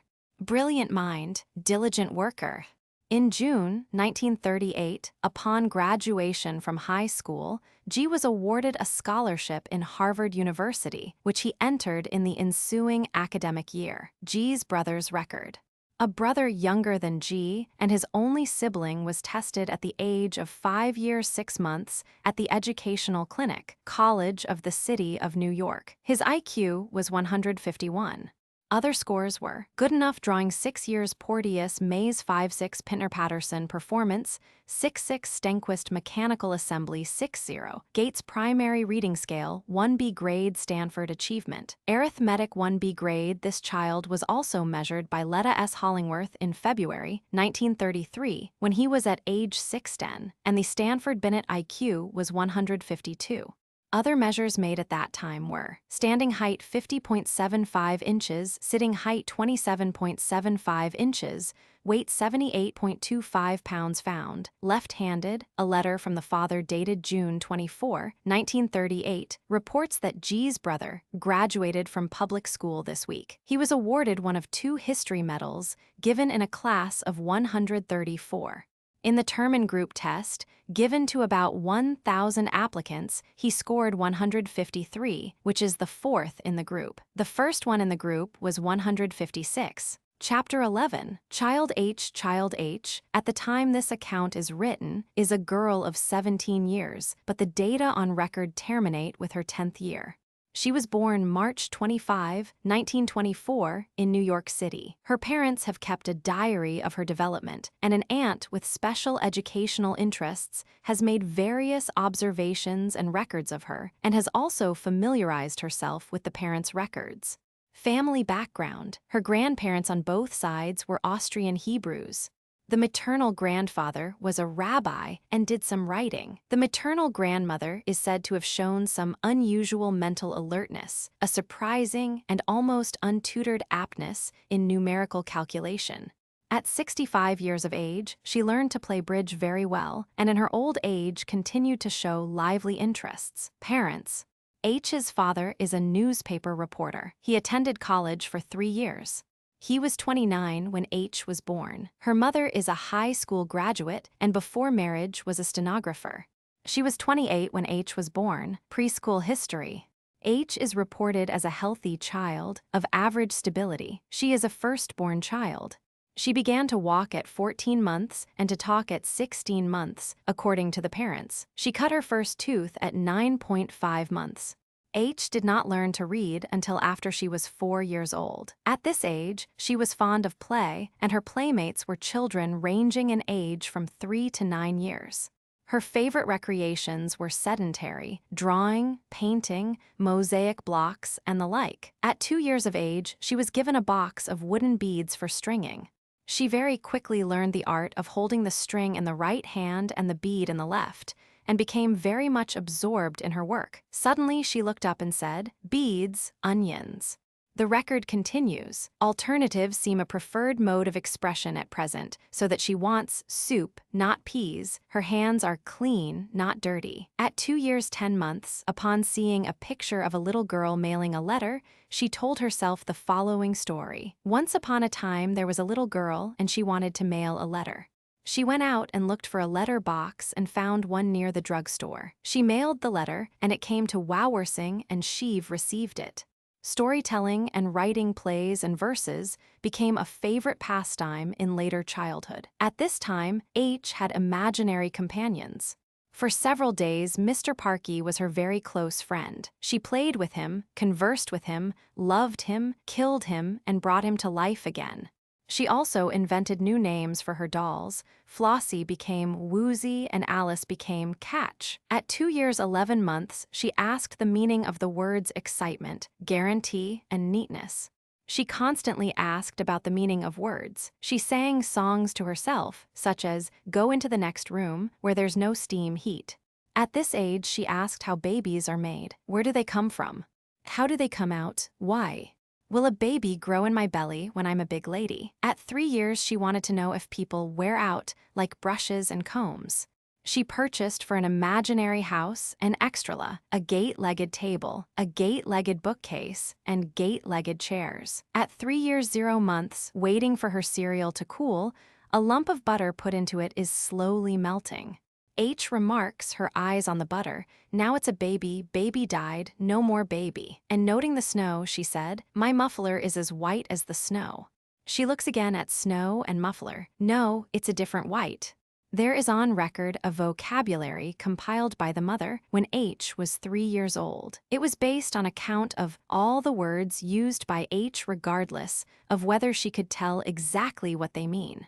Tenses of verbs are given, but no plurals of nouns. The list includes about 1,400 words, approximately classifiable as follows: nouns 745, pronouns 17, verbs 401, prepositions 15, adjectives 161, conjunctions 5, adverbs 63, interjections 9, mental measurements. March 24, 1927, age 3 years. Stanford-Binet examination given by Dr. Ella Woodyard with the following results: mental age 5'6", IQ 183. March 8, 1930. Age 5 years 11 months. Stanford-Binet examination given by Leta S. Hollingworth with the following results: mental age 8'9", IQ 148. At this time, H was in grade 1A, April 21, 1933. Age 9 years 1 month. Stanford-Binet examination given by Alice M. Holmes with the following results: mental age 17.2, IQ 189. At this age, she was in grades 5A and 6B, PS 206, Manhattan, and is described as a quiet and unassuming person, but most responsive. She would like to be with children her own mental age, for then she would get a mental stimulus and a social life that seems to be denied her now. In this same month, the new Stanford Achievement Test, Advanced Battery, Form V, given by Alice M. Holmes, showed scores as follows: paragraph meaning 109, geography 105, word meaning 103, physiology and hygiene 90. Dictation 87, arithmetic reasoning 94, language usage 91, arithmetic computation 110, literature 91, average score 97.8, history and civics 98. September 11, 1934. Age 10 years 6 months. H was given Army Alpha, Form 8, by Leta S. Hollingworth. Her score was 135 points, which is median for college sophomores. H was then in grade 7B. It is noted that this result is just what would have been predicted from tests made by us when H was 3 years old. November 9, 1934, age 10 years 7 months. During this week, H was given a number of tests by Leta S. Hollingworth with the following results: Stanford-Binet, mental age 18.6, IQ over 174, unmeasured by the test, intelligence scale CAVD levels, IM score 394 levels, MQ score 392, cooperative general science test for college students, score 17, percentile 11. Physical measurements, March 8, 1930, H norm. Standing height 47 inches 45.2, sitting height 24 inches, weight 48.25 pounds 41.7, April 21, 1933, H norm. Standing height 54.5 inches 51.1, weight 66.5 pounds 57.5, intellectual ability. There is a collection of many records showing H's reactions and opinions from infancy up to the age of 9 or 10. These contain apt comments, sage remarks, and discriminating judgments. They reveal a lively intellectual curiosity and a socialized attitude. H's parents have preserved copies of poems and short plays that H has written. A collection of the best ones, selections written between 5.5 and 8.5 years of age, covers 17 typewritten pages. Among them are the following: if I had Aladdin's lamp, you see, I'd give one wish to you and me, and then we'd wish for every toy, that every child should have some joy. Age 5 years 6 months, on the clover fields he roams, in the mountains, at the homes, makes the trees and flowers grow, and manufactures pure, white snow. God, age 8 years 6 months, there was an old soldier, he was all dressed in brown, this soldier had an honor, he was known all over town. This old soldier had a misfortune, that was known too. His beard it covered his metal, and people couldn't see through. Age 8 years 6 months, there are in the collection brief stories, continued tales, short verses, longer poems, dialogues, and plays divided into scenes, with appropriate stage instructions. From after the 10th year, there is an undated poem, submitted to the examiner September 19, 1939, by the aunt of H. This poem, entitled The Gospel of Intolerance, won a prize in a poetry contest. Of it, the aunt writes, "It was fished out from the wastebasket by my sister." To the question why she had thrown away the Gospel of Intolerance, H. answered that she did not think it was worth keeping, that she had no particular idea in mind when writing it, and that she was just practicing on the typewriter and thought of the phrase, "They said no," and then the rest just came by itself. Incidentally, H. has never read the Bible. The Gospel of Intolerance occupies a full single-spaced typewritten page. It begins as follows: "The gospel of intolerance they said no, and who shall but hear the whisper of command shall without question don his uniform, and go out upon the field of death in obedience, and who shall lie asleep in the sun must be roused, and who shall sit in lavender chairs eating of the earth shall drop his spoon, and who shall lie with the woman shall turn from his passion. And all this shall be done without words, as the answer to the whisper of that which is calling, and that which is in command, and he who shall stuff his ears with cotton must needs be twice called." Chapter 12, Child I.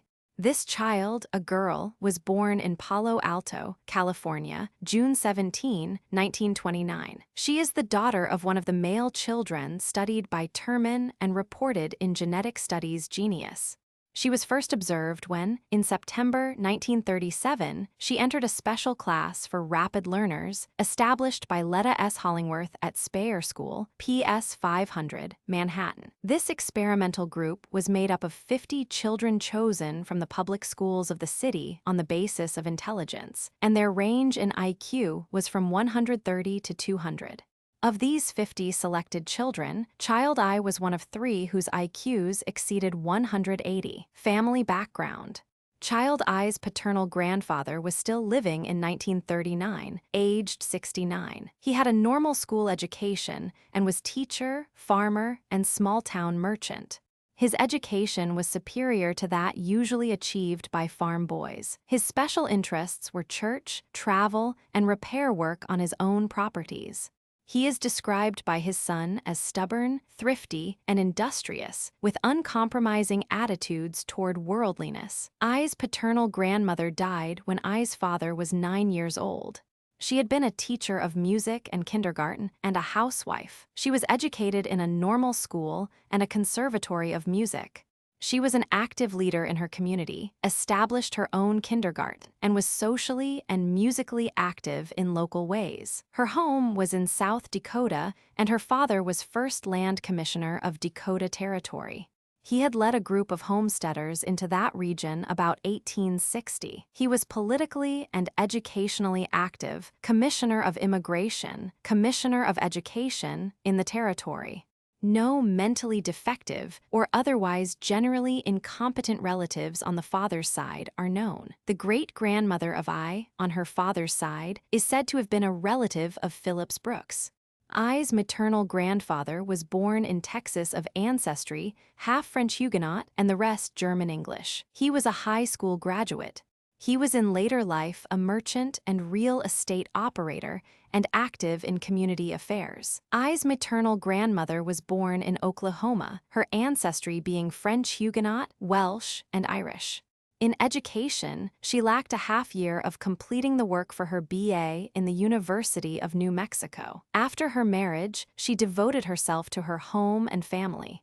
She was talented in dramatics and was active in local church, club, and lodge affairs. Father. I's father was born March 21, 1909, in South Dakota. He is mainly of English descent. He has the degree of BA and also of MA from Stanford University, and he was a candidate for the degree of PhD in public law in an Eastern university at the time of this inquiry. He was for 8 years a college instructor, and later was connected with a government department at Washington, D.C. He has been active in his profession, has written in the field of government, and is a member of various academic societies. He was one of the 1,000 children described by Terman in Genetic Studies Genius. He has been self-supporting since the age of 19. Mother. I's mother was graduated from high school in New Mexico and attended the University of Kansas for 1 year. She then transferred to the University of New Mexico, receiving her BA degree in 1930. 2 years before, when she was 20 years old, she married I's father and continued her college course. After graduation, she managed her home and also took some graduate courses. In high school, she was class poet and in the Honor Society 4 years. In her college years, she was active in sorority life and on publications. Her major interests were debating, dramatics, and student government. At the University of Kansas, she was on the Dean's Honor Roll. At New Mexico, she held various scholastic offices and was awarded several honors. In more recent years, I's mother has taken an active part in the League of Women Voters and in the Faculty Wives Club in the college where her husband has been teaching. Preschool history. The following data have been supplied by Child I's parents, who kept a baby book record of her development. Length of pregnancy, 8.5 months. Weight at birth, 8 pounds. Breastfed to 2.5 months, then bottle-fed to 18 months. First teeth appeared at 5 months and first permanent teeth at 5 years. Walked alone at 10.5 months. Talked in short sentences at from 18 months to 2 years. Childhood illnesses, measles, whooping cough, mumps, chickenpox, colds. Early educational history. At the age of about 2 years child, I had been observed in the Institute of Child Development, Teachers College, Columbia University, and reported as being hyperactive and of high intelligence. At the age of 3 or 4 years, she was used as a demonstration case before a class in psychology in the university, and the mental age of 7 was assigned to her at that time. Shortly after, she attended a kindergarten in the neighborhood of her home where they gave her extra work, French, and dancing. She liked this school. At the age of 5 years, she entered kindergarten at PS 193, Manhattan, for half-day sessions only, although she wished to go all day. At the age of 6 years, she was entered in the first grade at PS 186, Manhattan, and in the second term was skipped to grade 2A. She spent her spare time aimlessly drawing and was allowed to bring library books to school. Some of the time she sat with folded hands when her work was finished, and she resented this. Mental measurements. January 14, 1937 was the date of I's first examination, at the age of 7 years 7 months, and her Stanford-Binet IQ was 184. In September 1937, at the age of 8 years 3 months, she was given Intelligence Examination CAVD, levels HM. Her score was 361 points. The comment recorded by the examiner is, median 7th grade child is close to this mark. Child I had at this time just come from a school in which she had been placed in the 3rd grade. Records are available of several achievement tests child I took at different dates. Representative results are to be found in 2 Stanford achievement tests given in December 1937 and in June 1938. In the first of these, she averaged an age rating of 12.3 and a grade of 6.3. In the second, her age rating was 13.5 and her grade 7.6. In 6 months, she had advanced a year and 2 months in educational age and had made a similar advance in grade status. The following table gives the detailed results of these 2 examinations. Age, grade. Subject December, June. I left this experimental school a year after admission when her father was appointed to a position in another state to which the family moved. In the new school, she was placed in the 5th grade on the ground that she might make better social adjustments there, although her achievements were clearly already better than those of average 6th grade pupils. It is unfortunate that no follow-up of this child has been possible. Her record and the variety of her abilities were striking. She was one of the most outstanding and best-liked pupils in the group at Speyer School. In addition to her remarkable intelligence, she possessed desirable supporting traits, which led the teachers to predict that she might go farther than any other child in the selected group of 50 rapid learners. The fairly complete account of I's background and early development has been here provided in the hope that it may be made of use by investigators at some later time. Physical measurements and health. Measurements, as of January 16, 1939, age 9 years 6 months, were as follows. Child I norm. Height 58.5 inches, 52, weight 96 pounds, 61.5, chest circumference 29 inches, head circumference 21.1 inches, eye color brown, hair color dark brown, tonsils and adenoids caused trouble in 1933 and were removed in 1934. No visual defects noted. Occasional headaches, usually from reading or remaining long periods indoors. Hearing excellent, nutrition excellent. No symptoms of general weakness. Parents report I to be, at least, very excitable, and that she shows impulsive actions and extreme eagerness. No sleep difficulties, no muscular twitching, no special fears. Sleeps 9 hours fairly soundly. Miscellaneous characteristics. Her superior ability was first noticed by people from the university at 15 months because of comprehension beyond that expected at such an age. She is interested in music and wrote the school song at Speyer. She has been very much interested in nature study and science since her 2nd or 3rd year, and in her relationship to the world and the cosmos. Has asked questions frequently concerning origins and creation. She has shown no special interests in mechanics, drawing, or painting, but from her 2nd year, she has had active interests in recitation and in the dramatization of nursery rhymes, etc. She has played with imaginary companions. She began making up rhymes at an early age. She reasons logically and has a strong sense of justice. A neatly bound volume of typed pages prepared by I as a Christmas present, 1937, for Leta S. Hollingworth, is entitled First Poems. There are in the collection a dozen short verses or longer poems, each dated by I's age at the time of composition. The ages range from 4.5 to 8 years. A few samples follow. Stars. The stars are shining bright tonight. I wonder why they shine so bright, I guess, to make it light at night. Age 5 years, the caveman. The caveman was a hunter brave and bold. He wore the skins of those he killed to keep him from the cold. And many ages later, when he had passed away, men found in caves the sharpened stones that he used every day. Age 7 years 5 months, flowers. Red and yellow tulips blooming on the lawn, blooming in the woodland, trampled by the fawn, little yellow dandelions hiding in the meadows, given to the cow to eat every time she bellows. Pretty red roses upon a bush like a little lady bursting with a blush. White and purple lilacs on a bush of olive green as a birthday present were given to the queen. Age 7 years 5 months, searching. A wandering stranger, am I believe in nothing but the great powers of the gods, the whole world have I searched for their wisdom. But such wisdom found have I not, though I have searched the world over, not a trace of such can be found. I have searched on the hilltops, in the valleys, I wonder if such things there are in this wide world of wonder. The rocks have I broken to find this great wisdom.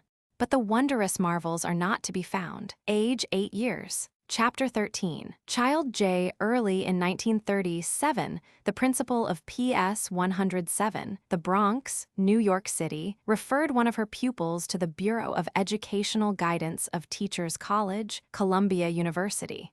This child was J, a girl then about 7 years 6 months old, born May 18, 1929. She was at this time in grade 5A, and the principal and teachers had concluded that she was so superior in mental level that the ordinary school program could offer her no challenge.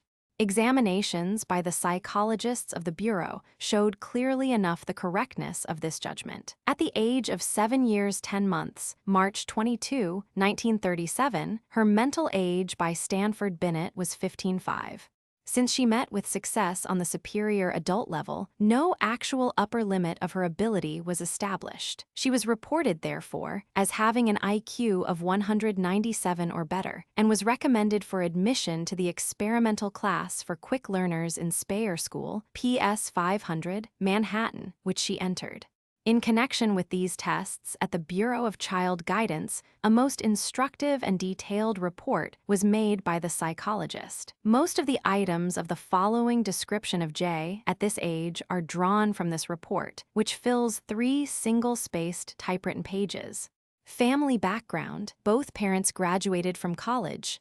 The father is an instructor in English in a large Eastern university. In the interests of educational research, he took, on April 20, 1939, IER Intelligence Scale CAVD, levels MQ. His score was 445 points, which the examiner, Leta S. Hollingworth, reports is included in the top 1% of college graduates and indicates an IQ of not less than 180 in childhood. The mother of J is a graduate of a large Midwestern university and a former schoolteacher. She also took the CAVD test at the same time that her husband did, making a score of 436 points. This, the examiner reported, is included in the top 5% of college graduates and indicates an IQ of not less than 170 in childhood. J has one sister, 4 years younger than herself, born May 1, 1933. This sister was given a Stanford-Binet test under distracting conditions following a trolley car accident.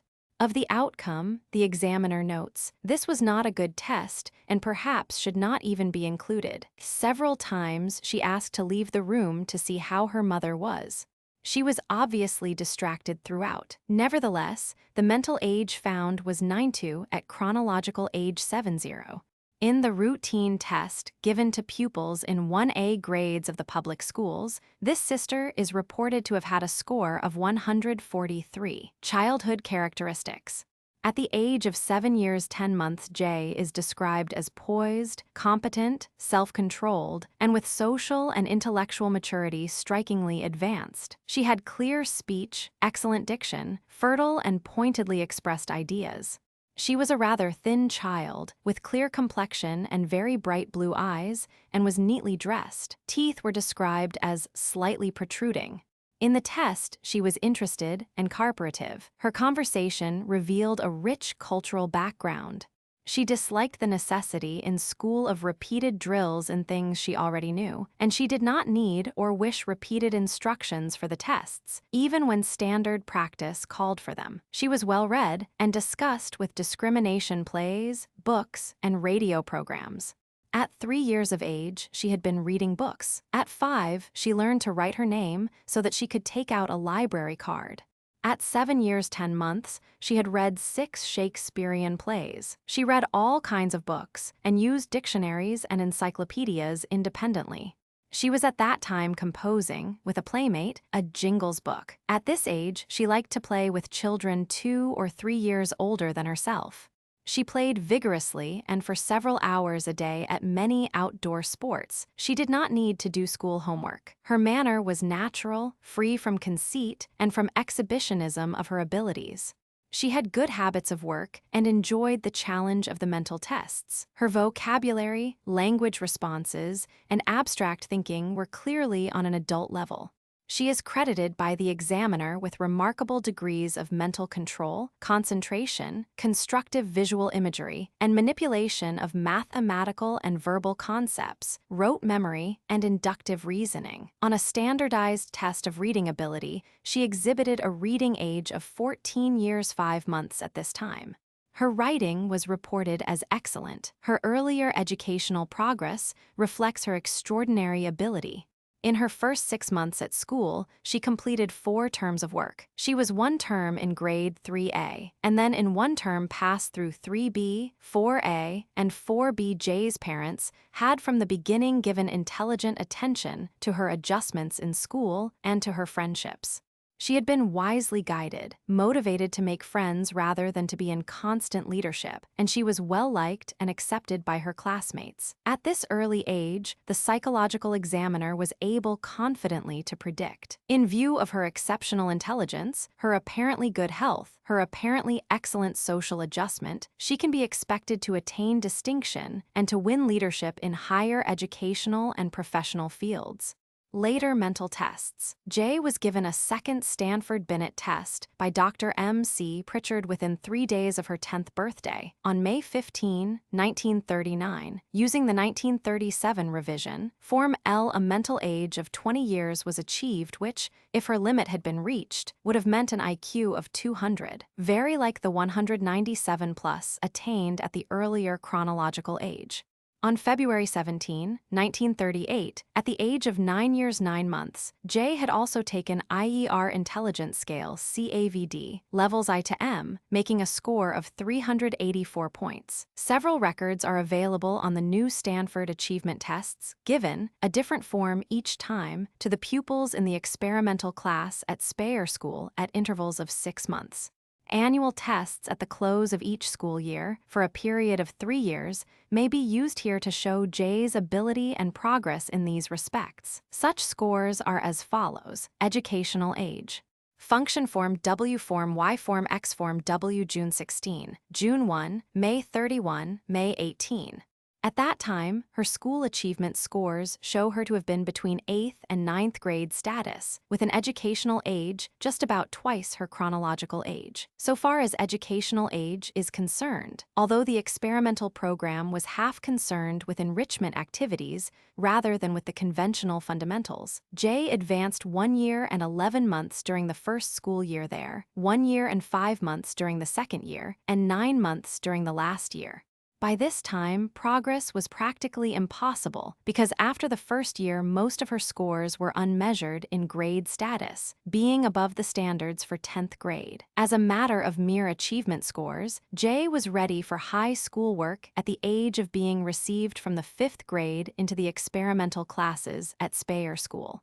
There are in the files several poems written by Jay while she was in Speyer School, before May 1939, that is, before her 10th birthday. The following may be given as a representative sample of these compositions. A March snowfall. It's March, yet snow is falling fast, and one may hear the wintry blast. A budding tree, a sign of spring, will to me great gladness bring. When crocuses have put their heads above the softened garden beds, and when in all the fields around lively little lambkins bound, and green creeps up across the lawn, I'll be glad the snow has gone. Chapter 14. Child K is a boy, born December 19, 1922. He first came to the attention of this series of researches in 1929 when his grandmother sought advice concerning his education from Leta S. Hollingworth. Family background. Kay's paternal grandparents are English and Scotch-Irish. The grandfather is said to write poetry and the grandmother to compose music for the verses. Kay's maternal grandparents are of Jewish origin, both born in America. The grandfather was a teacher, the grandmother was in business. This grandmother was the 7th of 12 children. The youngest of these is said to be a brilliant woman of executive ability. The eldest, at the age of 79, reads all the papers, compares notes, etc. One of the brothers in this group was a physician, another a lawyer. A cousin of Kay teaches in Massachusetts Institute of Technology and was called during the First World War for special work in mathematics. This man's sister is an archaeologist married to an archaeologist.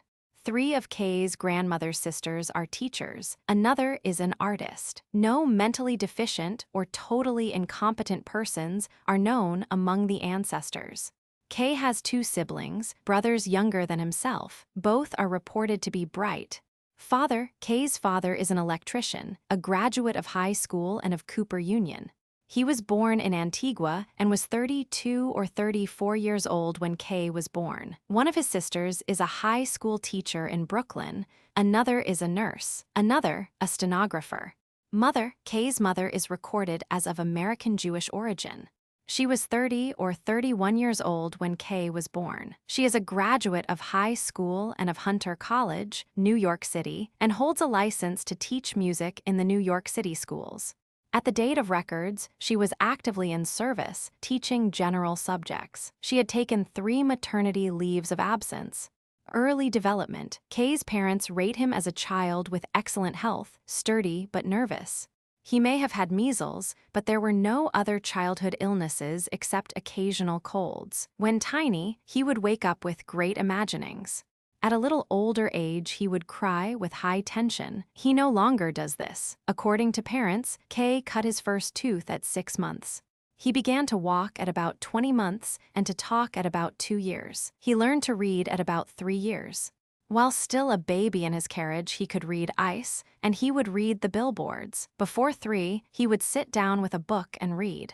At 5 years of age, Kay wanted to discriminate in meaning between bluff, joke, and fake. He is untiring in his attention to books. He will sit with an American history, an English history, and Godey's History of American Beginnings in Europe and the dictionary around him, and will work at these for hours. At the age here reported, Kay had no playmates. His younger brothers played by themselves. Kay did not like to play. His favorite recreations were reading and transferring pictures, and consulting almanacs and dictionaries. He has a passion for accuracy. He has as yet made no collections and has no pets. He has no imaginary companions and no imaginary lands. Mental measurements. On April 10, 1929, Kay was brought to Teachers College, Columbia University, for mental testing. The Stanford-Binet and other methods were employed. He was then 6 years 4 months old and had not yet entered school. On the Stanford-Binet, his mental age at that date was 9-1, giving an IQ of 143. But the examiner added a note to the record to the effect that it is predicted that this child will test much higher later, when examined under standard conditions, alone with the examiner. The conditions under which this test was taken are not recorded, but it was probably a class demonstration. On March 26, 1931, at the age of 8 years 3 months, Kay was again given a standard Binet test by the same examiner. He was then in grade 5A, although only 2 years before he had not yet entered school. This time, his mental age was 14.8, giving him an IQ of close to 180. The earlier prediction of an increase in IQ at a later age was fulfilled under standardized conditions. Although Kay was in grade 5A at this time, it is noted that writing is only about 3rd grade ability. In this manual cardination, Kay's score was nearer to his chronological age than was his mental level. He was also given Trabu Language Completion Scale A on this date, with a score of grade 6.5, a full year ahead of his actual, though advanced, school placement. Of such cases, the examiner commented as follows: the little boy scored a mental age of 14 years 8 months. Only 1 or 2 8-year-olds in 100,000 reach such a score. These children are so far beyond the average that schools are not equipped to handle them adequately. Experts in education do not know what the best procedure is in regard to their placement in school, but we hope to find out as time goes on. I asked you to bring the little boy again for purely professional reasons, to learn how he is developing, how he conducts himself, and what his interests are. We want to find out how to educate these children. Tell him I am sure he is going to have a good future if he learns to get self-control. Physical measurements. At the age of 6 years 4 months, Kay's standing height was 48.2 inches and his weight was 50.5 pounds. At the age of 8 years 3 months, Kay's standing height was 53 inches, sitting height 28.2 inches, weight 62 pounds. In the 2-year interval, Kay had gained 5 inches in height and 12 pounds in weight. Later educational progress. There is little record in the files of the subsequent career of this boy, and no follow-up has been made possible. A letter from his mother, dated December 30, 1933, reports that Kay is now just 11 and will graduate from public school next month. This would mean completion of the 8th grade at the age of 11 years. There is also a letter from his mother dated December 10, 1937, at which time Kay was 15 years old. In the following month, he was to be graduated from Theodore Roosevelt High School, New York City. Plans were being made and advice sought concerning college. K had gone through high school an honor student. His high school record is outstanding. Regents marks, etc., exceptionally high. Chapter 15, Child L. This exceptionally gifted boy, born May 5, 1927, was a member from the beginning of the experimental group for rapid learners established February 1936 in Speyer School by Leta S. Hollingworth. In achievement as measured by standard tests from time to time, he led that group of highly selected children, his IQ being 200. At the request of his parents, he had been recommended for admission to the project by the principal of the public school he was then attending in Brooklyn. Family background. Child L's ancestry is Austrian Hebrew. Of his paternal relatives, an uncle and a cousin are rabbis, and at the time this record was made, a cousin was professor of mathematics in the University of Krakow. L's maternal grandfather was an Austrian merchant and also a learned man who is said to have written several books. The maternal grandmother of L was active in local circles to which she belonged. At her death, she left money for L's college education. A maternal uncle is an architect. L's mother's cousin is a physician. No mentally defective or totally incompetent persons among L's ancestors are known. Father, Child L's father, is a high school graduate. He was 33 years of age when L was born. His trade is that of jeweler, but being unable to find work in this line, he has taken employment in a factory making airplane precision instruments. Mother, L's mother, is a high school graduate. She was 29 years of age when L, her only child, was born. She was a dressmaker before her marriage. Early history. L is rated by his parents as having good health and as being well-balanced. He cut his first tooth at 9 months, began to talk at 9 months, according to his parents, and to walk at 15 months. He learned to read at 4 years. His playmates are several years older than he. L likes to play. His favorite recreations are reading, chess, and checkers. In January 1935, at the age of 8 years 5 months, he was in grade 5A1. His school ratings had been a for every term, and he had accomplished 4 years' work in 2 years. The Otis self-administering tests had been used in the school, and L had been credited with an IQ of 153, much lower than that subsequently found to characterize him.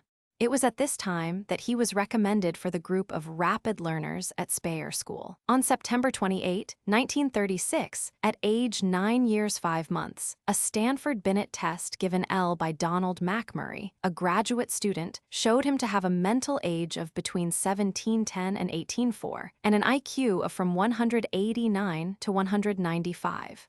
On January 18, 1939, a revised Stanford-Binet given L by another graduate student showed him to have a mental age of 19.6, his chronological age then being 10.8. The IQ thus determined was 183.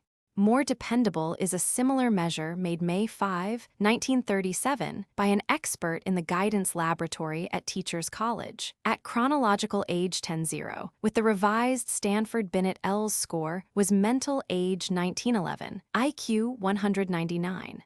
Certain details in the report of this test are worth reproduction here. Guidance Laboratory Report of L date of birth. May 6, 1927 CA 10.0 date of test. May 5, 1937 MA 1911 test. Revised Binet, Form L IQ 199L, earned a basal age at Superior Adult I level. At Superior Adult II level, he successfully completed all the items except interpretation of one of the proverbs. At Superior Adult III level, one more test was passed, orientation. L was friendly and cooperative throughout the test. Although he had never seen the examiner before, he made an excellent adjustment to the testing situation. Throughout the test, he indicated a genuine desire to be as accurate as possible. All his responses were given in great detail, and he always told much more than was necessary in order to earn credit. Psychometrically, L ranks in the top 1/10 of 1% of the population. His intellectual development is very superior. His level of comprehension, vocabulary, memory, and verbal ability are outstanding. He displayed excellent insight into his work and spontaneously criticized his own performance. When difficult items were presented, he frankly admitted that he could not respond accurately. He was persistent in his efforts and devoted excellent attention at all times. He has a good understanding of the limits of his ability. It is impossible to recommend appropriate school placement for this boy, since such ability as he possesses appears in about 1 out of every million individuals. His emotional, educational, and social adjustments will always be difficult because of his advanced intellectual development. L has acquired a wealth of information. We can be sure of one thing: no matter where this boy attends school, no matter what the teaching devices are, he will always learn new facts and instruct himself. Such intellectual curiosity as this boy possesses will always be satisfied because of his own drive to acquire both information and skills. A further picture of L's ability at an early age is given by his scores in 2 CAVD intelligence scale records, made under the supervision of Leta S. Hollingworth. The first of these was made by L in November-December 1936, at the age of 9 years 6 months. His score was 392 points, which is noted as equivalent to a good score for 10th grade pupils who plan and are encouraged to go to a first-rate college.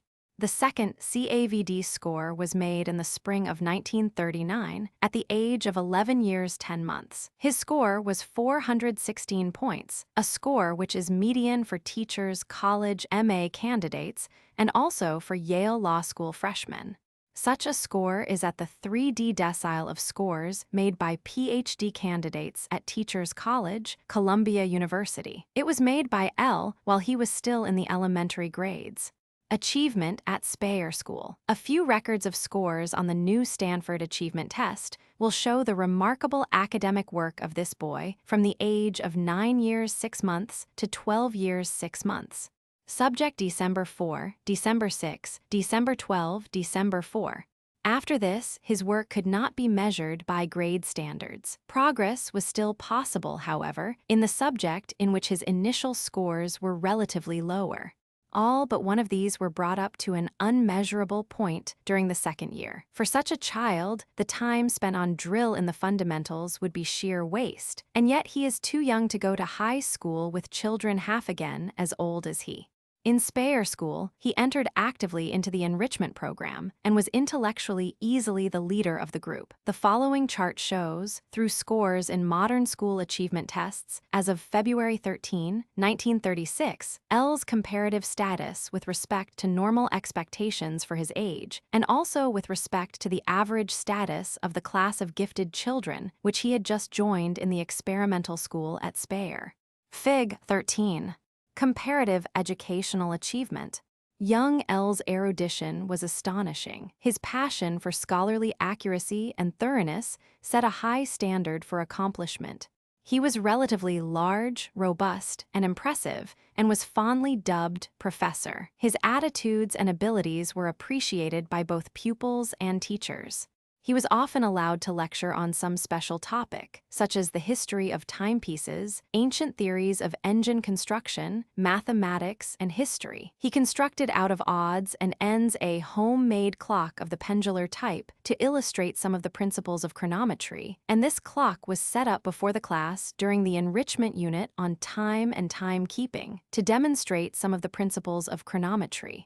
His notebooks were marvels of masterly exposition. Being discontented with what he considered the inadequate treatment of land travel in a class unit on transportation, he agreed that time was too limited to do justice to everything.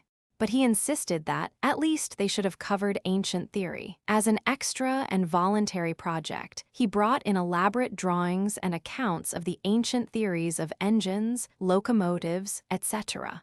Subsequent to a visit to the school by an assistant superintendent associated with its work, L addressed to this dignitary the following communication. He was at that time 10 years of age. November 30, 1939 Dr. Assistant Superintendent 500 Park Avenue, New York, NY Dear Doctor. Several of my classmates have informed me that you question them as to the relationship of Archimedes to our unit on music, art, and literature. We are not confining ourselves to music, art, and literature, but are also studying the background that helped to produce this culture. We feel that the only way that we can acquire a full view of this is to study contemporary contributors to the advance of civilization. I, being greatly interested in mathematics, volunteered to deliver a report on Archimedes, who was famous for his mathematical research. But this is not the only way Archimedes is related to our unit on music, art, and literature. In the act of writing any great piece of music, a knowledge of mathematics is essential. Also, in any good work of art, it enters into the form of perspective, without which a drawing is apt to be void and lifeless. Therefore, Archimedes has been included in our unit. I hope that you will soon visit our classroom again for all the children. Enjoy the talks you often give them. Respectfully yours, high school record to date of writing. L entered Bronx Science High School in February 1940. This high school selects its students on the basis of a competitive examination. No classification on the basis of ability is made after entrance to the school. L's final grades for the first term, closing June 1940, are English 95, Social Studies 99, Mathematics 100, Science 99, Average 98.25. The judgment of his supervisors and teachers is shown by the following quotations from comments about him as of June 1940. He is an excellent student. My only criticism of the boy is that he is too mature. He should be more of a nuisance. As I see it, our problem of adjustment here for L is to make him more of a real boy. Dr. M, administrative assistant. He is a wonderful boy, and that covers everything. Mr. C, social studies. L is the best boy I have had in all of my teaching experience, and I have taught in the New York City schools since 1913. He is the only boy I ever gave 100 as a final mark. He knows rules of trigonometry that he never has had in school. Mr. W, mathematics. I first became acquainted with L when he walked into my office last term and introduced himself. He said he was trying to make up his mind between Science High School and Townsend Harris. He had decided the most sensible way was for him to visit both schools and then make his decision. He is a most unusual youngster. We found he surpassed any child in the class.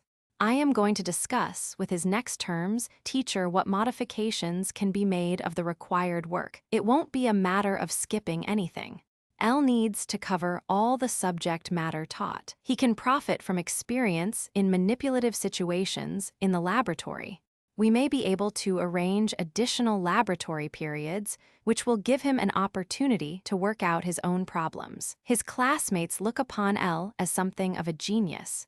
Mr. Z, head of science department. L feels that the school he chose is a good one and is well suited to his purposes because the teachers are very good, the school teaches the subjects he wants to learn, and he is not hampered by the excessive size of the school. By way of improvement, he suggests more mathematics equipment and class formed according to students' ratings, smartest 10, say, in first class, etc., in addition to his work in this school. And to his earlier school work, L has gone to Hebrew school about 9 hours a week for 4 years, and has just been graduated therefrom with first honors. He reports many hobbies and outside interests, such as making model airplanes, doing science experiments at home, reading, using the microscope, collecting early American money and stamps. He does not do much outdoor playing, not because I do not want to play outdoors, but because I lack the time and the companions. My favorite sport is swimming because it is both enjoyable and good exercise. I very seldom take part in any organized athletic games except baseball for 2 reasons. First, I don't like to be disciplined, and second, I do not like games where a person's brawn is more important than a person's wit. Elle and a friend have started a supply service in the high school, buying at wholesale and selling to students at retail prices. For this privilege, 20% of the profits they turn into the general organization Carfare Fund for Needy Students. Elle's chief criterion in choosing his outside activities is their educational value. By making model airplanes, I can find out more about scientific principles of flying. Any experiments in science I make may help me to advance my scientific knowledge. I am doing some experimenting in soilless gardening as a scientific hobby. I believe that stamps should have real interest behind them and not money value alone. I do not play any musical instruments, although I was drafted into the high school glee club by the music teacher. I would rather work on amateur radio if I had the money. I like music, but I can't make it. Elle wants to take stenography and typing in night school. It will come in handy in high school, and when I get to college, I may be able to get a job with some professor. Later tests and inventories. In connection with the inquiry into Elle's adjustments upon entering high school, Dr. Pritchard has also given him several further tests and inventories, the results of which are as follows. On CAVD, his score is now 427 points, which is in the 7th decile of the PhD matriculants at Teachers College.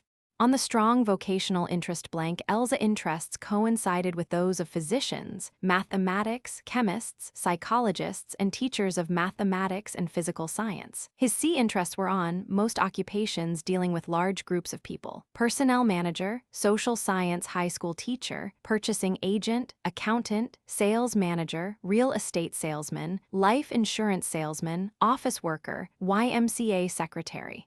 His first choice for an occupation is mathematics teacher on the college level. He dislikes any occupation where there is little opportunity to discover new facts.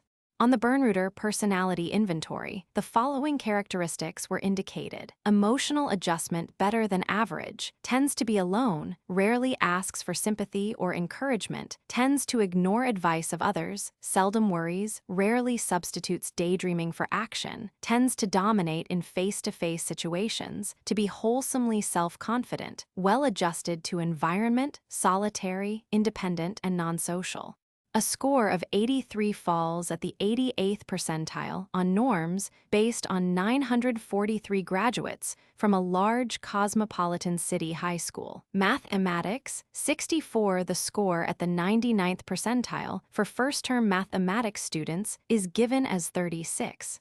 A score of 64 exceeds the scores of 98% of the 943 high school graduates cited above, and 99% of 1156 college entrants. Natural science, 61, the 99th percentile score for students who have had one term of high school science is 42.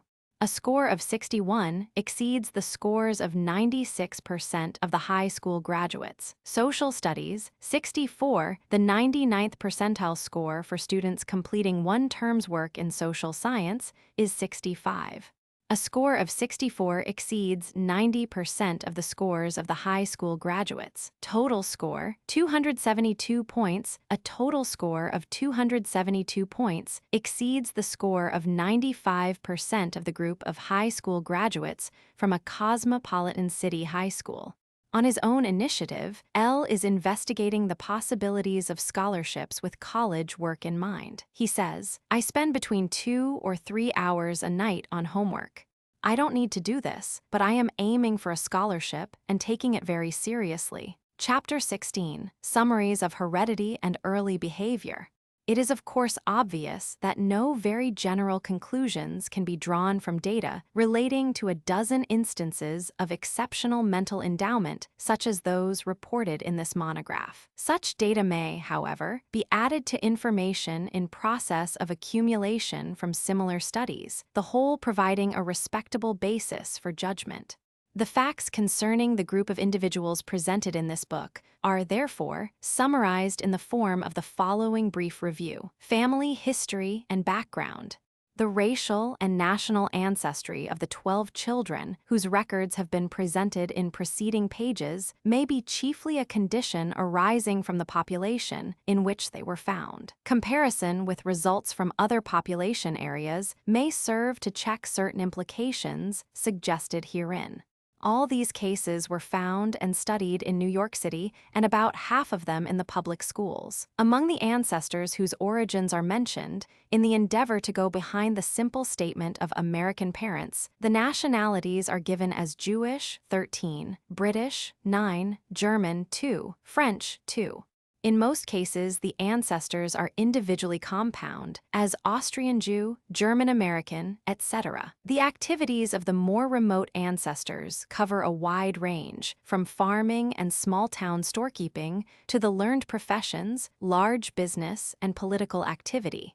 On the whole, the remote ancestors appear to have been fairly successful people, with the majority of them in the professions. No cases of mental deficiency or total incompetence are recorded among them. A few of these children were from families in economic distress. These cases were largely instances in which the father was dead or incapacitated, and the mother was struggling to carry on with slender resources. But on the whole, as in earlier cases cited from the literature of gifted children, the socioeconomic status was moderate. The father's occupations are in 10 of the 12 cases in the professions. They may be classified as engineer 1, lawyer 1, army officer 1, college teacher 2, accountant 2, electrician 1, journalist 2, jeweler 1, insurance 1. The occupations of the mothers, either before or after marriage, when stated, were advertising 1, teacher 2, housewife 3, secretary 2, statistician 1, dressmaker 1, scientist 1. All but 2 of the fathers are known to be high school graduates. 5 went beyond this point in business or trade school. 4 are college graduates. As for the mothers, all but 2 are high school graduates, and 5 hold college degrees. Ages of parent at time of birth of child when given are as follows. Father-mother below 25-1 from 25-33-4, 30-35-2, 35-43, 1 median age of fathers, 31, of mothers, 28.5. Of the 11 cases where the facts are known, 5 are only children, 4 have 1 sibling, 1 has 2 siblings, and 1 has more than this. In 5 cases where the child in question is not an only child, he or she is the eldest sibling. That is, in 10 of the 12 cases the child is a firstborn, so far as the records show. In a few cases, the IQ of the sibling is known. Such IQs are invariably above 130, in most cases much higher, but in no case so high as the 180 that would have been required to admit them to the group here considered. Otherwise, of course, they would have been included in the study. Of the 12 cases here described, 4 are girls. It has already been noted that among the 19 cases cited from the literature of gifted children, there were 12 girls and 7 boys. The total of 31 cases, which this study now makes available, comprises 16 girls and 15 boys, as equitable a division of the honors as an odd number makes possible. Physical and behavioral development. No single item indicative of early developmental pace in physique and movement is given for all the 12 cases. For most of them, records are given on walking, talking, reading, first tooth, height, and weight. Grip is recorded in 5 cases, weight at birth in 3 only. These data are summarized in the following table. Since height, weight, and grip were taken at varying ages on the different children, all that is indicated in these columns is above normal or below normal. Age of first child walking, talking, reading, tooth, height, weight, grip. 11.3 #. B 15.937 #. C 15.1639. D 12.11 1.54 #. E 13.24 8 normal. F 14.12 4.510. G ##. H 14.16 49.5 #. I 10.5 21.35 #. J K 20.24 36 #. L 15.949 #. Median age of walking, for the cases recorded, is 14 months, a wholly normal age for children in general. Median age of talking is 14 months, considerably earlier than the norm usually recognized. The range, too, is wide, from 9 to 24 months. First teeth normally begin to appear in the 6th to 7th month, and the median here is close to that. Median age of reading here reported, 3 years, is earlier even than that found in the 19 cases cited from previous literature. All but one of the 10 cases for which stature is reported exceed the norms in this respect. 6 are heavier than the age norm, 1 just at it, and 3 are lighter in weight. The records of grip tests show nothing unusual. In 3 cases where weight at birth was recorded, this was from 7 to 10 pounds.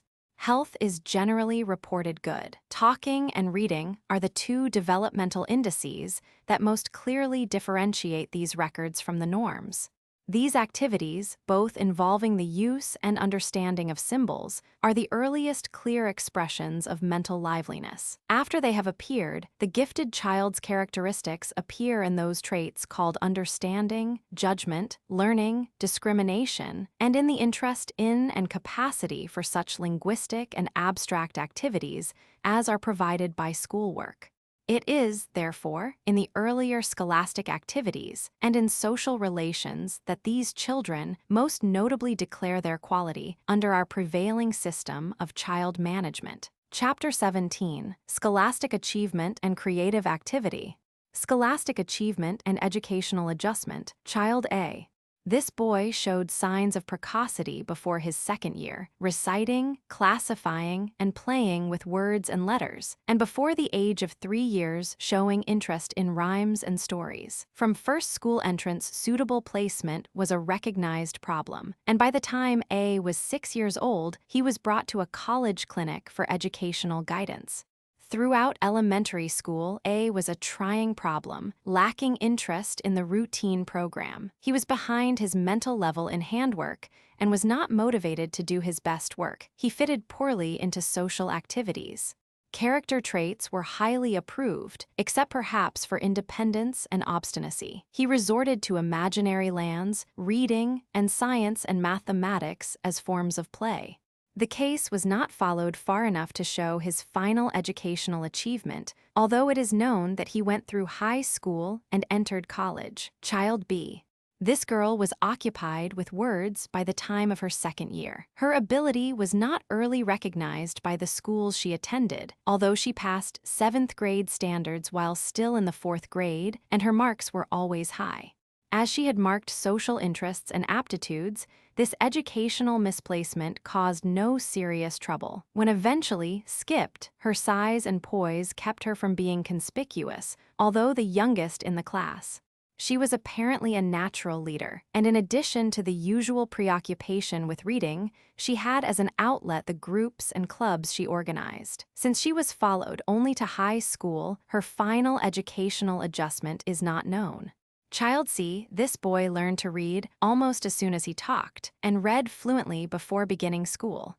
He was at once recognized as odd, but in spite of perfect work, he was not advanced, and his ability was unappreciated by his teachers. At 9 years 6 months, with a mental age of 18, he was still in the 5th grade.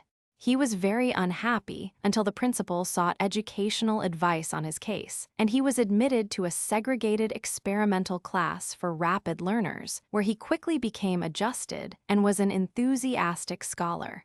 Child D, this boy was reading before he was 2 years of age, and was also interested in numbers and relationships. He made social contacts even before entering school by publishing a playground newspaper. As an exception to the prevailing rule, this boy's ability was early appreciated by his parents, and it was recognized by his teachers as early as kindergarten. His educationally interested parents supervised his instruction and sought expert advice. Various side talents in which he was versatile were also cultivated. Mathematical and scientific interests appeared early and were encouraged. Progress through school was facilitated, and he entered college at 12 years 6 months of age, graduating with honors at just over 16. In the following 12 years, he became a proficient and well-trained industrial chemist, holding an important position in this field at the time of his death at the age of 28. Child E. This child's ability also was recognized by teachers and parents at an early age, and this appreciation led to diligent supervision of his subsequent education. When he began to talk, he was equally conversant with 4 languages. He was always accelerated in school, and his superior size made this procedure feasible, at least in childhood. His whole bent was towards scholarly pursuits, and much of his study was privately conducted. E entered college at 12 years, and his precocity was widely exploited on the campus and in the press. His devotion to his work and his good sense and humor preserved him from social difficulties. He even impersonated himself in a class play. His subsequent intellectual progress was phenomenal, and he speedily became a scholarly contributor and an influential and active leader in the field of his boyhood choice. Child F, this boy was an educational problem, even in his first years, in an ungraded school. Afterward, teachers refused to place him in grades high enough to keep him occupied. A benign form of truancy that led him to the public library and to chess tournaments was his way out of his predicament. But in the process, he developed an aversion to educational processes and to authorities of all kinds. He was appreciated neither by his parents nor by his teachers until he was discovered in a survey that sought for just such minds for an experimental project in the education of the gifted. Traits other than intellectual made his subsequent educational history take the form of spurts, with intervening debacles. He died before the outcome of this group of circumstances could materialize. Child G, this is a third case of early recognition by teachers and of guidance by parents, which led in childhood to an educational clinic for advice. Early interests in reading were fostered and directed, and more extrovert and social activities were devised by his parents. G was rapidly promoted, and after entering an individual progress class, he was a contented scholar. In spite of the facilitation of his progress through the grades, he was not through high school until 15, and there is every evidence of satisfactory personal and social adjustment. The case record ends with his admission to college on a scholarship with definite and clearly defined aims and interests. Child H, this girl's interest in words, stories, and relationships was noticed before her 3rd year, and early recognition of her gifts appears to have come through an aunt who had special educational insight. Although H resorted to imaginary companions, she was socially minded enough to enjoy playmates. Since the record terminates with her 10th year, there are no data on her later educational career, but her story thus far appears placid and marked by good adjustment and intelligent guidance. Child I, this case, had the advantage of a parent who also had been studied by educational experts interested in the gifted. Also, her parents were themselves teachers. As early as 2 years, she had been identified as exceptional, and her subsequent career appears to have been guided throughout with wisdom. I's discontent with aimless activity in the first 2 school grades was solved by placing her in the special experimental class for rapid learners. Her excellent progress and adaptation here constitute a clear demonstration of the advantages of early identification and intelligent educational placement. Child J, this child's ability was recognized by her teachers from the beginning. She was accorded very rapid advancement, which was probably the only solution available under the circumstances. The parents, themselves educators, also contributed intelligent care and guidance in her development. This favorable conjunction led to her prompt admission to an experimental group for children of her quality as soon as the regular teachers realized their inability to provide further stimulation for her. The definite service provided in this case by the Bureau of Educational Guidance is also an instructive part of the picture. Child K. This boy's history is meagerly recorded. His picture is the usual one of early reading and native interest in learning. By his 7th year, he had been appreciated by relatives who sought expert advice and guidance in his education. Such advice was then sought from time to time by his parents, and the brief record shows no untoward developments in his subsequent education up to the end of high school. Child L achievement was so conspicuous in this case that as soon as L entered school, he was given rapid promotion. His recommendation to the special class for rapid learners was due to the joint action of his parents and the school principal. Once in this group, L's educational problems vanished. Expert guidance also attended his entrance to high school. As a result of these circumstances, his further career appears to be propitiously launched. The observations that seem most obviously to emerge from these brief summaries of educational history are as follows. 1. Such children as are here presented constitute difficult educational problems from their entrance in school. The problems are not only those of the teachers and educational authorities, but they are chiefly, perhaps, the problems of the children themselves. 2. Depending on the solution of these problems, such children may either be well articulated to the work of school and society, and thus their remarkable talents be socially capitalized, or they may, on the other hand, develop distaste for such activities, negativism towards social projects, and personal obstinacy and recalcitrance, perhaps accompanied by bitterness. 3. The advantages of early recognition, appreciation, and, if possible, measurement are apparent in the study of this small group of exceptionally intelligent children. Although all were identified fairly early in their lives, there are very different degrees of adaptation to school and society, ranging from opposition and truancy through indifference to rapt and enthusiastic preoccupation. To a considerable extent, these variations appear to have depended on the earliness of identification of the child's intellectual quality. The valuable services of surveys, guidance clinics, and school psychologists are clearly manifested in this group of cases. 4.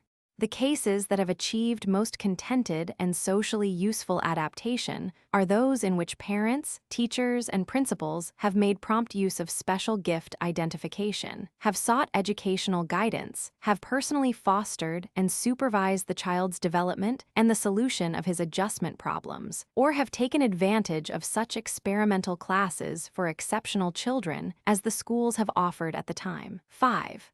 Among the cases herein reported, the clearest ones of easy and useful adjustment occurred when the exceptional child became a member of an experimental group comprised of others of his approximate kind. In the dozen cases cited, 4 different projects of this kind in the New York City schools have been referred to.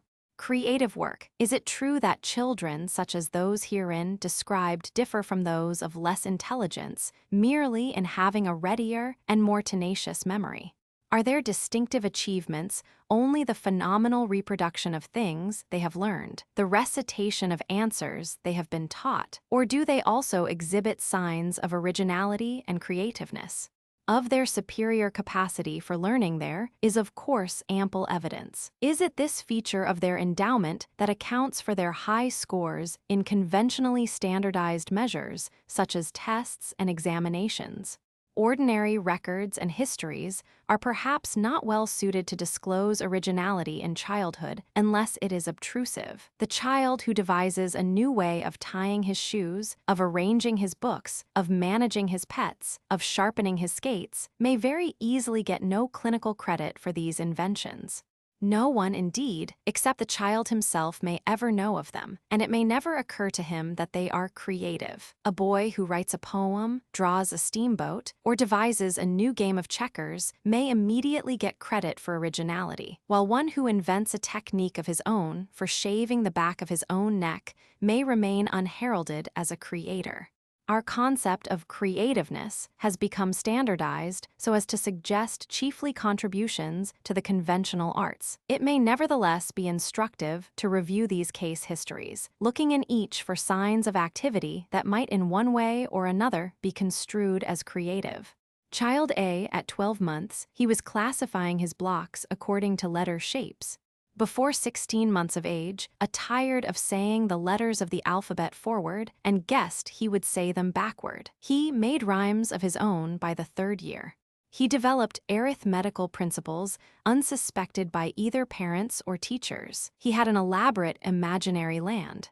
He did not play well with other children because he always wanted to introduce new methods of playing the games. He devised elaborate schemes of his own for classifying events and objects. There is very little of the conventional interest in drawing, painting, poetry, mechanics, or music in this account, but it is clear enough that in his own way A had originality. Child B. This child's early acquisition of the art of reading appears to have been untutored, and her passion for organizing clubs showed at least a certain type of initiative. But the record gives little evidence of other creative activity. Her chief distinction, so far as noted, was in the fields of excellent schoolwork and social adaptability. Child C. This boy's earliest recognition was on the basis of what the teachers called his phenomenal memory. But from early years, his chief passion was for science, and his main interest therein was the possibility of discovering new things. There is, however, little evidence of ingenuity in the record, and C was chiefly distinguished by the mass and facility of his knowledge, learned chiefly from others. Child D. The very curiosity of this boy might be said to have a creative or original character. He was always asking unexpected questions. His playground newspaper was an original project in spite of its conventional character. So also was his passion for tabulation and calculation. His imaginary land was a complicated creation, as was the elaborate dictionary of its unique language. Musical composition was one of his pastimes, and he had active native talent for drawing and design. The invention of new words and new games was creative, and he had original classifications for many varieties of natural objects. His interest in science, which became uppermost, led to original experiments such as those on the path of attack. His final adoption of scientific work as a career is in keeping with this, and the position held at the end of his brief life was one concerned with chemical research in a relatively new industry. In a very real sense, this boy's creative interests are fundamental in the picture of his development.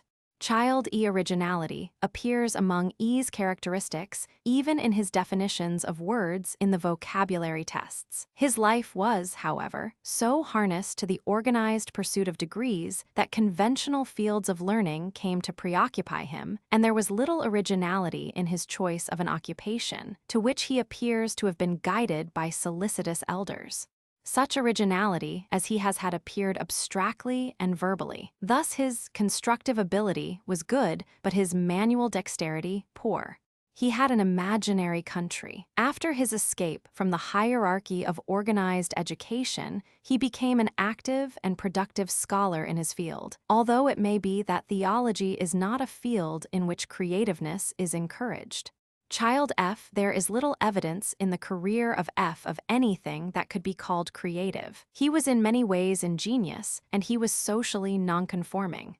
He was a storehouse of information, but not sagacious in the use of his knowledge. His ingenuity was not along original lines, but in such conventionalized fields as chess, bridge, and dialectic. His capacity for intellectual work was phenomenal, but for the most part such activities were in prescribed fields, and a temporary interest in science was deflected to law, like theology, a field in which creativeness is not always an asset. Child G. This boy's education was so scrupulously supervised and so sedulously recorded that he had little time for original projects. His questions and remarks evince a lively curiosity, and his abiding interests in chemistry and mathematics, with a research turn, perhaps point to creative trends that are poorly reflected in more elementary years. There is little evidence of unusual proficiency in any of the creative arts. Child H.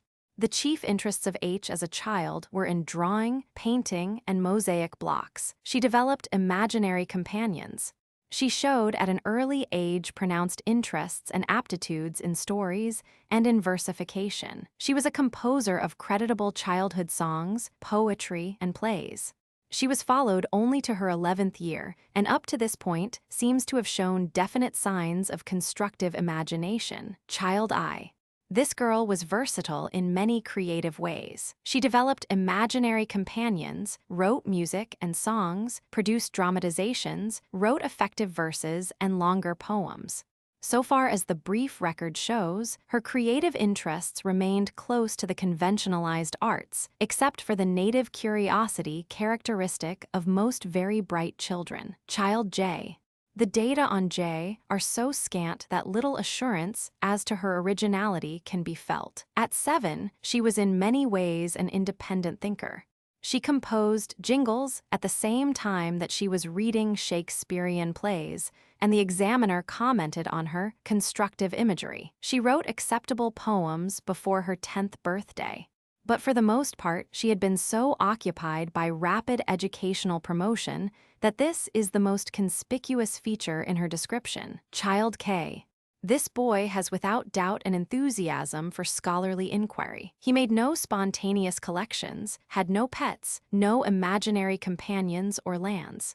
In a sense, these traits, which are lacking in K's personality, are usually counted as originalities in children of such high intelligence. But data are not at hand to enable a judgment to be made of the presence or absence of creativeness in this child.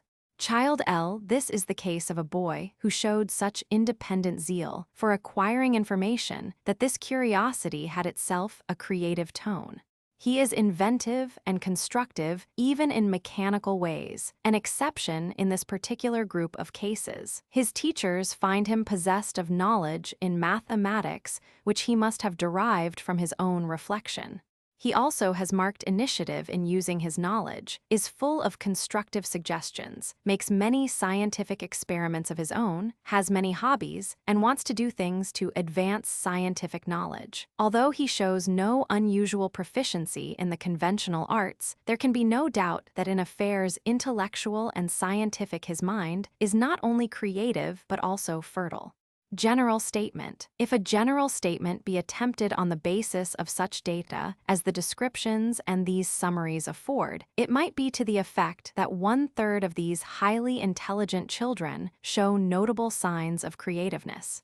Another third show such indications to a moderate degree. In the remaining third, there is at least no indication of marked constructive originality provided by these descriptions. Certainly, these creative dispositions are more conspicuous in these cases than in the general population of children. How these very rare intelligences compare in this respect with those ranging from, say, 130 to 175 IQ, we cannot know. Creativeness, even at best, is infrequent enough. In experiences of daily life, of course, such creativeness might be more often found in children in the middle range of high intelligences because there are so many more of these in the population. On the other hand, it may be that creativeness in marked degree appears in these higher ranges only. Under any circumstances, it is not an all-or-none phenomenon, and the problem of the correlation of originality with intelligence scores perhaps deserves more careful study than it has received. It seems suggested, at least by these few cases, that very high intelligence may, in some instances, become directed along wholly conventional channels, showing itself in the amount of work or the rate of progress, with little or no manifestation of creative originality.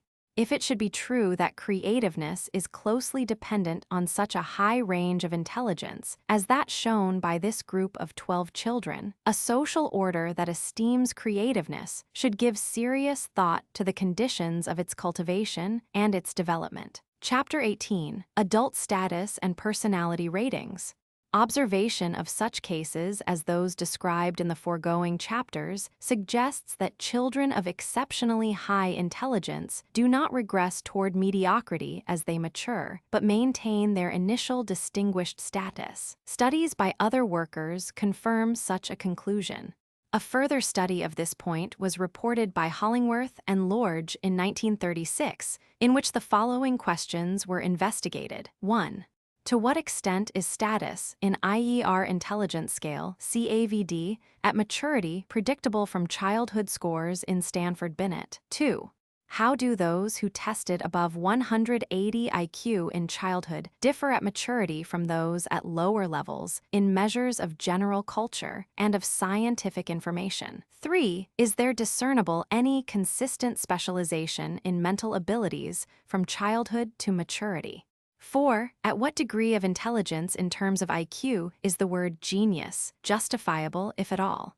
5. At what point on the scale of IQ obtained in childhood will individuals later prove unmeasurable by available tests of adult intelligence? In 1930, a group of 18 persons whose high IQs had been measured 12 or 13 years earlier were measured in these respects, and to these were added 3 others whose childhood IQs were known to have been over 170. The tests used to be reported here were CAVD Intelligence Scale, Levels NQ, the Comparative General Culture Test, and the Comparative General Science Test. There were also available data on most of the individuals from Army Alpha tests taken at ages 16 to 19. Of the 21 cases thus studied, 9 had a childhood IQ over 170, 8 over 150. The remaining 4 ranged down to 133. Adult status of highly intelligent children. The detailed data have been reported elsewhere, and only the general results need to be recited here. For these gifted individuals, superior status on the Stanford-Binet at or near ages 7 to 9 years of age is highly predictive of status on Army Alpha at or near 16 to 19 years of age, and of status on CAVD at or near maturity. It is clear that CAVD is more closely associated with general culture than with general science. There obviously is a specificity of success for science as compared with general culture. The results for the CAVD, as interpreted through norms obtained on selected populations, show that highly intelligent children fall within the upper quartile of the college graduate population of the United States when they are at or near maturity. Such results are confirmed also by a study reported 2 years earlier, in which over 100 children had been remeasured with Army Alpha 10 to 12 years after their initial Stanford-Binet measurements at ages 7 to 9 years. All these children had IQs over 130, and half of them were over 150, ranging up to 190. From this study, the following conclusions had been drawn. Of 116 children testing in the top centile of the distribution of school children by Stanford-Binet, 82% were found when near maturity, 10 years later, to rate in the top centile of the military draft by Army Alpha. The remainder rated in high centiles. No individual of either sex regressed to or nearly to the average. Girls regressed from the top centile somewhat more frequently than boys, this regression being in part, but not fully accounted for, by the known sex difference between medians on Army Alpha. This result affords a validation, by means of elapsed time, of the predictive power of available mental tests on the one hand, and on the other, a proof of the constancy of the intellectual development of gifted children in terms of centile status. Critique of the concept of genius as applied in terms of IQ. The term genius has been used by Terman, and following him by many others, to denote children testing at or above 140 IQ. In the light of the developmental data herein presented, it would appear that the term genius is thus misapplied, unless we wish to define as geniuses persons who represent approximately the best fourth of all students being graduated from American colleges. Of individuals here followed to early maturity, those who test at about 140 IQ are found to define approximately the 75th percentile of college graduates, taking the country over. They are far from genius, if by that term is to be meant the degree of mental ability that is capable of outstanding original intellectual achievement. It is only when we have an IQ of at least 160 in a child that we may begin to expect mildly noteworthy accomplishments, such as winning honors in a first-class college. Very rarely are honors won in first-class colleges by those who test below this status in childhood. The small sample of college graduates here presented is truly representative of the much larger sample in our files in this respect. Of primary interest to the present investigators is the subsequent history of those who in childhood have achieved the extremely infrequent rating of 180 IQ or higher. At maturity, will these persons still stand out from their contemporaries in mental tests and in achievement? This question is answered affirmatively by our data. The 5 children here included, who achieved IQs on first test in childhood of more than 180, are they who find the tops on CAVD at maturity. Every one of these top-rank persons is noteworthy among contemporaries. Before the age of 22 in all cases, one had prosecuted research in history, one in mathematics, one in chess, and 2 had become established in learned professions. One stood high in the national ranking for chess. A long list of medals and prizes had been won by them. All but one of those graduated from college had been elected to Phi Beta Kappa. These unusual achievements show how children testing above 180 IQ rise above the generality of the college populations in adolescence and in early maturity. None of those who tested in childhood around 140, 150, or 160 IQ approaches these others at maturity in honors and prizes won, or in test scores. This is, perhaps, the most significant fact to be derived from our data, that the children who test at and above 180 IQ constitute the top among college graduates. They are the students of whom one may confidently predict that they will win honors and prizes for intellectual work. Furthermore, it is shown that at approximately 190 IQ individuals go through the ceiling of available tests for adult intelligence by the time they are 21 years old. We cannot at present distribute these persons at maturity. Perhaps this is the point at which the term genius begins to apply, i.e., at or near IQ 180, if we adhere to the dictionary definition of the word. Exalted intellectual power, marked by an extraordinary faculty for original creation, expression, or achievement, which is beyond the reach of available modes of measurement in its maturity. Application of Bernreuter inventory of personality to highly intelligent adolescents. The data of the present study were obtained early in 1933, the subjects being 36 boys and 19 girls, of the average age of 18 years 6 months. The IQs of all had been taken in early childhood. The group ranged from 130-190 IQ, with a median at about 153 IQ. All but 4 of these young persons were Jewish, a factor which must be considered as of possible consequence, but which cannot be evaluated properly from any data at present in scientific literature.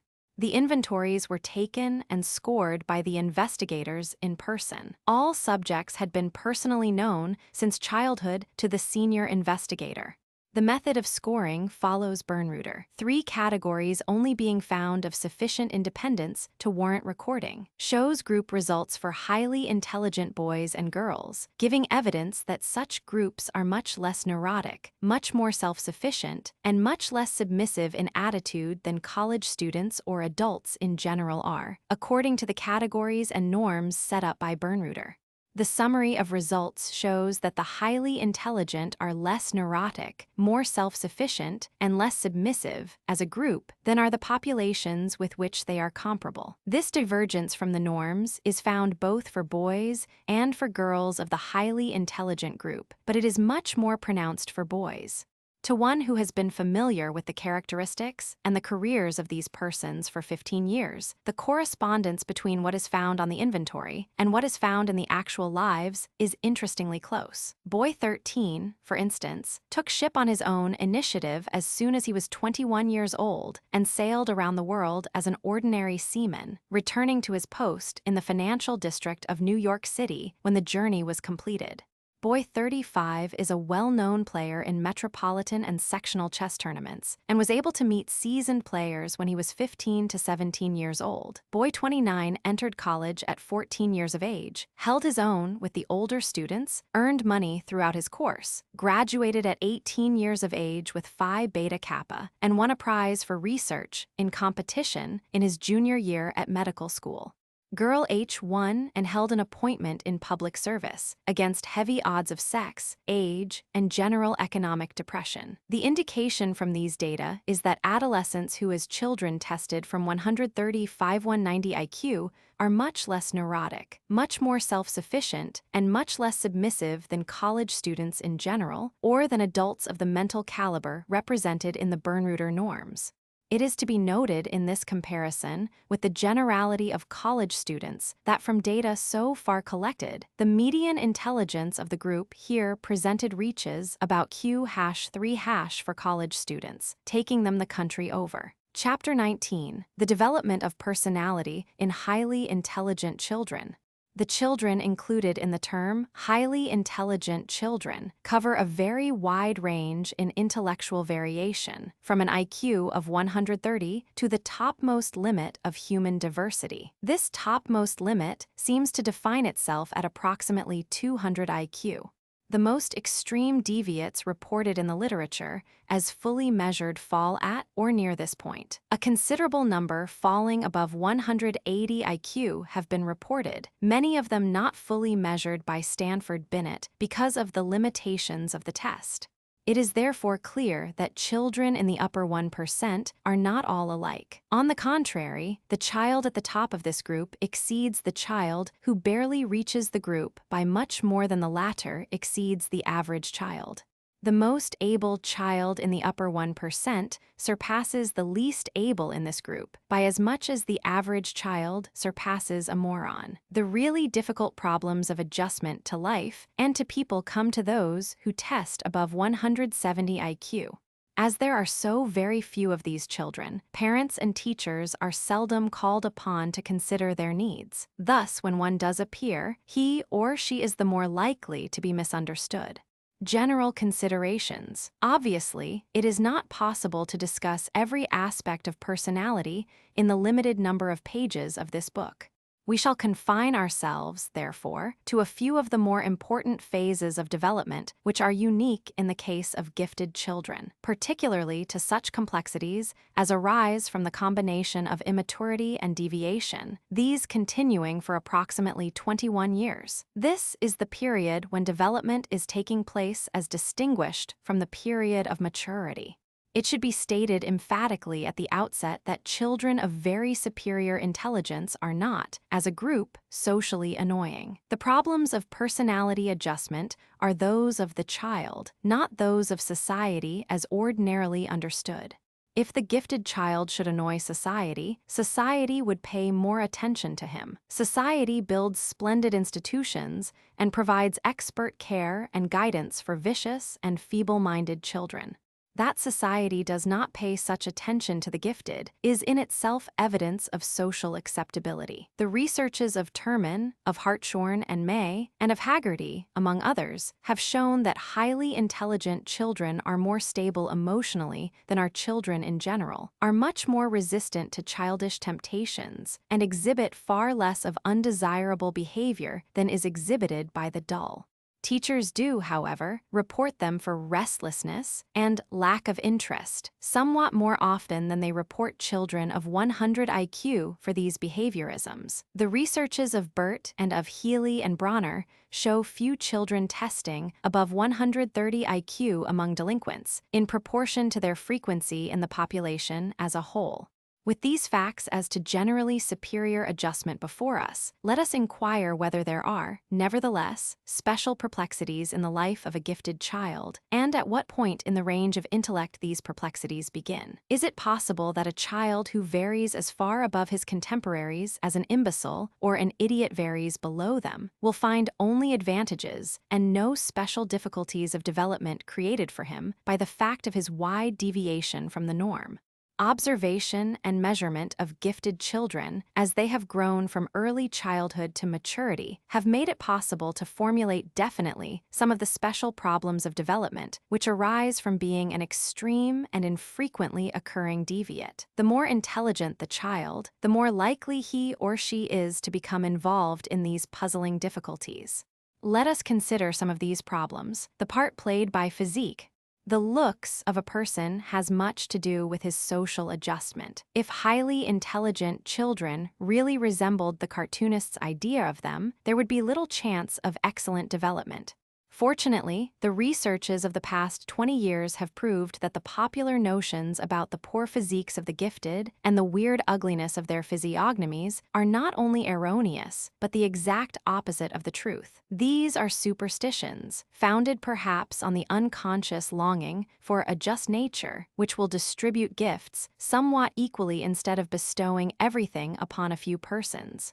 It has been amply proved, by measurements, that highly intelligent children are tall, heavy, strong, healthy, and fine-looking as a group, exceeding the generality of children in all these respects. This does not mean that every individual among the gifted is physically superior, but it does mean that a gifted child is more likely to have a fine body than is a child taken from the general population. As for beauty of face, in two separate series of photographs in which the faces of highly intelligent adolescents were compared with the faces of adolescents of ordinary mentality, the faces of the former were found to be more beautiful. This was the impression made upon naive judges who knew nothing concerning the comparative intelligence of those judged. It may be that one reason why teachers often do not identify gifted children accurately is that they are looking for pupils who correspond to the cartoonist's picture, and thus are led away from consideration of the beautiful and the well-grown. As gifted children approach and reach maturity, they reap the benefits of superior vitality, size, and beauty.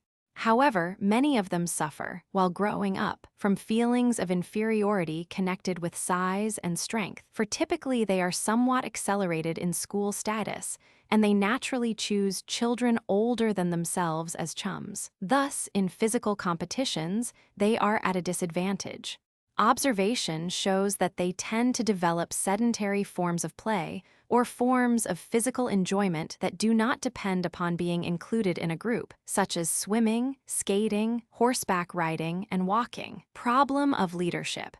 Also, in all matters pertaining to leadership, the competition with older classmates and friends exerts an influence, particularly during adolescence. The very young boy in high school is not so likely to be elected to a post of leadership because of his comparative size, his voice, and the juvenility of his clothes. Thus, a feeling may be engendered in him that he cannot gain the confidence of contemporaries, and this, in turn, may impair his self-confidence. If long continued, this state of affairs may lead to emotional straining after social recognition. In social gatherings, size and physical maturity are important as absolute quantities and qualities, and not in relation to age. Thus, a child should not be placed too far out of his age group. A very gifted boy, reaching at 20 years a stature of 5 feet 9 inches, remarked, "It is very odd to be as large as the people you're with. Being always the smallest member of a social group may develop attitudes which are hard to revise when eventually the boy or girl achieves adult stature and is as large as the people you're with." This difficulty in assuming a normal place among more mature schoolmates arises especially in adolescence, when association with members of the opposite sex makes its introduction. Being in high school or in college with much older classmates, the boy of 13 to 16 finds himself at a disadvantage with the girls whom he meets. The girls brought to parties by the older boys are too old for him, and he feels unable to claim their attention. Many of these young boys show sufficient insight and sufficient management of their disadvantage to take care of it. They know that the trouble lies in being too young, and that later they will achieve standing with the girls. In a few cases, however, this difficulty may lead to an unfortunate avoidance of girls, even in more mature years. In the case of girls, adjustment to the society of older boys in high school and college seems to present no special difficulties, since girls develop earlier than boys do and are taken seriously by boys who are older than themselves. The inferiority complexes of gifted persons have been little studied, but it is certain that many such persons do feel socially inferior and shy. Some of this may be due to the physical comparisons just suggested, arising from prolonged association with older persons. Problems of adjustment to occupation. where the gifted child drifts in the school unrecognized, working chronically far below his capacity, he receives daily practice in habits of idleness and daydreaming. His abilities never receive the stimulus of genuine challenge, and the situation tends to form in him the expectation of an effortless existence. Children with IQs up to 150 get along in the ordinary course of school life quite well, achieving excellent marks without serious effort. But children above this mental status become almost intolerably bored with schoolwork if kept in lockstep with unselected pupils of their own age. Children who rise above 170 IQ are liable to regard school with indifference or with positive dislike, for they find nothing in the work to absorb their interest. This condition of affairs, coupled with the supervision of unseeing and unsympathetic teachers, has sometimes led even to truancy on the part of gifted children. On the other hand, if a very gifted child is placed in the regular grades as far ahead of his age as his learning capacity warrants, the evils of social dislocation may result, as previously described. Experimental education is at present trying to solve the problem of how to secure right habits of work for the highly intelligent child, and some progress has been made in recent years. Another problem of development with reference to occupation grows out of the versatility of these children. So far from being one-sided in ability and interest, they are typically capable of so many different kinds of success that they may have difficulty in confining themselves to a reasonable number of enterprises. Some of them are lost to usefulness through spreading their available time and energy over such a wide array of projects that nothing can be finished or done perfectly. After all, time and space are as limited for the gifted as for others, and the lifespan is probably not much longer for them than for others. A choice must be made among the numerous possibilities, since modern life calls for specialization. The dangers in development with respect to work habits are, therefore, that the child may not develop any habits of sustained effort, and that he may fail of success as a worker through being interested in too many things ever to accomplish very much at any one of them. His problem as he goes into adolescence is to make a definite choice and to form the habit of effort, learning to suffer fools gladly.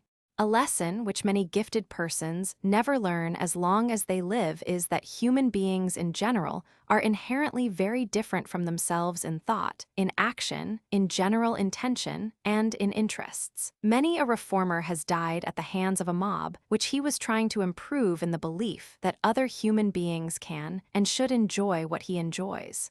This is one of the most painful and difficult lessons that each gifted child must learn if personal development is to proceed successfully. It is more necessary that this be learned than that any school subject be mastered. Failure to learn how to tolerate in a reasonable fashion the foolishness of others leads to bitterness, disillusionment, and misanthropy. This point may be illustrated by the behavior of a 7-year-old boy with an IQ of 178. He was not sent to school until the age of 7 because of his advanced interest in reading. At 7, however, the compulsory attendance law took effect, and the child was placed in the 3rd grade at school. After about 4 weeks of attendance, he came home from school weeping bitterly. "Oh, grandmother, grandmother," he cried, "they don't know what's good. They just won't read." The fact came to light that he had taken book after book to school, all his favorites from his grandfather's library, and had tried to show the other 3rd grade pupils what treasures these were. But the boys and girls only resisted his efforts, made fun of him, threw the treasures on the floor, and finally pulled his hair. Such struggles as these, if they continue without directing the child's insight, may lead to complete alienation from his contemporaries in childhood and to misanthropy in adolescence and adulthood. Particularly deplorable are the struggles of these children against dull or otherwise unworthy adults in authority. The very gifted child or adolescent, perceiving the illogical conduct of those in charge of his affairs, may turn rebellious against all authority and fall into a condition of negative suggestibility, a most unfortunate trend of personality, since the person is then unable to take a cooperative attitude toward authority. A person who is highly suggestible in a negative direction is as much in bondage to others around him as is the person who is positively suggestible. The social value of the person is seriously impaired in either case. The gifted are not likely to fall victims to positive suggestion, but many of them develop negativism to a conspicuous degree. The highly intelligent child will be intellectually capable of self-determination, and his greatest value to society can be realized only if he is truly self-possessed and detached from the influences of both positive and negative suggestion. The more intelligent the child, the truer this statement is. It is especially unfortunate, therefore, that so many gifted children have in authority over them persons of no special fitness for the task, who cannot gain or keep the respect of these good thinkers. Such unworthy guardians arouse, by the process of redintegration, contempt for authority wherever it is found, and the inability to yield gracefully to command. Thus, some gifted persons, mishandled in youth, become contentious, aggressive, and stubborn to an extent which renders them difficult and disagreeable in all human relationships involving subordination. Since subordination must precede posts of command in the ordinary course of life, this is an unfortunate trend of personality. Cynicism and negativism are likely to interfere seriously with a life career. Happily, gifted children are typically endowed with a keen sense of humor and are apparently able to mature beyond cynicism eventually in a majority of cases. The tendency to become isolated. Yoder noticed, in studying the boyhood of great men, that although play interests were keen among them, the play was often of a solitary kind. The same is true of children who test high. The majority of children testing above 160 IQ play little with other children unless special conditions are provided, such as those found in a special class. The difficulties are too great, in the ordinary course of events, in finding playmates who are appropriate in size and congenial in mentality. This fact was noted some years ago by the present writer. Terman in 1930 made a special study of the play of those in his group of children who tested above 170 IQ and found them generally more solitary in work and play than children clustering around 140 IQ. These superior children are not unfriendly or ungregarious by nature. Typically, they strive to play with others, but their efforts are defeated by the difficulties of the case. These difficulties are illustrated in the efforts of the 7-year-old boy already mentioned. Other children do not share their interests, their vocabulary, or their desire to organize activities. They try to reform their contemporaries, but finally give up the struggle and play alone, since older children regard them as babies, and adults seldom play during the hours when children are awake. As a result, forms of solitary play develop, and these, becoming fixed as habits, may explain the fact that many highly intellectual adults are shy, ungregarious, and unmindful of human relationships, or are even misanthropic and uncomfortable in ordinary social intercourse. This difficulty of the gifted child in forming friendships is largely a result of the infrequency of persons who are like-minded. The more intelligent a person is, regardless of age, the less often can he find a truly congenial companion. The average child finds playmates in abundance who can think and act on a level congenial to him because there are so many average children. Adding to the conditions which make for isolation is the fact that gifted children are often only children, or they have brothers and sisters who differ widely from them in age. Thus, playmates in the home are less numerous for them than for children generally. The imaginary playmate as a solution of the problem of loneliness is fairly frequent, we know. but little at present of the psychology of this invention of the unreal to fill real needs. Reasoning from the general principles of mental hygiene, one would say that the pattern of companionship represented in the imaginary playmate is less valuable for personal development than a pattern founded on reality, and that effort should be made to fill the real need with genuine persons, if possible. Also, the deep interest in reading, which typifies the gifted child, may further his isolation. Irwin believes that reading should be deferred in the education of the highly intelligent. I believe it is especially important that intellectual children get a grasp on reality through real experiences in making and doing things before they are ever introduced to the wonders that lie within books. This tendency to become isolated is one of the most important factors to be considered in guiding the development of personality in highly intelligent children, but it does not become a serious problem except at the very extreme degrees of intelligence. The majority of children between 130 and 150 IQ find fairly easy adjustment because neighborhoods and schools are selective, so that like-minded children tend to be located in the same schools and districts. Furthermore, the gifted child, being large and strong for his age, is acceptable to playmates a year or two older. Great difficulty arises only when a young child is above 160 IQ. At the extremely high levels of 180 and 190 IQ, the problem of friendships is difficult indeed, and the younger the person, the more difficult it is. The trouble decreases with age because as persons become adult, they naturally seek and find on their own initiative groups who are like-minded, such as learned societies. The concept of optimum intelligence. All things considered, the psychologist who has observed the development of gifted children over a long period of time from early childhood to maturity evolves the idea that there is a certain restricted portion of the total range of intelligence which is most favorable to the development of successful and well-rounded personality in the world as it now exists. This limited range appears to be somewhere between 125 and 155 IQ. Children and adolescents in this area are enough more intelligent than the average to win the confidence of large numbers of their fellows, which brings about leadership, and to manage their own lives with superior efficiency. Moreover, there are enough of them to afford mutual esteem and understanding. But those of 170 IQ and beyond are too intelligent to be understood by the general run of persons with whom they make contact. They are too infrequent to find many congenial companions. They have to contend with loneliness and with personal isolation from their contemporaries throughout the period of immaturity. To what extent these patterns become permanently fixed, we cannot yet tell. There is thus an optimum intelligence, from the viewpoint of personal happiness and adjustment to society, which is well below the maximum.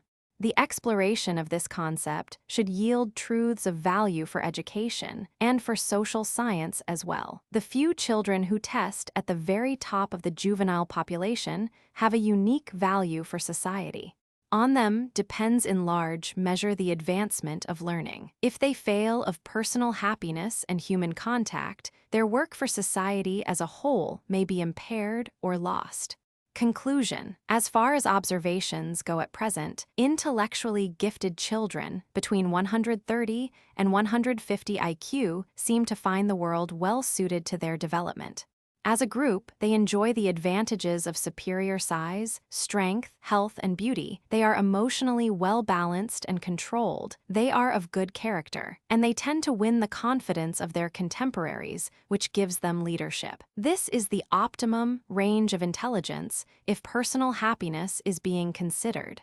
If a parent would want his child to enjoy every advantage, he could not do better than wish the child to be endowed with an IQ not lower than 130 or higher than 150. Above this limit, however, surely above 160 IQ, the deviation is so great that it leads to special problems of development which are correlated with personal isolation.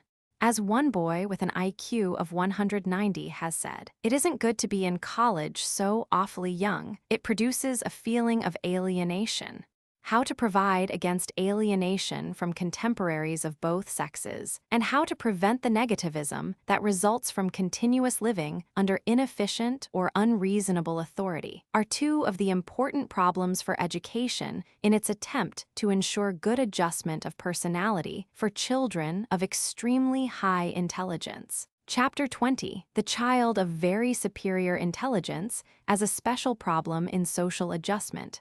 This discussion is limited to the problems that arise from the combination of immaturity and superiority. Thus, the problems considered pertain chiefly to the period in the life of the gifted child before he is 20 years of age, for the problems of the person of superior intellect tend to be less numerous as he grows older and can use his intelligence independently in gaining control of his own life. It should be stated emphatically at the outset that children of very superior intelligence are not, as a group, socially annoying. The problems presented are those of the child, not those of society, as ordinarily understood.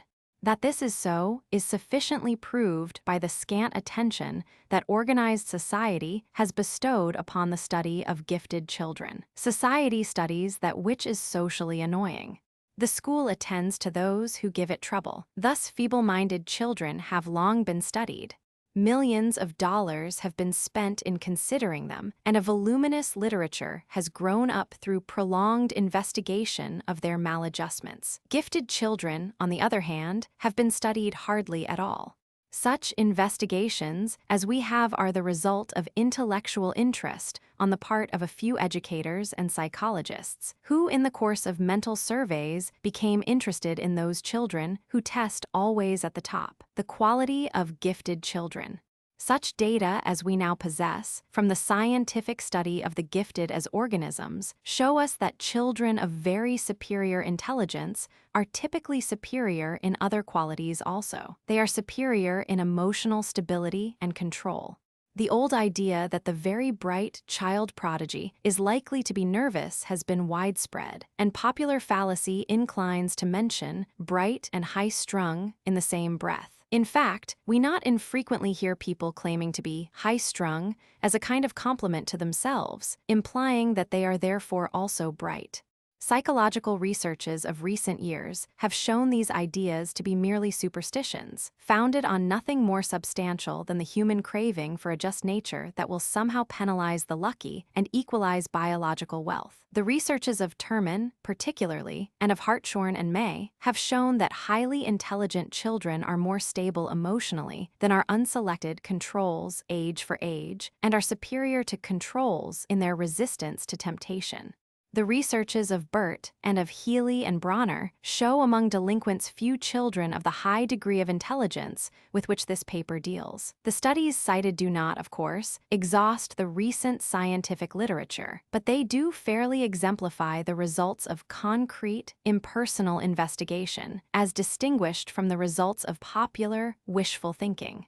The child who tests above 130 IQ is typically large and strong for his age, healthier than the average, contributes far less than his quota to juvenile misbehavior as socially defined, and is emotionally stable in superior degree. Starting with these facts as to generally superior adjustment, let us inquire whether there are, therefore, no special perplexities in the life of a gifted child. Is it possible that a child may vary as far in a plus direction from the average performance of his contemporaries as an imbecile varies in a minus direction, and find no special problems created for him by this wide difference in mental power between himself and the average child of his age? Let us attempt to state some of these problems. The more intelligent the child, the more likely he is to become involved in these puzzling situations. The problem of work, where the gifted child drifts in the school unrecognized, held to the lockstep which is determined by the capacities of the average, he has little to do. He receives daily practice in habits of idleness and daydreaming. His abilities are never genuinely challenged, and the situation is contrived to build in him expectations of an effortless existence. Children up to about 140 IQ tolerate the ordinary school routine quite well, being usually a little young for grade through an extra promotion or two, and achieving excellent marks without serious effort. But above this status, children become increasingly bored with schoolwork if kept in or nearly in the lockstep. Children at or above 180 IQ, for instance, are likely to regard school with indifference or with positive distaste, for they find nothing interesting to do there. On the other hand, if the child be greatly accelerated in grade status so that he is able to function intellectually with real interest, he will be misplaced in other important respects. A child of 8 years graded with 12-year-olds is out of his depth socially and physically, though able to do intellectual work as well as they can. When he jumps up and down, clapping his hands and shouting, "Goody, goody," at an announcement from the teacher, the older children will laugh at him and later may hang paper tails and other tokens of ignominy upon him, whereas his childish glee would have constituted no violation of taste among 8-year-olds. 1,000 concrete instances might be described to show what these problems of adjustment are. Experimental education is trying to solve them. At present, the special class is being tried in populous centers, wherein a whole group of the young gifted can be brought together. In less populous communities, a moderate degree of acceleration, combined with enrichment of the curriculum for the individual, is being tried. We do not yet know how the problem of adjustment to schoolwork can best be solved. Indeed, we have just learned how to define this problem. The problem of adjustment to classmates. Typically, where there is no scientific recognition of the presence of the gifted, these children, by the time they are 8 or 9 years old, are more or less accelerated in scholastic status and appear as the youngest in the class. Such a child is thus youngest in the 4th or 5th grade, in a heterogeneous group in which the oldest are retardates, 13 or 14 years old. Now, in the case of boys especially, it may happen that these dull adolescents lie in wait to bully and tease the young gifted boy, whose book learning they detest and whose immaturity suggests the term baby. The present writer knows of instances in which these young children have valiantly suffered at the hands of dull, bullying classmates, protecting themselves as best they might by agility and wit, since, of course, they could not possibly compete in size and strength. One young gifted boy thus bullied said, "I rigged up a sling and was going to hit him with a marble, but got afraid I might shoot his eye out." This simple statement tells volumes. It would seem that the school should somehow take effective cognizance of this problem of the bully, which is created for the gifted child directly as a result of the contacts forced upon both of them by the school. Segregation of pupils on the basis of mentality would go far to obviate such problems, but except in cities, homogeneous grouping is difficult. At present, compulsory education, with heterogeneous classes, forced upon gifted children situations that would be analogous to those arising if teachers and superintendents were compelled to consort daily, unprotected, with giant thugs and gangsters. The problem of play. Reports by gifted children themselves show that they are, as a group, much interested in play, and that they have more play knowledge than has the average child. When their reports are compared item by item with reports similarly rendered by unselected children, it appears that the gifted know more games of intellectual skill, such as bridge and chess, that they care less, age, for play which involves predominantly simple sensorimotor activity which is aimless, and that gifted girls are far less interested in traditional girls' play, as with dolls and tea sets, than unselected girls are.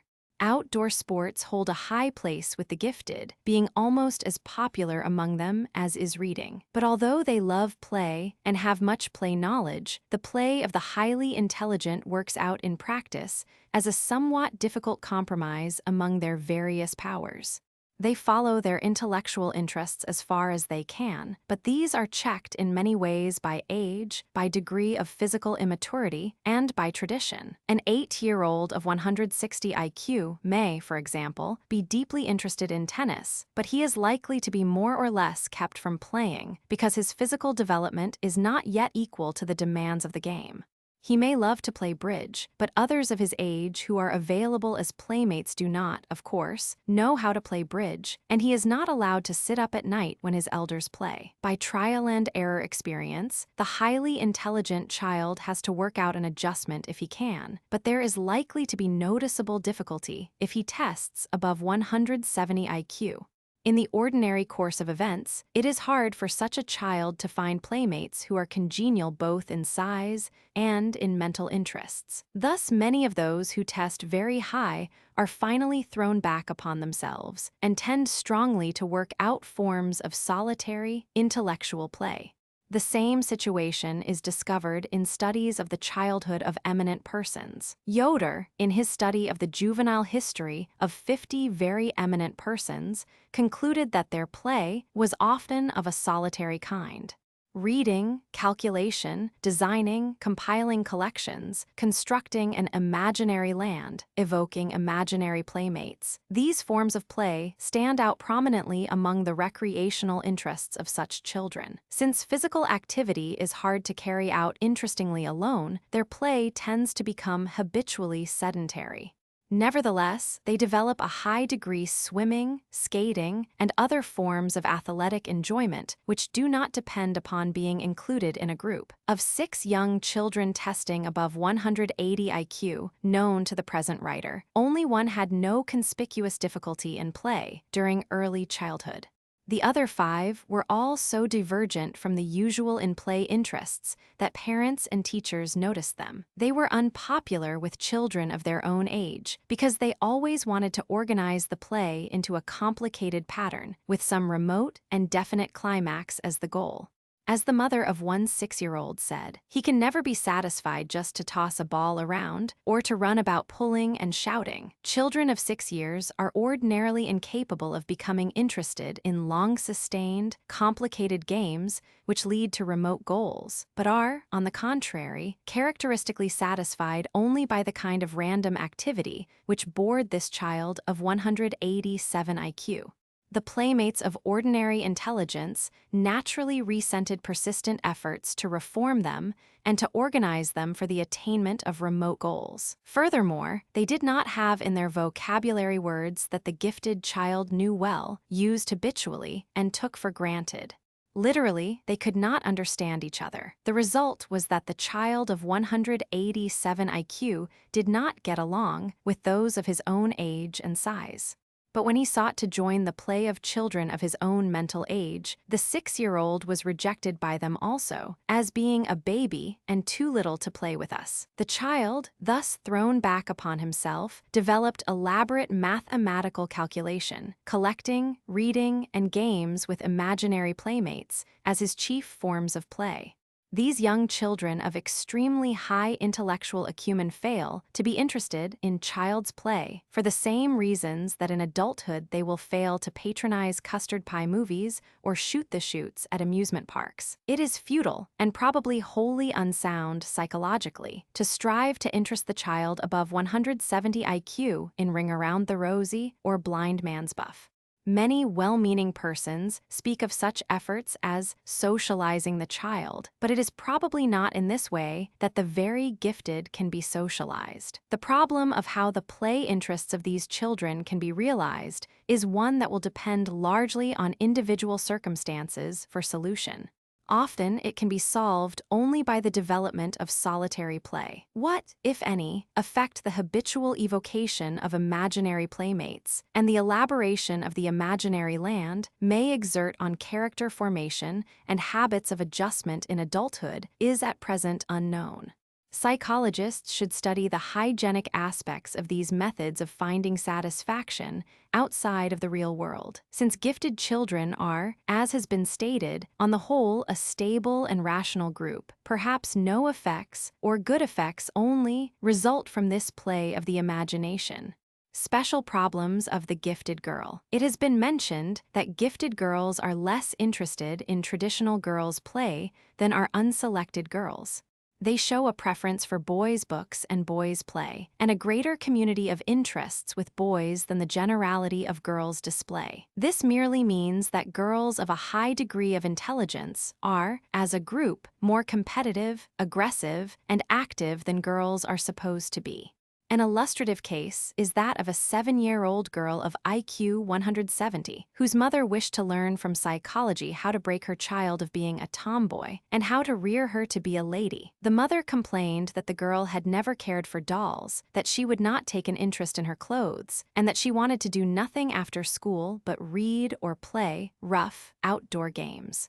How, inquired the mother, could I break her of the habit of climbing lampposts? This child was active and competitive. When asked why she did not play with dolls, she replied, "They aren't real. The doll that is supposed to be a baby doll is twice as big as the one that is made like a mother doll." Aside from their dissatisfaction with the play habits ordinarily associated with their sex, gifted girls have various other problems to face which arise directly from the facts that they are able and that they are girls. When they reach the stage of life planning, as they do very early, they are confused in their self-seeking by the uncertainty in contemporary customs as to what a girl may become. This difficulty is growing less and less, to be sure, but it is still something to be reckoned with, especially in certain localities. The intelligent girl begins very early to perceive that she is, so to speak, of the wrong sex. From 1,000 tiny cues, she learns that she is not expected to entertain the same ambitions as her brother. Her problem is to adjust her ambitions to a sense of sex inferiority without, on the one hand, losing self-respect and self-determination, and, on the other, without becoming morbidly aggressive. This is never an easy adjustment to achieve, and even superior intelligence does not always suffice to accomplish it. The special problem of gifted girls is that they have strong preferences for activities that are hard to follow on account of their sex, which is inescapable. Problems of conformity. Judgments of teachers and parents indicate that highly intelligent children are, on the whole, more easily disciplined than children generally are. Nonetheless, certain problems of discipline do arise, which grow out of their intelligence. First, in the case of the schoolroom situation, almost the only respect in which discipline is especially troublesome with these children is in the matter of orderly discussion when they are together in special classes. It is hard for them to maintain silence when ideas press for utterance. The tendency is for many to speak at once, each striving to outspeak the others.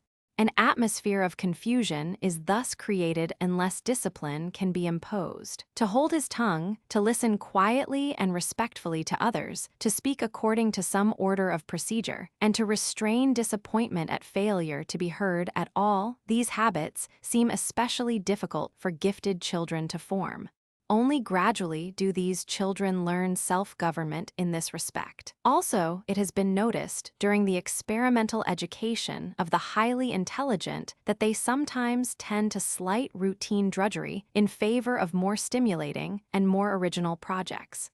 The sheer drudgery involved in learning their multiplication table, for example, is likely to be waived in order to follow some absorbing story or experiment, unless conformity be urged from without. At home, a special problem of discipline may arise occasionally due to the circumstance of that child, while still very immature in years, has come to exceed one parent or both in intelligence. For the best discipline routine, the parent must be more intelligent than the child, or the child's respect for the opinions of the former will inevitably be lost. With the most gifted children, this may quite early become a problem, since such children, by the age of 10 years or before, are more intelligent than the average adult is. Very readily such a child perceives that in comparison with himself his parent is slow-witted and lacking in general information. Yet in self-control and in experience of life, the child is still very immature. Thus, quite unfortunate developments may ensue in the parent-child relationship. The child may become the director of the parent's activities, reversing the socially acceptable condition of affairs. Fortunately, in the vast majority of cases, at least one of the parents is a person of superior intelligence. We seldom find a very intelligent child in a home where both parents are average or below average in mental power. Because he learns everything very quickly, the highly intelligent child is especially quick to discover what forms of conduct on his part bring him satisfactions. If the tantrum is rewarded by the parent with cookies, company, attention, or other childish delights, then the bright child may display even bigger and better tantrums than will those who are slower to learn. If illness brings coddling, release from undesired responsibility, and other pleasures, then the quick learner will readily perceive the value of headaches and other aches as means to ends. On the other hand, the very intelligent learn readily to refrain from undesirable behavior that is followed quickly and inevitably by punishment. 2 or 3 experiences usually suffice for these excellent learners. Neglect and ostracism are good forms of punishment for them. Darwin tells us that he was cured of telling sensational fibs as a child simply by the chilling silence with which they were always received by his parents. One more problem may be noted here. There is with intelligent children a stronger tendency to argue about what is required of them than is found with the average child. This tendency to argue as to the why and wherefore of a requirement is met both at home and at school, and calls for thought in proper handling on the part of parents and teachers. To find a golden mean between arbitrary abolition of all argument on the one hand and weak fostering of an intolerable habit of endless argumentation on the other is not always easy, but it is always worthwhile as a measure for retaining the respect of the child. The problems of origin and of destiny. Early interest in origins and in destinies is one of the conspicuous symptoms of intellectual acumen. Where did the moon come from? Who made the world? What is the very end of autumn leaves? Where did I come from? What will become of me when I die? Why did I come into the world? Although these questions rise vaguely and intermittently in the minds of children in general, they do not begin to require logically coherent answers until about the mental age of 12 or 13 years. Then they begin to press for more or less systematic accounts. From these circumstances of mental development, the erroneous idea has long been promulgated, even by psychologists, that puberty in some mysterious manner leads to the rise of religious needs and convictions. Since among the generality, a mental age of 13 years is, roughly, coincident with the age of pubescence, the two developments have been assumed to be casually related. When we observe young, gifted children, we discover that religious ideas and needs originate in them whenever they develop to a mental level past 12 years mental age. Thus, they show these needs when they are but 8 or 9 years old or earlier. The higher the IQ, the earlier does the pressing need for an explanation of the universe occur, the sooner does the demand for a concept of the origin and destiny of the self appear. In the cases of children who test above 180 IQ observed by the present writer, definite demand for a systematic philosophy of life and death developed when they were but 6 or 7 years old. Similar phenomena appear in the childhood histories of eminent persons where data of childhood are available. Goethe, for example, at the age of 9 constructed an altar and devised a religion of his own, in which God could be worshipped without the help of priests. Much could be said of the special problems of the young gifted child in this period of immaturity, when his intellectual needs are those of an adolescent, while his emotional control and physical powers are still but those of a child. It would be of great interest to study the reactions of older persons to the insistent questions and searchings of these young children. You are too young to understand. You can't know all that till you grow older, you unnatural child. These are responses that have been heard incidentally, falling from the lips of undiscerning parents. A girl of 8 years, of IQ 150, recently was heard to express a determination to join the agnostic church because she had asked, "What is it called when you can't make up your mind whether there is a God or not?" and had been told that this would be agnosticism. Part and parcel of these questionings concerning origin and destiny are those concerning birth and reproduction. At a tender age, these children ask for an account of sex and reproduction and suffer much at the hands of parents and guardians who are shocked at what thus emanates from the mouths of babes. Lifelong problems of mental hygiene may be thus engendered by parents who cannot understand why a child should be so unnatural as to weep over questions of birth and death at 6 or 7 years of age. In the same way, problems of right and wrong become troublesome for these young children in a way that does not happen except for the very able. For instance, a 6-year-old boy of IQ 187 wept bitterly after reading How the North Taxed the South After the Civil War. The problem of evil in the abstract thus comes to trouble these children almost in their cradles, at an age when they are ill-suited to grapple with it from the point of view of emotional maturity. Special problems of mental hygiene are perhaps inherent in this situation, which do not arise with the generality of children. General considerations.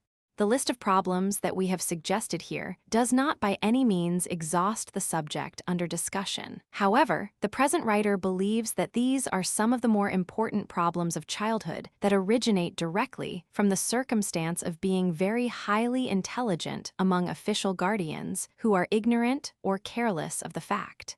These problems of adjustment do not arise unless a child is gifted intellectually. They are conspicuous to the psychologist who studies children with test knowledge of them.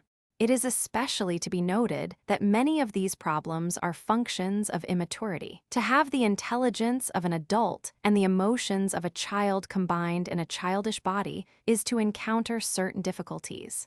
It follows that the younger the child, the greater the difficulties, and that adjustment becomes easier with every additional year of age. The years between 4 and 9 are probably the most likely to be beset with the problems mentioned.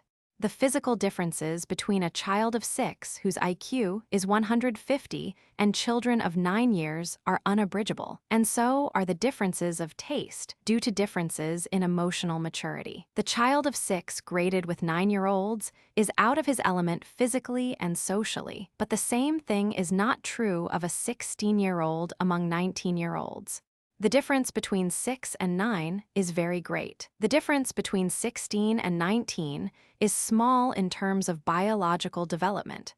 Moreover, as the bright go forward in school, they find work increasingly adapted to their powers by the automatic developments of the established curriculum. Senior high schools are, we have discovered, adapted only to adolescents of superior intelligence. Classmates become automatically more congenial through being more highly selected. The dull bully, with his crude horseplay, has left school, and in any case the gifted, being older, can defend themselves physically. By the time a gifted person is physically mature, many of the problems herein outlined automatically disappear as problems. What after effects there may be of the poor solution of these childish problems, we do not know. Apparently, these superior organisms tolerate well the strains put upon them by reason of their deviation from the average. However, that an organism stands strain well is no reason for putting or leaving strain unnecessarily upon it. As the gifted individual grows to maturity, he or she can achieve control of his or her own life, and can dispense to a relatively great extent with inadvertent cruelties and mistaken efforts of uninformed official guardians. It is during childhood that the gifted boy or girl is at the mercy of guardians whose duty it is to know his nature and his needs much more fully than they now do. Chapter 21. The Elementary Schooling of Very Bright Children. In this chapter are presented selected relevant paragraphs from 2 of the later papers by the author, an enrichment curriculum for rapid learners, and what we know about the early selection and training of leaders. This is neither the time nor the place for discussion of the techniques of mental measurement, but rather for the discussion of results. What, first, do we know about the selection of children who stand in the upper ranges of intelligence? Facts of much importance have been established since 1905. In the first place, we have proved that children who rate in the top 1% of the juvenile population in respect to judgment, as Binet called it, also possess much more often than others those additional qualities, which thinkers have most frequently named as desirable in leaders. These characteristics are identical with those set forth by Harvard College as the additional traits desired in boys, already proved by tests to be highly intelligent, who are to receive national scholarships. I believe no one would wish to delete from the list any trait thus stipulated. I would, however, add to it audacity, capacity for nonconformity, love of beauty, and cold courage, as traits to cherish in leaders, although these are often uncongenial to teachers in the elementary school and possibly to other educators. We find all these qualities in superior measure among highly intelligent children, according to the ratings of those who know them. If one would call for a mathematical statement of the likelihood of finding these traits in combination with high intelligence, we could give it. I may say that the correlation coefficients hover around 0.50. This means that in selecting any child testing far up in the top 1%, say at 160 IQ or above, there is far more than an even chance of having thus automatically selected a tall, healthy, fine-looking, honest, and courageous child, with a great love of adventure and of beauty in his makeup. With a correlation so far from unity as 0.50, however, we cannot be at all certain of such a happy combination. We shall find a minority of cases where fine judgment is combined with an unstable temper, a crippled body, an ugly face, a ruthless disregard for others, malign chicanery, cowardice. Educational psychology works constantly to find ways of knowing how to identify these additional elements. It will be a long time before we advance to a point where we can measure these, as well as we can now measure intelligence. Some of these additional qualifications are undoubtedly as essential to leadership as intelligence is. A rascal, a coward, a liar, a tyrant, a panderer, a fanatic, an invalid is not a desirable leader, no matter whether his IQ is 200. We must learn to select from among the highly intelligent those who have the greatest number of additional qualifications. We must learn what these additional qualifications are. One knows them when one sees them in action. For example, an 11-year-old boy of IQ close to 180 decided to run for the office of class president in the senior high school to which he had been accelerated. His classmates were around 16 years of age. During the electioneering, a proponent of a rival candidate arose to speak against the 11-year-old, and he said, among other things, "Fellows, we don't want a president in knee pants." In the midst of the applause following this remark, the 11-year-old arose, and waving his hand casually in the direction of the full-length portrait of George Washington on the wall, he said, "Fellows, try to remember that when George got to be the father of our country, he was wearing knee pants." The 11-year-old was elected by a large majority. He gave evidence not only of an IQ of 180, but also of the additional qualities of political leadership in highest degree: audacity, presence of mind, good humor, grace, and, above all, the genuine desire to be a popular leader. He knew how to bridge, by a debonair gesture, the great gap between him and those to be led. This boy had qualities of political leadership. This limiting adjective opens the large subject of the different kinds of leaders of whom, and for what ends. Observation of children suggests that there is a direct ratio between the intelligence of the leader and that of the led. To be a leader of his contemporaries, a child must be more intelligent, but not too much more intelligent, than those who are to be led. There are rare exceptions to this principle, as in the case we have cited, but generally speaking, a leadership pattern will not form, or it will break up, when a discrepancy of more than about 30 points of IQ comes to exist between the leader and the led. This concept of an optimum, which is not a maximum difference between the leader and the led, has very important implications for selection and training. We cannot do more than to point to it here, in passing. among school children, as among the peoples of all times, the great intellectual leaders are unrecognized, isolated, and even ridiculed by all but a few in the ordinary course of mass education. They can develop leadership of their sort only when placed in special classes. Observation and investigation prove that in the matter of their intellectual work, these children are customarily wasting much time in the elementary schools. We know from measurements made over a 3-year period that a child of 140 IQ can master all the mental work provided in the elementary school, as established, in half the time allowed him. Therefore, 1/2 the time which he spends at school could be utilized in doing something more than the curriculum calls for. A child of 170 IQ can do all the studies that are at present required of him, with top marks, in about 1/4 the time he is compelled to spend at school. What then are these pupils doing in the ordinary school setup while the teacher teaches the other children who need the lessons? No exhaustive discussion of time wasting can be undertaken here, except to say briefly that these exceptional pupils are running errands, idling, engaging in busy work, or devising childish tasks of their own, such as learning to read backward, since they can already read forward very fluently. Many are the devices invented by busy teachers to take up the extra time of these rapid learners, but few of these devices have the appropriate character that can be built only on psychological insight into the nature and the needs of gifted children. Before education can discharge this most important task of all with economy and justice, it must become a science.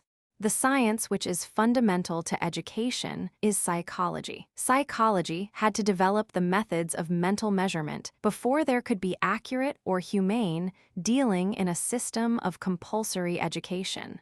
We must take the measure of a man before we can know how to educate him, and it remained for mental measurement to reveal the astonishing power of learning that is latent in an elementary school child of IQ 170 or 180. How shall such pupils be taught?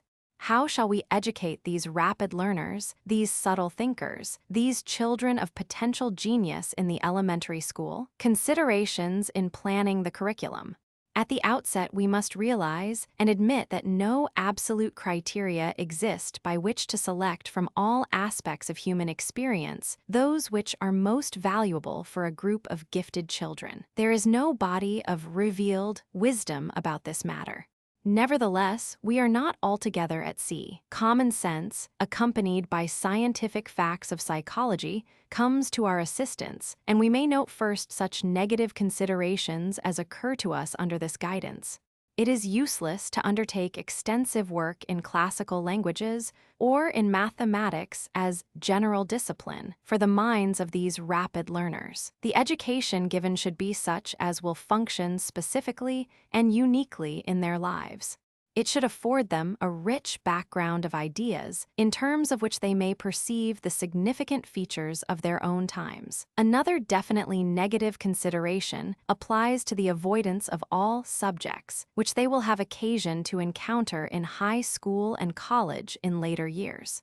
These young children can learn algebra or Latin grammar or chemistry easily enough, but what is the use of having them do so? The opportunity and the prescribed necessity for this will come later.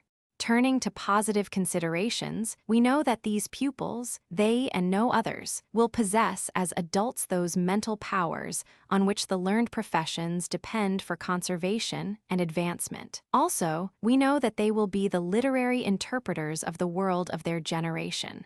And they will be the ones who can think deeply and clearly about abstractions like the state, the government, and economics. We know this because we have seen a group like this grow up over a period of 15 years, and we know what became of every one of them.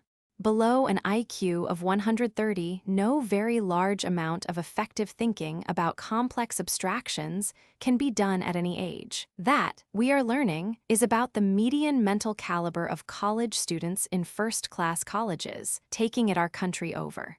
In many highly selected, first-class colleges, the boy or girl of IQ 140 finds himself or herself merely a good average student, steadily receiving Cs. In such colleges, one must be a very good thinker in order to survive the course, but no one would consider median students in our first-rate colleges to be geniuses. The suggestion advanced about 20 years ago that 140 IQ represents genius or near genius was premature. And when we remember that 120 IQ and 115 IQ are well below these median students in mental power, it becomes clear that at and below those levels, conservation and advancement of the abstractions underlying the learned professions will be very inadequately handled. Really adequate conservation of the precious stores of knowledge laid up in medicine, law, theology, education, and the sciences depends on those not below 130 IQ. As for originations, whereby one generation progresses beyond another in control of the physical environment and of preventable evils, we are learning that only a few in the topmost ranges can produce them in the realm of abstractions. Only a few in the top 1% can contribute to actual progress. As Franklin K. Lane has said, progress means the discovery of the capable. They are our natural masters. They lead because they have the right. And everything done to keep them from rising is a blow to what we call our civilization. To develop each according to his ability, this is democracy at its ideal best. The education of the best thinkers should be an education for initiative and originality. Effective originality depends, first of all, upon sound and exhaustive knowledge of what the course of preceding events has been. To take their unique places in civilized society, it would seem, therefore, that the intellectually gifted need especially to know what the evolution of culture has been. And since at 8 or 9 years of age they are not as yet ready for specialization, what they need to know is the evolution of culture as it has affected common things. At present, this is not taught to children or to adolescents, except in fragmentary and casual ways. These things are vaguely taken for granted, even by the intelligent, educated person. No systematic knowledge of how they came into being enriches his understanding. Nor is he aware of the biographies of those who have made his comfort and his safety possible. No more does he understand how dangerous and destructive forces came to be in the world. Of these vast fields, the college graduate is typically ignorant, as has frequently been proved. The activities which make up the life of a civilized man may be variously organized and classified for purposes of study in the elementary school. A number of the progressive schools have undertaken projects in these fields. The pupils in such schools usually test at a median of about 118 IQ, and the work they have done, while it is helpful and suggestive, is not what is needed for pupils of the caliber with which we are here dealing. Topical classifications which have suggested themselves as areas for study might be stated as follows: food, shelter, clothing, transportation, sanitation and health, trade, timekeeping, illumination, tools and implements, communication, law, government, education, warfare, punishment, labor, recreation. Enrichment units at Speyer School. Between the ages of 7 and 13 years, the minds of these children are occupied primarily with exploration of the world in which they have recently arrived. They are full of questions of fact, not yet being distracted by the emotional and dynamic interests that come with adolescence and adulthood. This is the golden age of the intellect. Why, how, when, who, where, what are constantly on their tongues, as any parent of a child in our classes will testify. Now, in accordance with the philosophy and psychology which we have tried all too briefly to indicate, a series of enrichment units is being worked out at Speyer School day by day in our classrooms. These are being published in the form of teachers' handbooks, in a series designated The Evolution of Common Things, the first numbers of which have been published. It will take 5 years to complete the series, at the end of which time we shall know from experience how much knowledge along the lines indicated can be organized and learned by children above 130 IQ in the years of the elementary school. The handbooks, as they appear in published form, will represent the actual work of the pupils themselves, guided by the teacher. The teachers did not discover and assemble the materials of instruction and give them out. The children did this work. In the end, the teacher organized the total work into an orderly sequence and verbalized it in final form for presentation. But no teacher would have the time or energy to carry on the work of the school and also collect and compile the materials contained in one of these units. When an area of knowledge has been circumscribed by the children as one chosen for study by class discussion, the teacher participating in the thinking but not leading it, the pupils divide themselves into committees. These various groups of 3 to 5 children each bring special knowledge to the class periods and all share in the sum total of facts and ideas thus assembled. Libraries are thoroughly utilized in this process. 95% of the pupils who were admitted to our classes in February 1936 had and were using library cards from the New York Public Library. They are taken by their teachers to the nearest branch of the public library on days arranged for, and they look up their own materials, following the topics listed. Librarians were at first skeptical as to the wisdom of admitting these very young children to the card indices and other facilities of the library. But librarians are an open-minded group, and they were persuaded to let the children try. No difficulty at all has been experienced.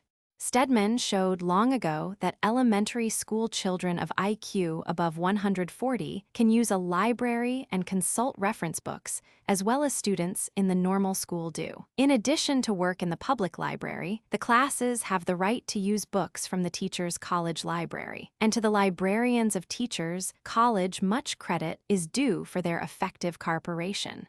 Also, the library facilities of the public schools are thoroughly utilized. Current periodical literature, coming to the homes of the pupils, makes a constant contribution. It is surprising how few of the books found most useful were written by professed educators. Of the trips undertaken, the visual aids supplied, and other methods of instruction, there is not space to tell here. These are described fully in the units as they appear. The evolution of common things is the chief enrichment project growing in our classes. However, much in addition to this work is incorporated in our curriculum. These additions may be described as follows. First may be mentioned the study of biography, because it is very closely allied to the evolution of common things. This is planned to continue for 5 years, though not being done in every term continuously. It is inevitable that it should become apparent to our pupils that all common things of the kind being studied have had their origins in the minds of people. Who these people were is answered by the study of biography. The question, who, is constantly in the air. During the year 1936-1937, about 100 persons were biographied by our pupils, most of them persons who have given us very important common things. The idea that biography is a study well suited to young, gifted children was given trial experimentally 15 years ago at Public School 165, Manhattan, and its suitability was there proved. At the Speyer School, we are able to build upon the previous experiment and to extend and improve the work, mainly because of the astonishing improvement in the writing of biography which has taken place in the recent past. The French language and literature will be taught for the full 5 years. French rather than German, Spanish, or Italian was chosen because teachers of the French language were available on our staff, and we gladly adopted it. Another of the important enrichment projects is the formulation of a curriculum in the science of nutrition. This also is a 5-year plan, in the course of which a curriculum in nutrition will be set up in terms of the vocabulary, the concepts, and the capacity of thinking which are proper to these children. Special work. Special work in general science has been carried on since the opening of the classes. For a time, the question box method was tried. A question box dealing with science in any and all its aspects was opened once a week, and the children's questions found in it were discussed by a special teacher. Through the courtesy of the Music and Arts High School, special teachers of these subjects have been assigned, and many projects have been carried through. The pupils have made murals founded on their studies of common things. They have learned French songs and have become familiar with many things in music. Another teacher of the staff of the Speyer School is developing dramatics for our classes. It is evident that a large opportunity for the development of the creative abilities of our pupils lies here. Handicrafts are taught at least once each week. The handwork of the rapid learners is very superior, contrary to the current superstition that highly intelligent children are poor with their hands.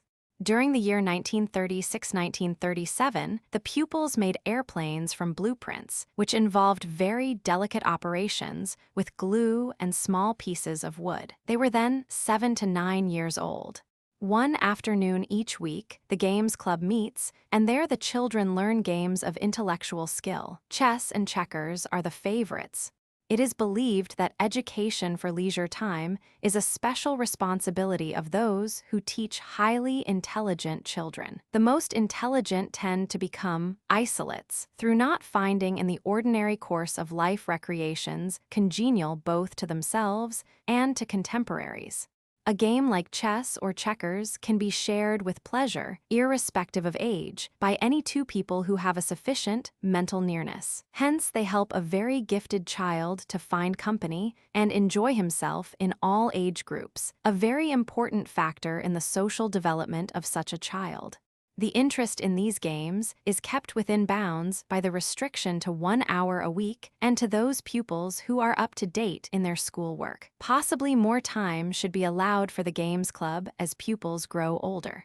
Having followed our description of the enriched curriculum to this point, readers who have no direct experience in the education of children of the caliber being considered may begin to be anxious for the welfare of reading, writing, and arithmetic. Let them be reassured. Mornings are devoted to the established curriculum of the elementary school, the pupils working by contracts. Achievement tests are given at regular intervals to determine conventional grade status in the various subjects. In June 1937, our pupils showed the educational age of pupils at the middle of the 7th grade of the elementary schools as measured by Stanford achievement tests. They were then 9 years 6 months old on the median. The regular grade status for them would have been the middle of the 4th grade. The most intelligent 10th of the pupils were already through the ceiling of Stanford achievement and of other standard achievement tests in June 1937.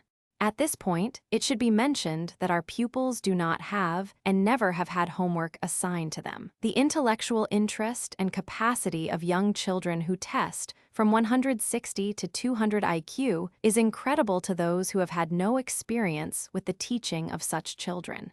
We have in our classes about a dozen of such extreme deviates. They are truly original thinkers and doers of their generation.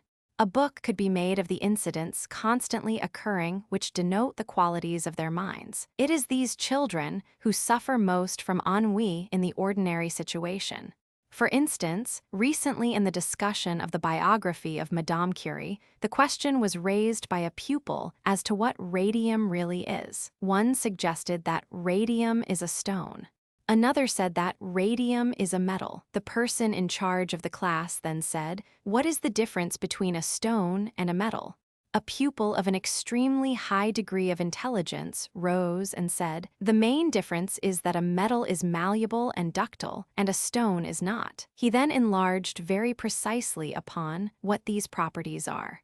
At the moment of this discussion, this boy was 9 years 6 months old. The others listened attentively and understood the elucidation. Such incidents, occurring daily, give some idea of the level of minds being dealt with in our classes. The boy who thought and said what is set forth above was placed in the 6th grade when his principal recommended him to our classes. He had then been skipped to a point well out of his age group, and yet he had nothing whatever to learn from the work of the 6th grade. The pupils in the classes for rapid learners will go to senior high school when they are 13 years old. In the meantime, they will be learning and thinking in the company of their contemporaries as regards age and social interests. They will have proper intellectual training and will at no time idle their time away, be practiced in habits of laziness, or become the victims of boredom. They will emerge into high school with a background of knowledge richer and fuller by far than that of pupils of equal mentality, for whom no enrichment program has been provided. Emotional education. Much more might be said of the program of intellectual training, but I must pass on to consider what may be even more important: their training in attitudes, emotions, and drives. In other words, their emotional education. How shall we avoid the conditions which, under the prevailing system of mass education, tend to produce emotional habits destructive of leadership? Of all the spatial problems of general conduct which the most intelligent children face, I will mention 5, which beset them in early years and may lead to habits subversive of fine leadership: to find enough hard and interesting work at school, to suffer fools gladly, to keep from becoming negativistic toward authority, to keep from becoming hermits, to avoid the formation of habits of extreme chicanery. Those above 170 IQ waste practically all of their time. With little to do, how can these children develop power of sustained effort, respect for the task, or habits of steady work? I could entertain you for some time telling you the various sorts of bizarre and wasteful activities that were taking up the time of the most intelligent elementary school children in this nation yesterday in their classrooms, but we must pass on to other things. A lesson which many highly intelligent persons never learn as long as they live is that human beings in general are incorrigibly very different from themselves in thought, action, and desire. Many a reformer has died at the hands of a mob which he was trying to improve. The highly intelligent child must learn to suffer fools gladly, not sneeringly, not angrily, not despairingly, not weepingly, but gladly, if personal development is to proceed successfully in the world as it is. Failure to learn how to tolerate in a reasonable fashion the foolishness of others less gifted leads to bitterness, disillusionment, and misanthropy, which are the ruin of potential leaders. Every day at school, the opportunity presents itself to learn this lesson. Especially hard for these intelligent children to bear is the foolishness of accepted authority. For instance, our pupils found it stated in their encyclopedia that Mr. Orville Wright is dead. As is likely to be the case, a child in the group immediately identified error. "Mr. Orville Wright is as much alive as I am," declared this child. This was subsequently verified by the class as a whole. They wrote to Mr. Wright, fiercely protesting against the foolishness of the encyclopedia. They wanted to throw the false authority out at once. The teacher discussed the incident on the basis of glad suffering. I can't take time to describe the conversation that pivoted on this incident, but I can say that it was valuable as emotional education. The pupils still have the offending encyclopedia. As a form of failure to suffer fools gladly, negativism may develop. The foolish teacher who hates to be corrected by a child is unsuited to these children. Too many children of IQ 170 are being taught by teachers of IQ 120. Into this important matter of the selection of the teacher, we cannot enter, except to illustrate the difficulty from recent conversation with a 10-year-old boy of IQ 165. This boy was referred to us as a school problem, not interested in the school work, very impudent. A liar. The following is a fragment of conversation with this boy. "What seems to be your main problem in school?" "Several of them. Name one." "Well, I will name the teachers." "Oh boy. It is bad enough when the pupils make mistakes, but when the teachers make mistakes, oh boy. Mention a few mistakes the teachers made." For instance, I was sitting in 5A and the teacher was teaching B. She was telling those children that the Germans discovered printing, that Gutenberg was the first discoverer of it, mind you. After a few minutes, I couldn't stand it. I am not supposed to recite in that class, you see, but I got up. I said no, the Chinese invented, not discovered, printing before the time of Gutenberg, while the Germans were still barbarians. Then the teacher said, "Sit down. You are entirely too fresh." Later on, she gave me a raking over before the whole class. Oh boy, what teaching! It seemed to me that one should begin at once, in this case, the lesson about suffering fools gladly. So I said, "Ned, that teacher is foolish, but one of the very first things to learn in the world is to suffer fools gladly." The child was so filled with resentment that he heard only the word suffer. Yes, that's it. That's what I say, make 'em suffer. Roll a rock on 'em. I quote this to suggest how negativistic rebels may seize on the wrong idea. Before we finished the conversation, Ned was straightened out on the subject of who was to do the suffering. He agreed to do it himself. I will cite another conversation, this time with a 9-year-old of IQ 183. What seems to be the main trouble with you at school? The teacher can't pronounce. Can't pronounce what? Oh, lots of things. The teacher said Magdalen College, at Oxford, you know. I said, in England they call it Magdalen College. The teacher wrote a note home to say I am rude and disorderly. She does not like me. Just one more conversation, this time with an 8-year-old of IQ 178, sent as a school problem. What is your main trouble at school? My really main trouble is not at school. Where is it then?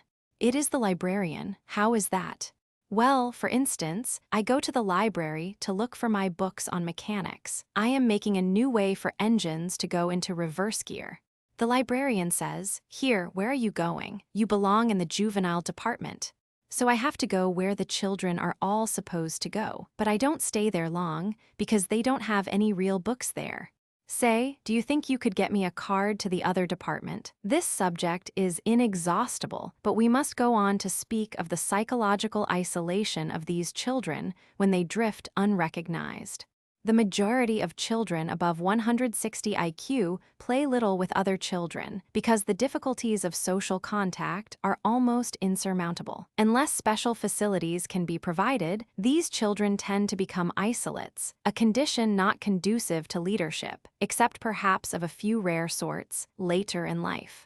Such children are ordinarily friendly and gregarious by nature, but their efforts at forming friendship tend to be defeated by the scarcity of like-minded contemporaries. The imaginary playmate as a solution of the problem of loneliness is fairly frequent, but far inferior to the real playmate could one be found.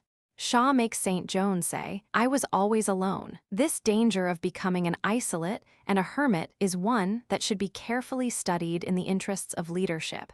To combat it, we must somehow supply the highly intelligent in their early years with companions, especially of their own age, who can understand what they say and can answer. This difficulty of communication is illustrated by Voltaire's abortive attempt as an adult to get into contact with the peasants around him.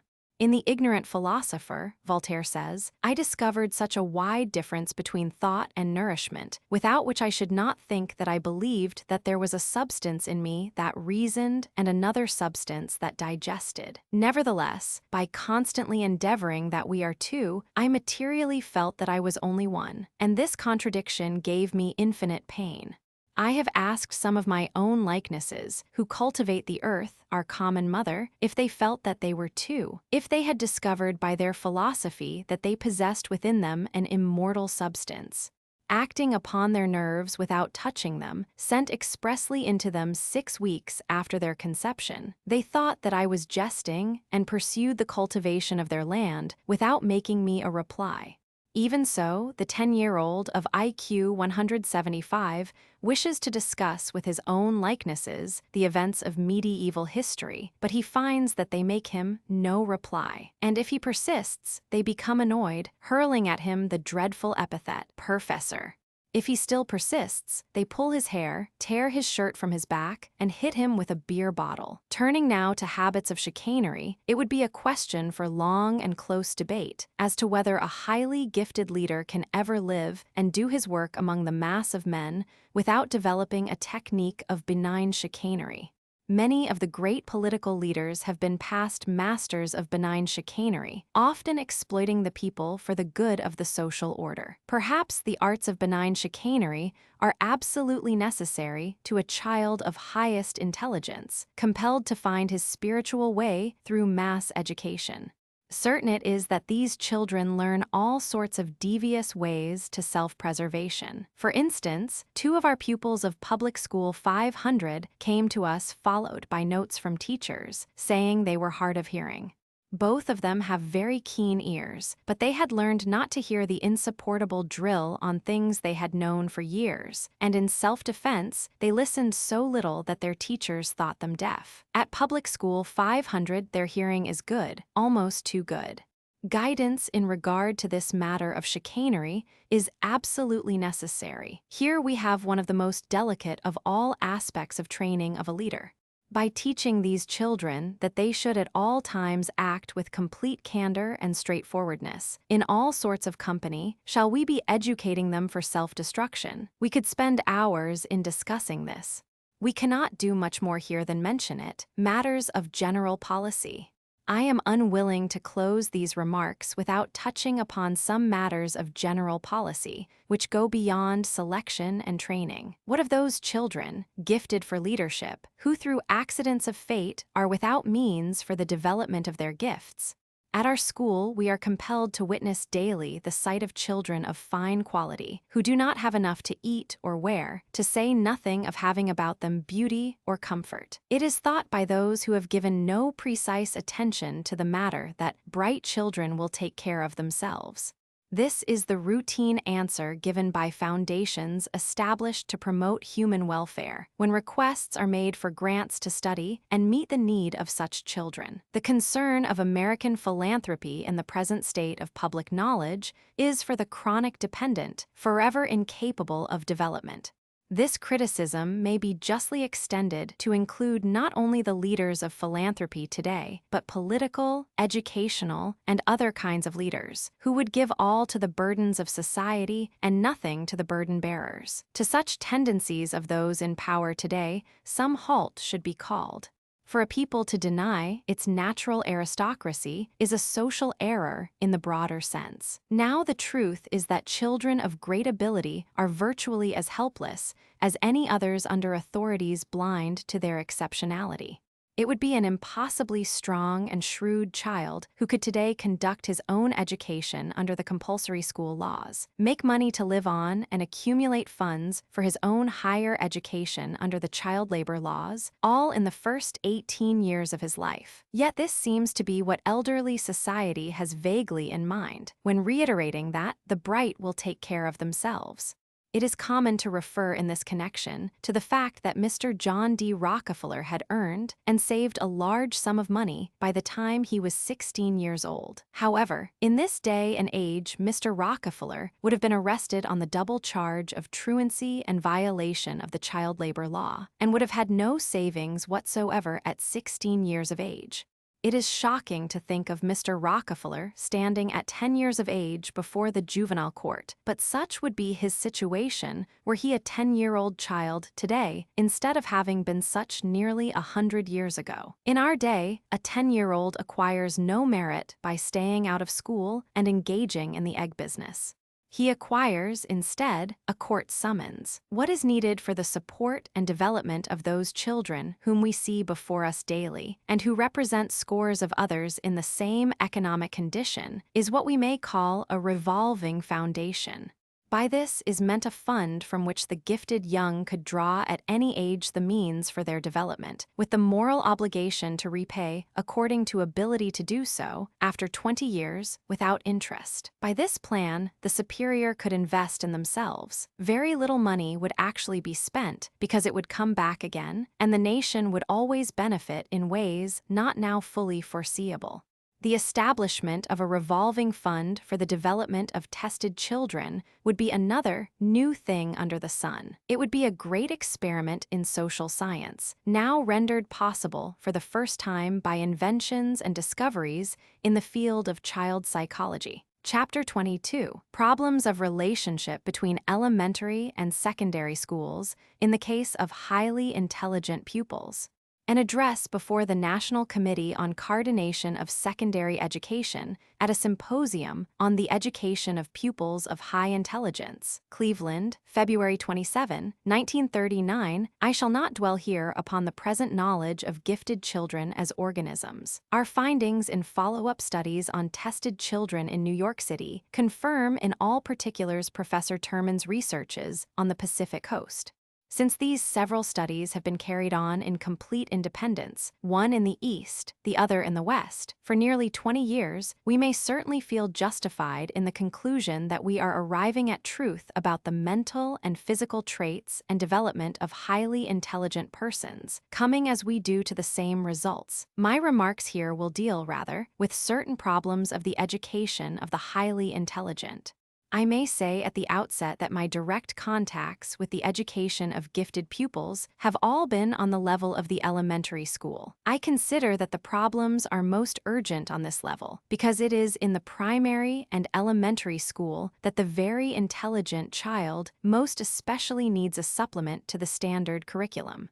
The program of progress through the elementary grades is based on what pupils at, or only very slightly above, the average can master at given ages, so that the extremely intelligent child has little or nothing to do there. His interest is not engaged, and his power is not challenged.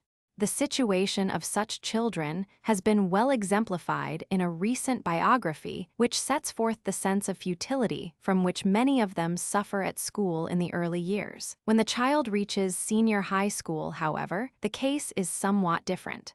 The college preparatory course of the secondary school was originated with and for pupils of college caliber. It is therefore based on what very intelligent adolescents, and they only, can learn.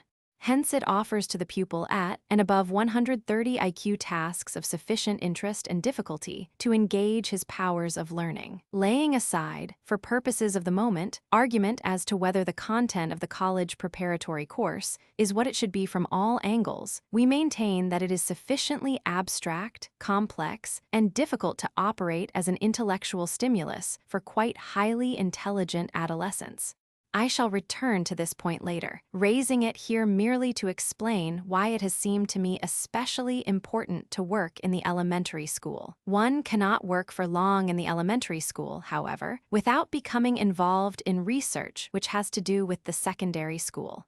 There are many problems of coordination that require for their adequate study the joint efforts of both elementary and secondary school. We are currently trying to find answers to these problems at Public School 500, Manhattan, for we shall begin sending pupils from there to the senior high schools in June 1939.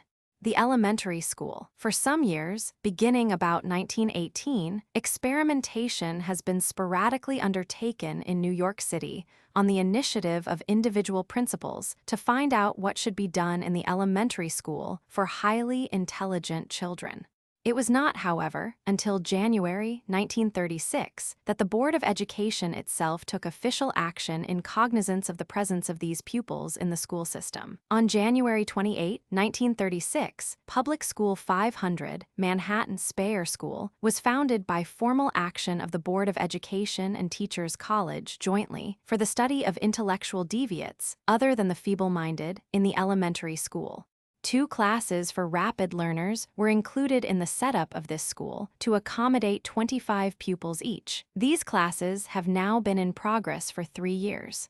Their chief purpose has been to find experimentally and to establish a curriculum that would provide a genuine education for children of mental calibers above 130 IQ, an education that would extend their minds and interest them in the interests of society during the years of the elementary school.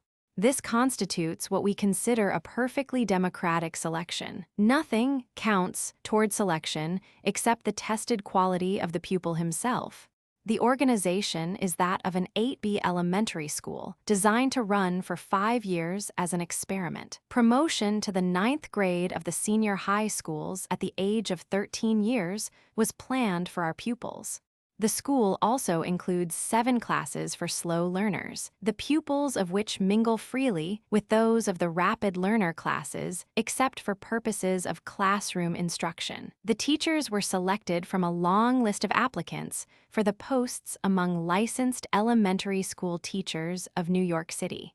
Criteria for selection rested on personality, degree of education, and desire to undertake experimental work. Enrichment of the curriculum has been going forward for 3 years. Pupils at and above 130 need, on the average, about 1/2 of their time in the elementary school for mastering the standard curriculum set up for all the children. Mastering here means not passing with a mark of 65%, but genuine mastery with marks of 90% and above.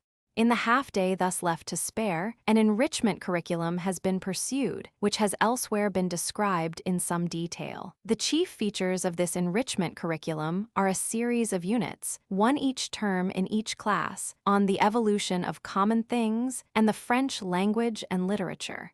Transition from elementary to secondary school. The time comes when pupils thus selected and educated are to pass to the 9th grade of the senior high school.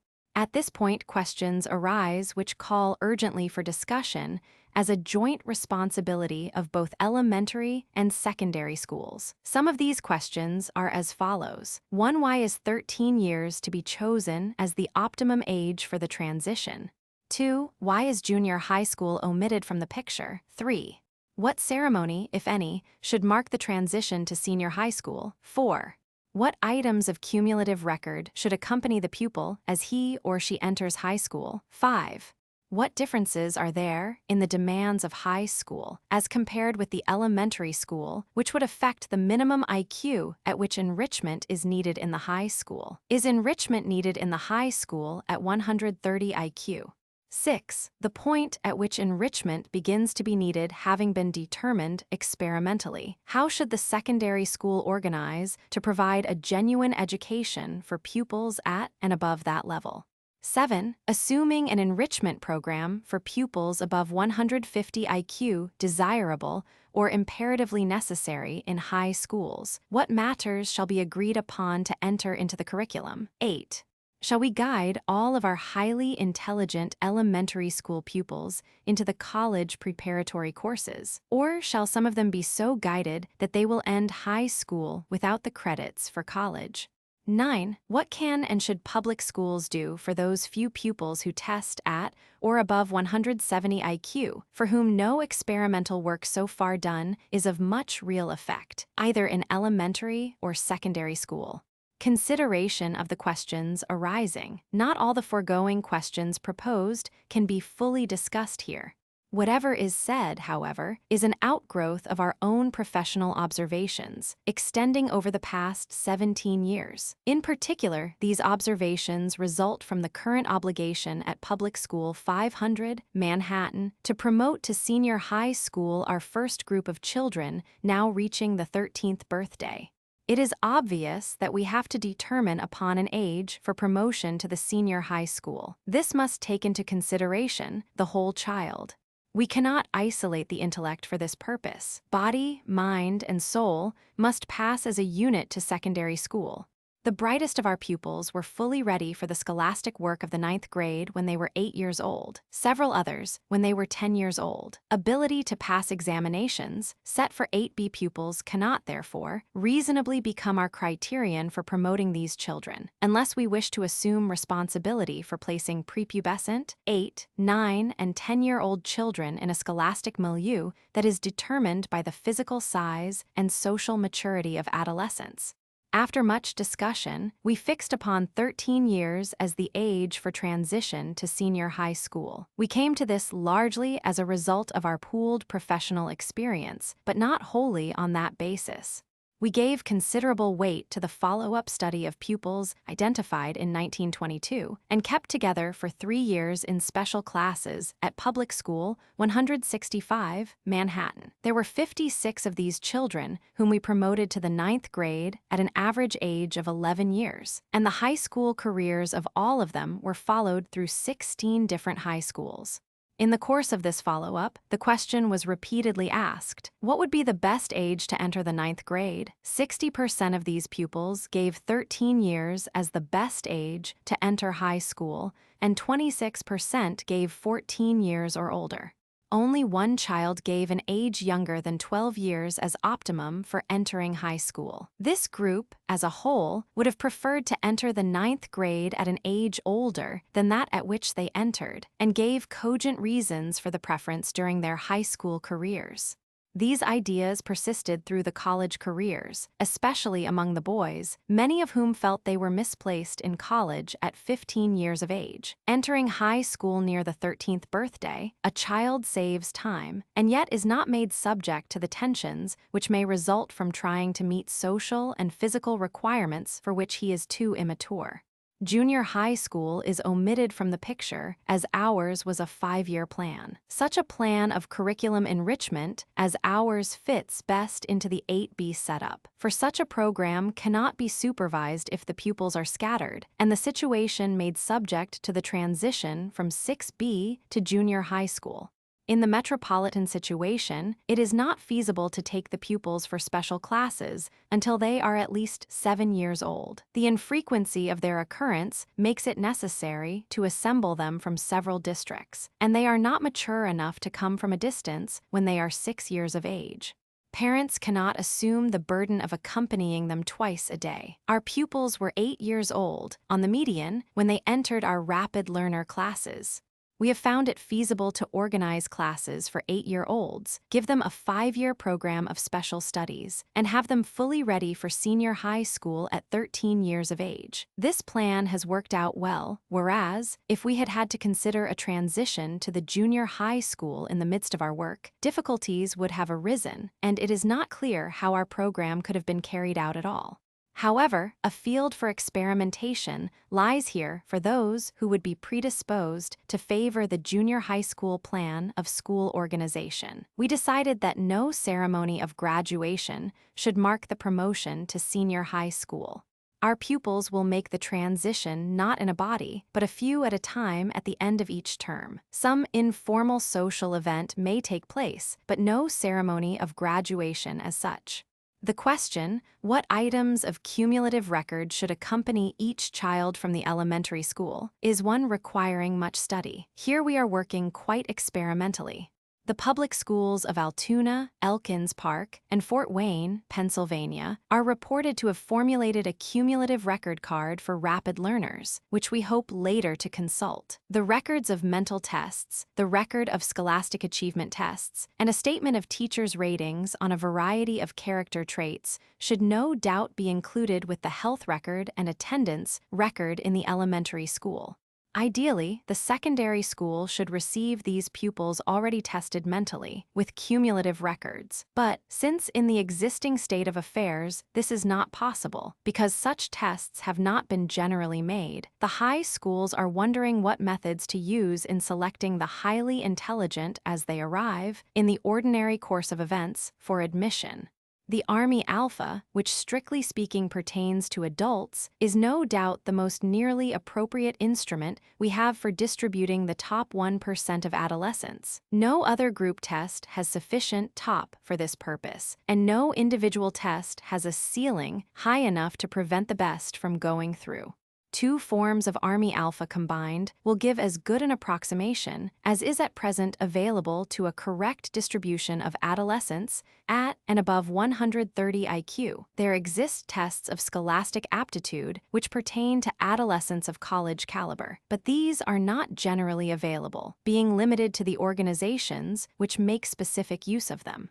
From observations of the progress of highly intelligent children tested at an early age, I offer the hypothesis that pupils of 130 to 150 IQ have quite enough to do in the truly efficient pursuit of the college preparatory curriculum of the senior high schools, and do not need any enrichment of this curriculum as far as challenge to ability is concerned. Pupils above 150 IQ are, however, probably in definite need of an enrichment of even the college preparatory course, as it exists currently in senior high schools. If experimental observation should prove this hypothesis to be true, how should the secondary school set about it to provide for the genuine education of such pupils? Should the huge high schools of a great city, like New York, organize an enrichment curriculum within the honor schools for these extreme deviates? Should honor schools have faculties proper to them only? Assuming an enrichment program for pupils above 150 IQ to be found desirable or necessary in secondary school, what matters shall find place in such a curriculum? The answers to these questions cannot be stated from the swivel chair or the armchair. Years of realistic, hard, and intelligent work will have to be done by way of experiment with various groups of adolescents. As regards the question pertaining to enrichment of curriculum, I dare offer the suggestion that there are common things, the evolution of which would be more properly worked out at the adolescent level than at the level of childhood by highly intelligent pupils. Thus, at Public School 500, Manhattan, we often find ourselves wishing that we might have our pupils at adolescence in order to take up with them the evolution of law and order, of trade and money, of warfare, of punishment, and many other things concerning which no systematic instruction is ever given outside of professional schools. It is to be considered, also, that each of these pupils, at and above 150 IQ, would have the capacity to master a manual trade, in addition to mastering a profession, if time were allowed during adolescence. At 13 years of age, the hand then being developed, such pupils might be trained for skilled trades, in their spare time, as an enrichment of curriculum. In a changing world, it is perhaps a good thing for those who are capable of both profession and skilled manual craft to have both at their service as adults, and to be capable of serving society and themselves in more than one specialized vocation, as was and is actually the case with many able Americans, reared and educated under pioneering conditions of the 19th century and earlier. But shall we guide all our highly intelligent pupils into college preparatory courses, or shall some of them be positively guided so that they will end high school without the credits for college? Shall all whose circumstances tend to force them into vocational high schools be allowed to drift in that direction? Here is a question of fundamental importance for society, which at this moment we hardly know enough to raise, much less answer.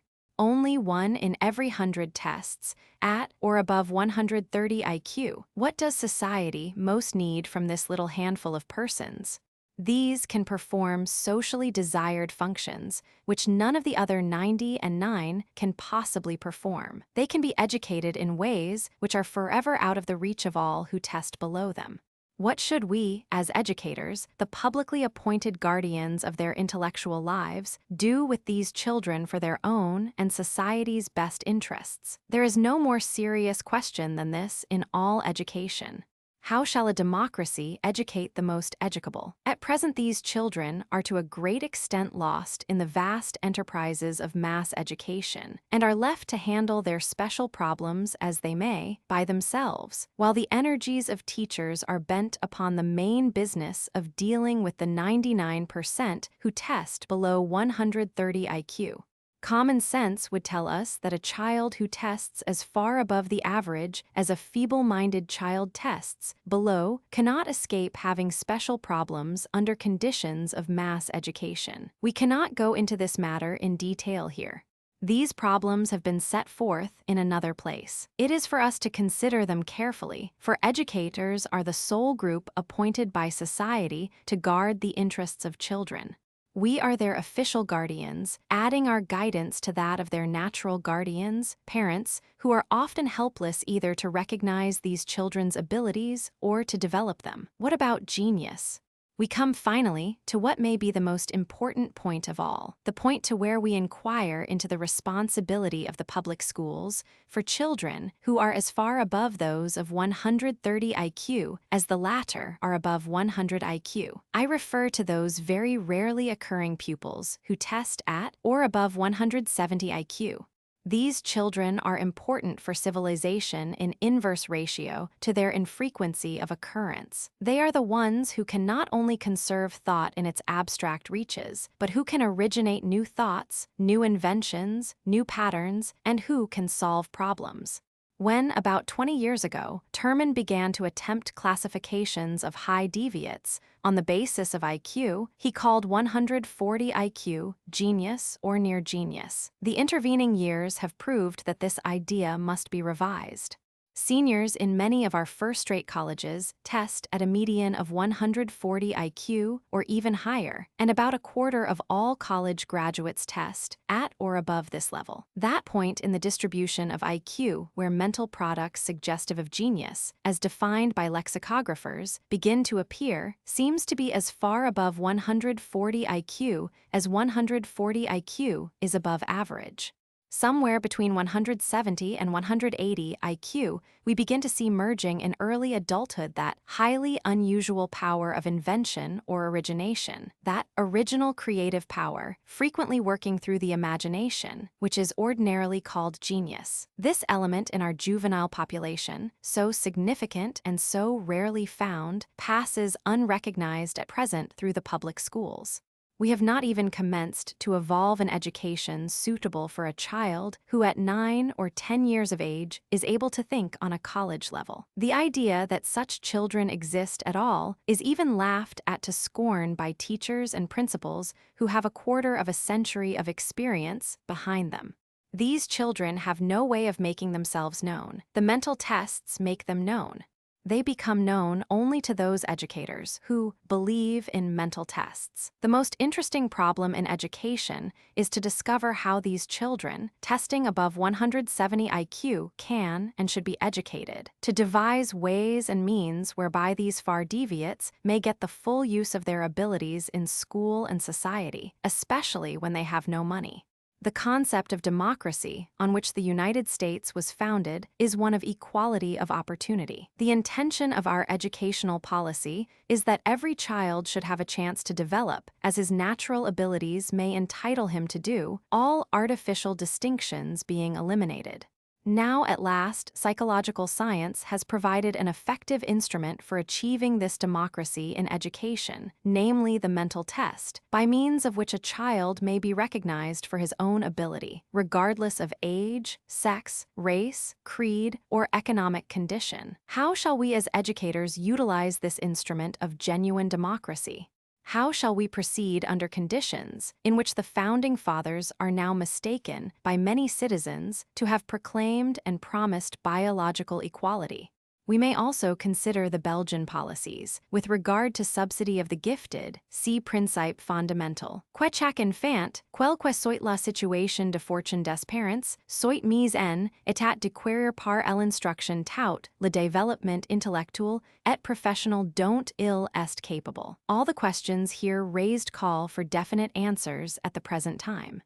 Such questions could not be effectively raised prior to the 20th century because psychologists had not previously advanced to a point of supplying a scientific method of determining intelligence in childhood. It is the most significant contribution of psychology to education in this century, and perhaps in all centuries, that we are now enabled to know the mental caliber of a human being in his early years. More and more it becomes clear that human welfare on the whole is much more a matter of the activities of deviates than it is a matter of what the middle mass of persons does. Those educators who make a joke of the genius and regard the dullard as a mere figment of the imagination of psychologists, or who solve the educational problems which these children present by the simple device of not believing in them, fiddle while Rome burns. It is the deviate who takes the initiative and plays the primary part in social determination. How shall we, then, educate him in a democracy? At the end,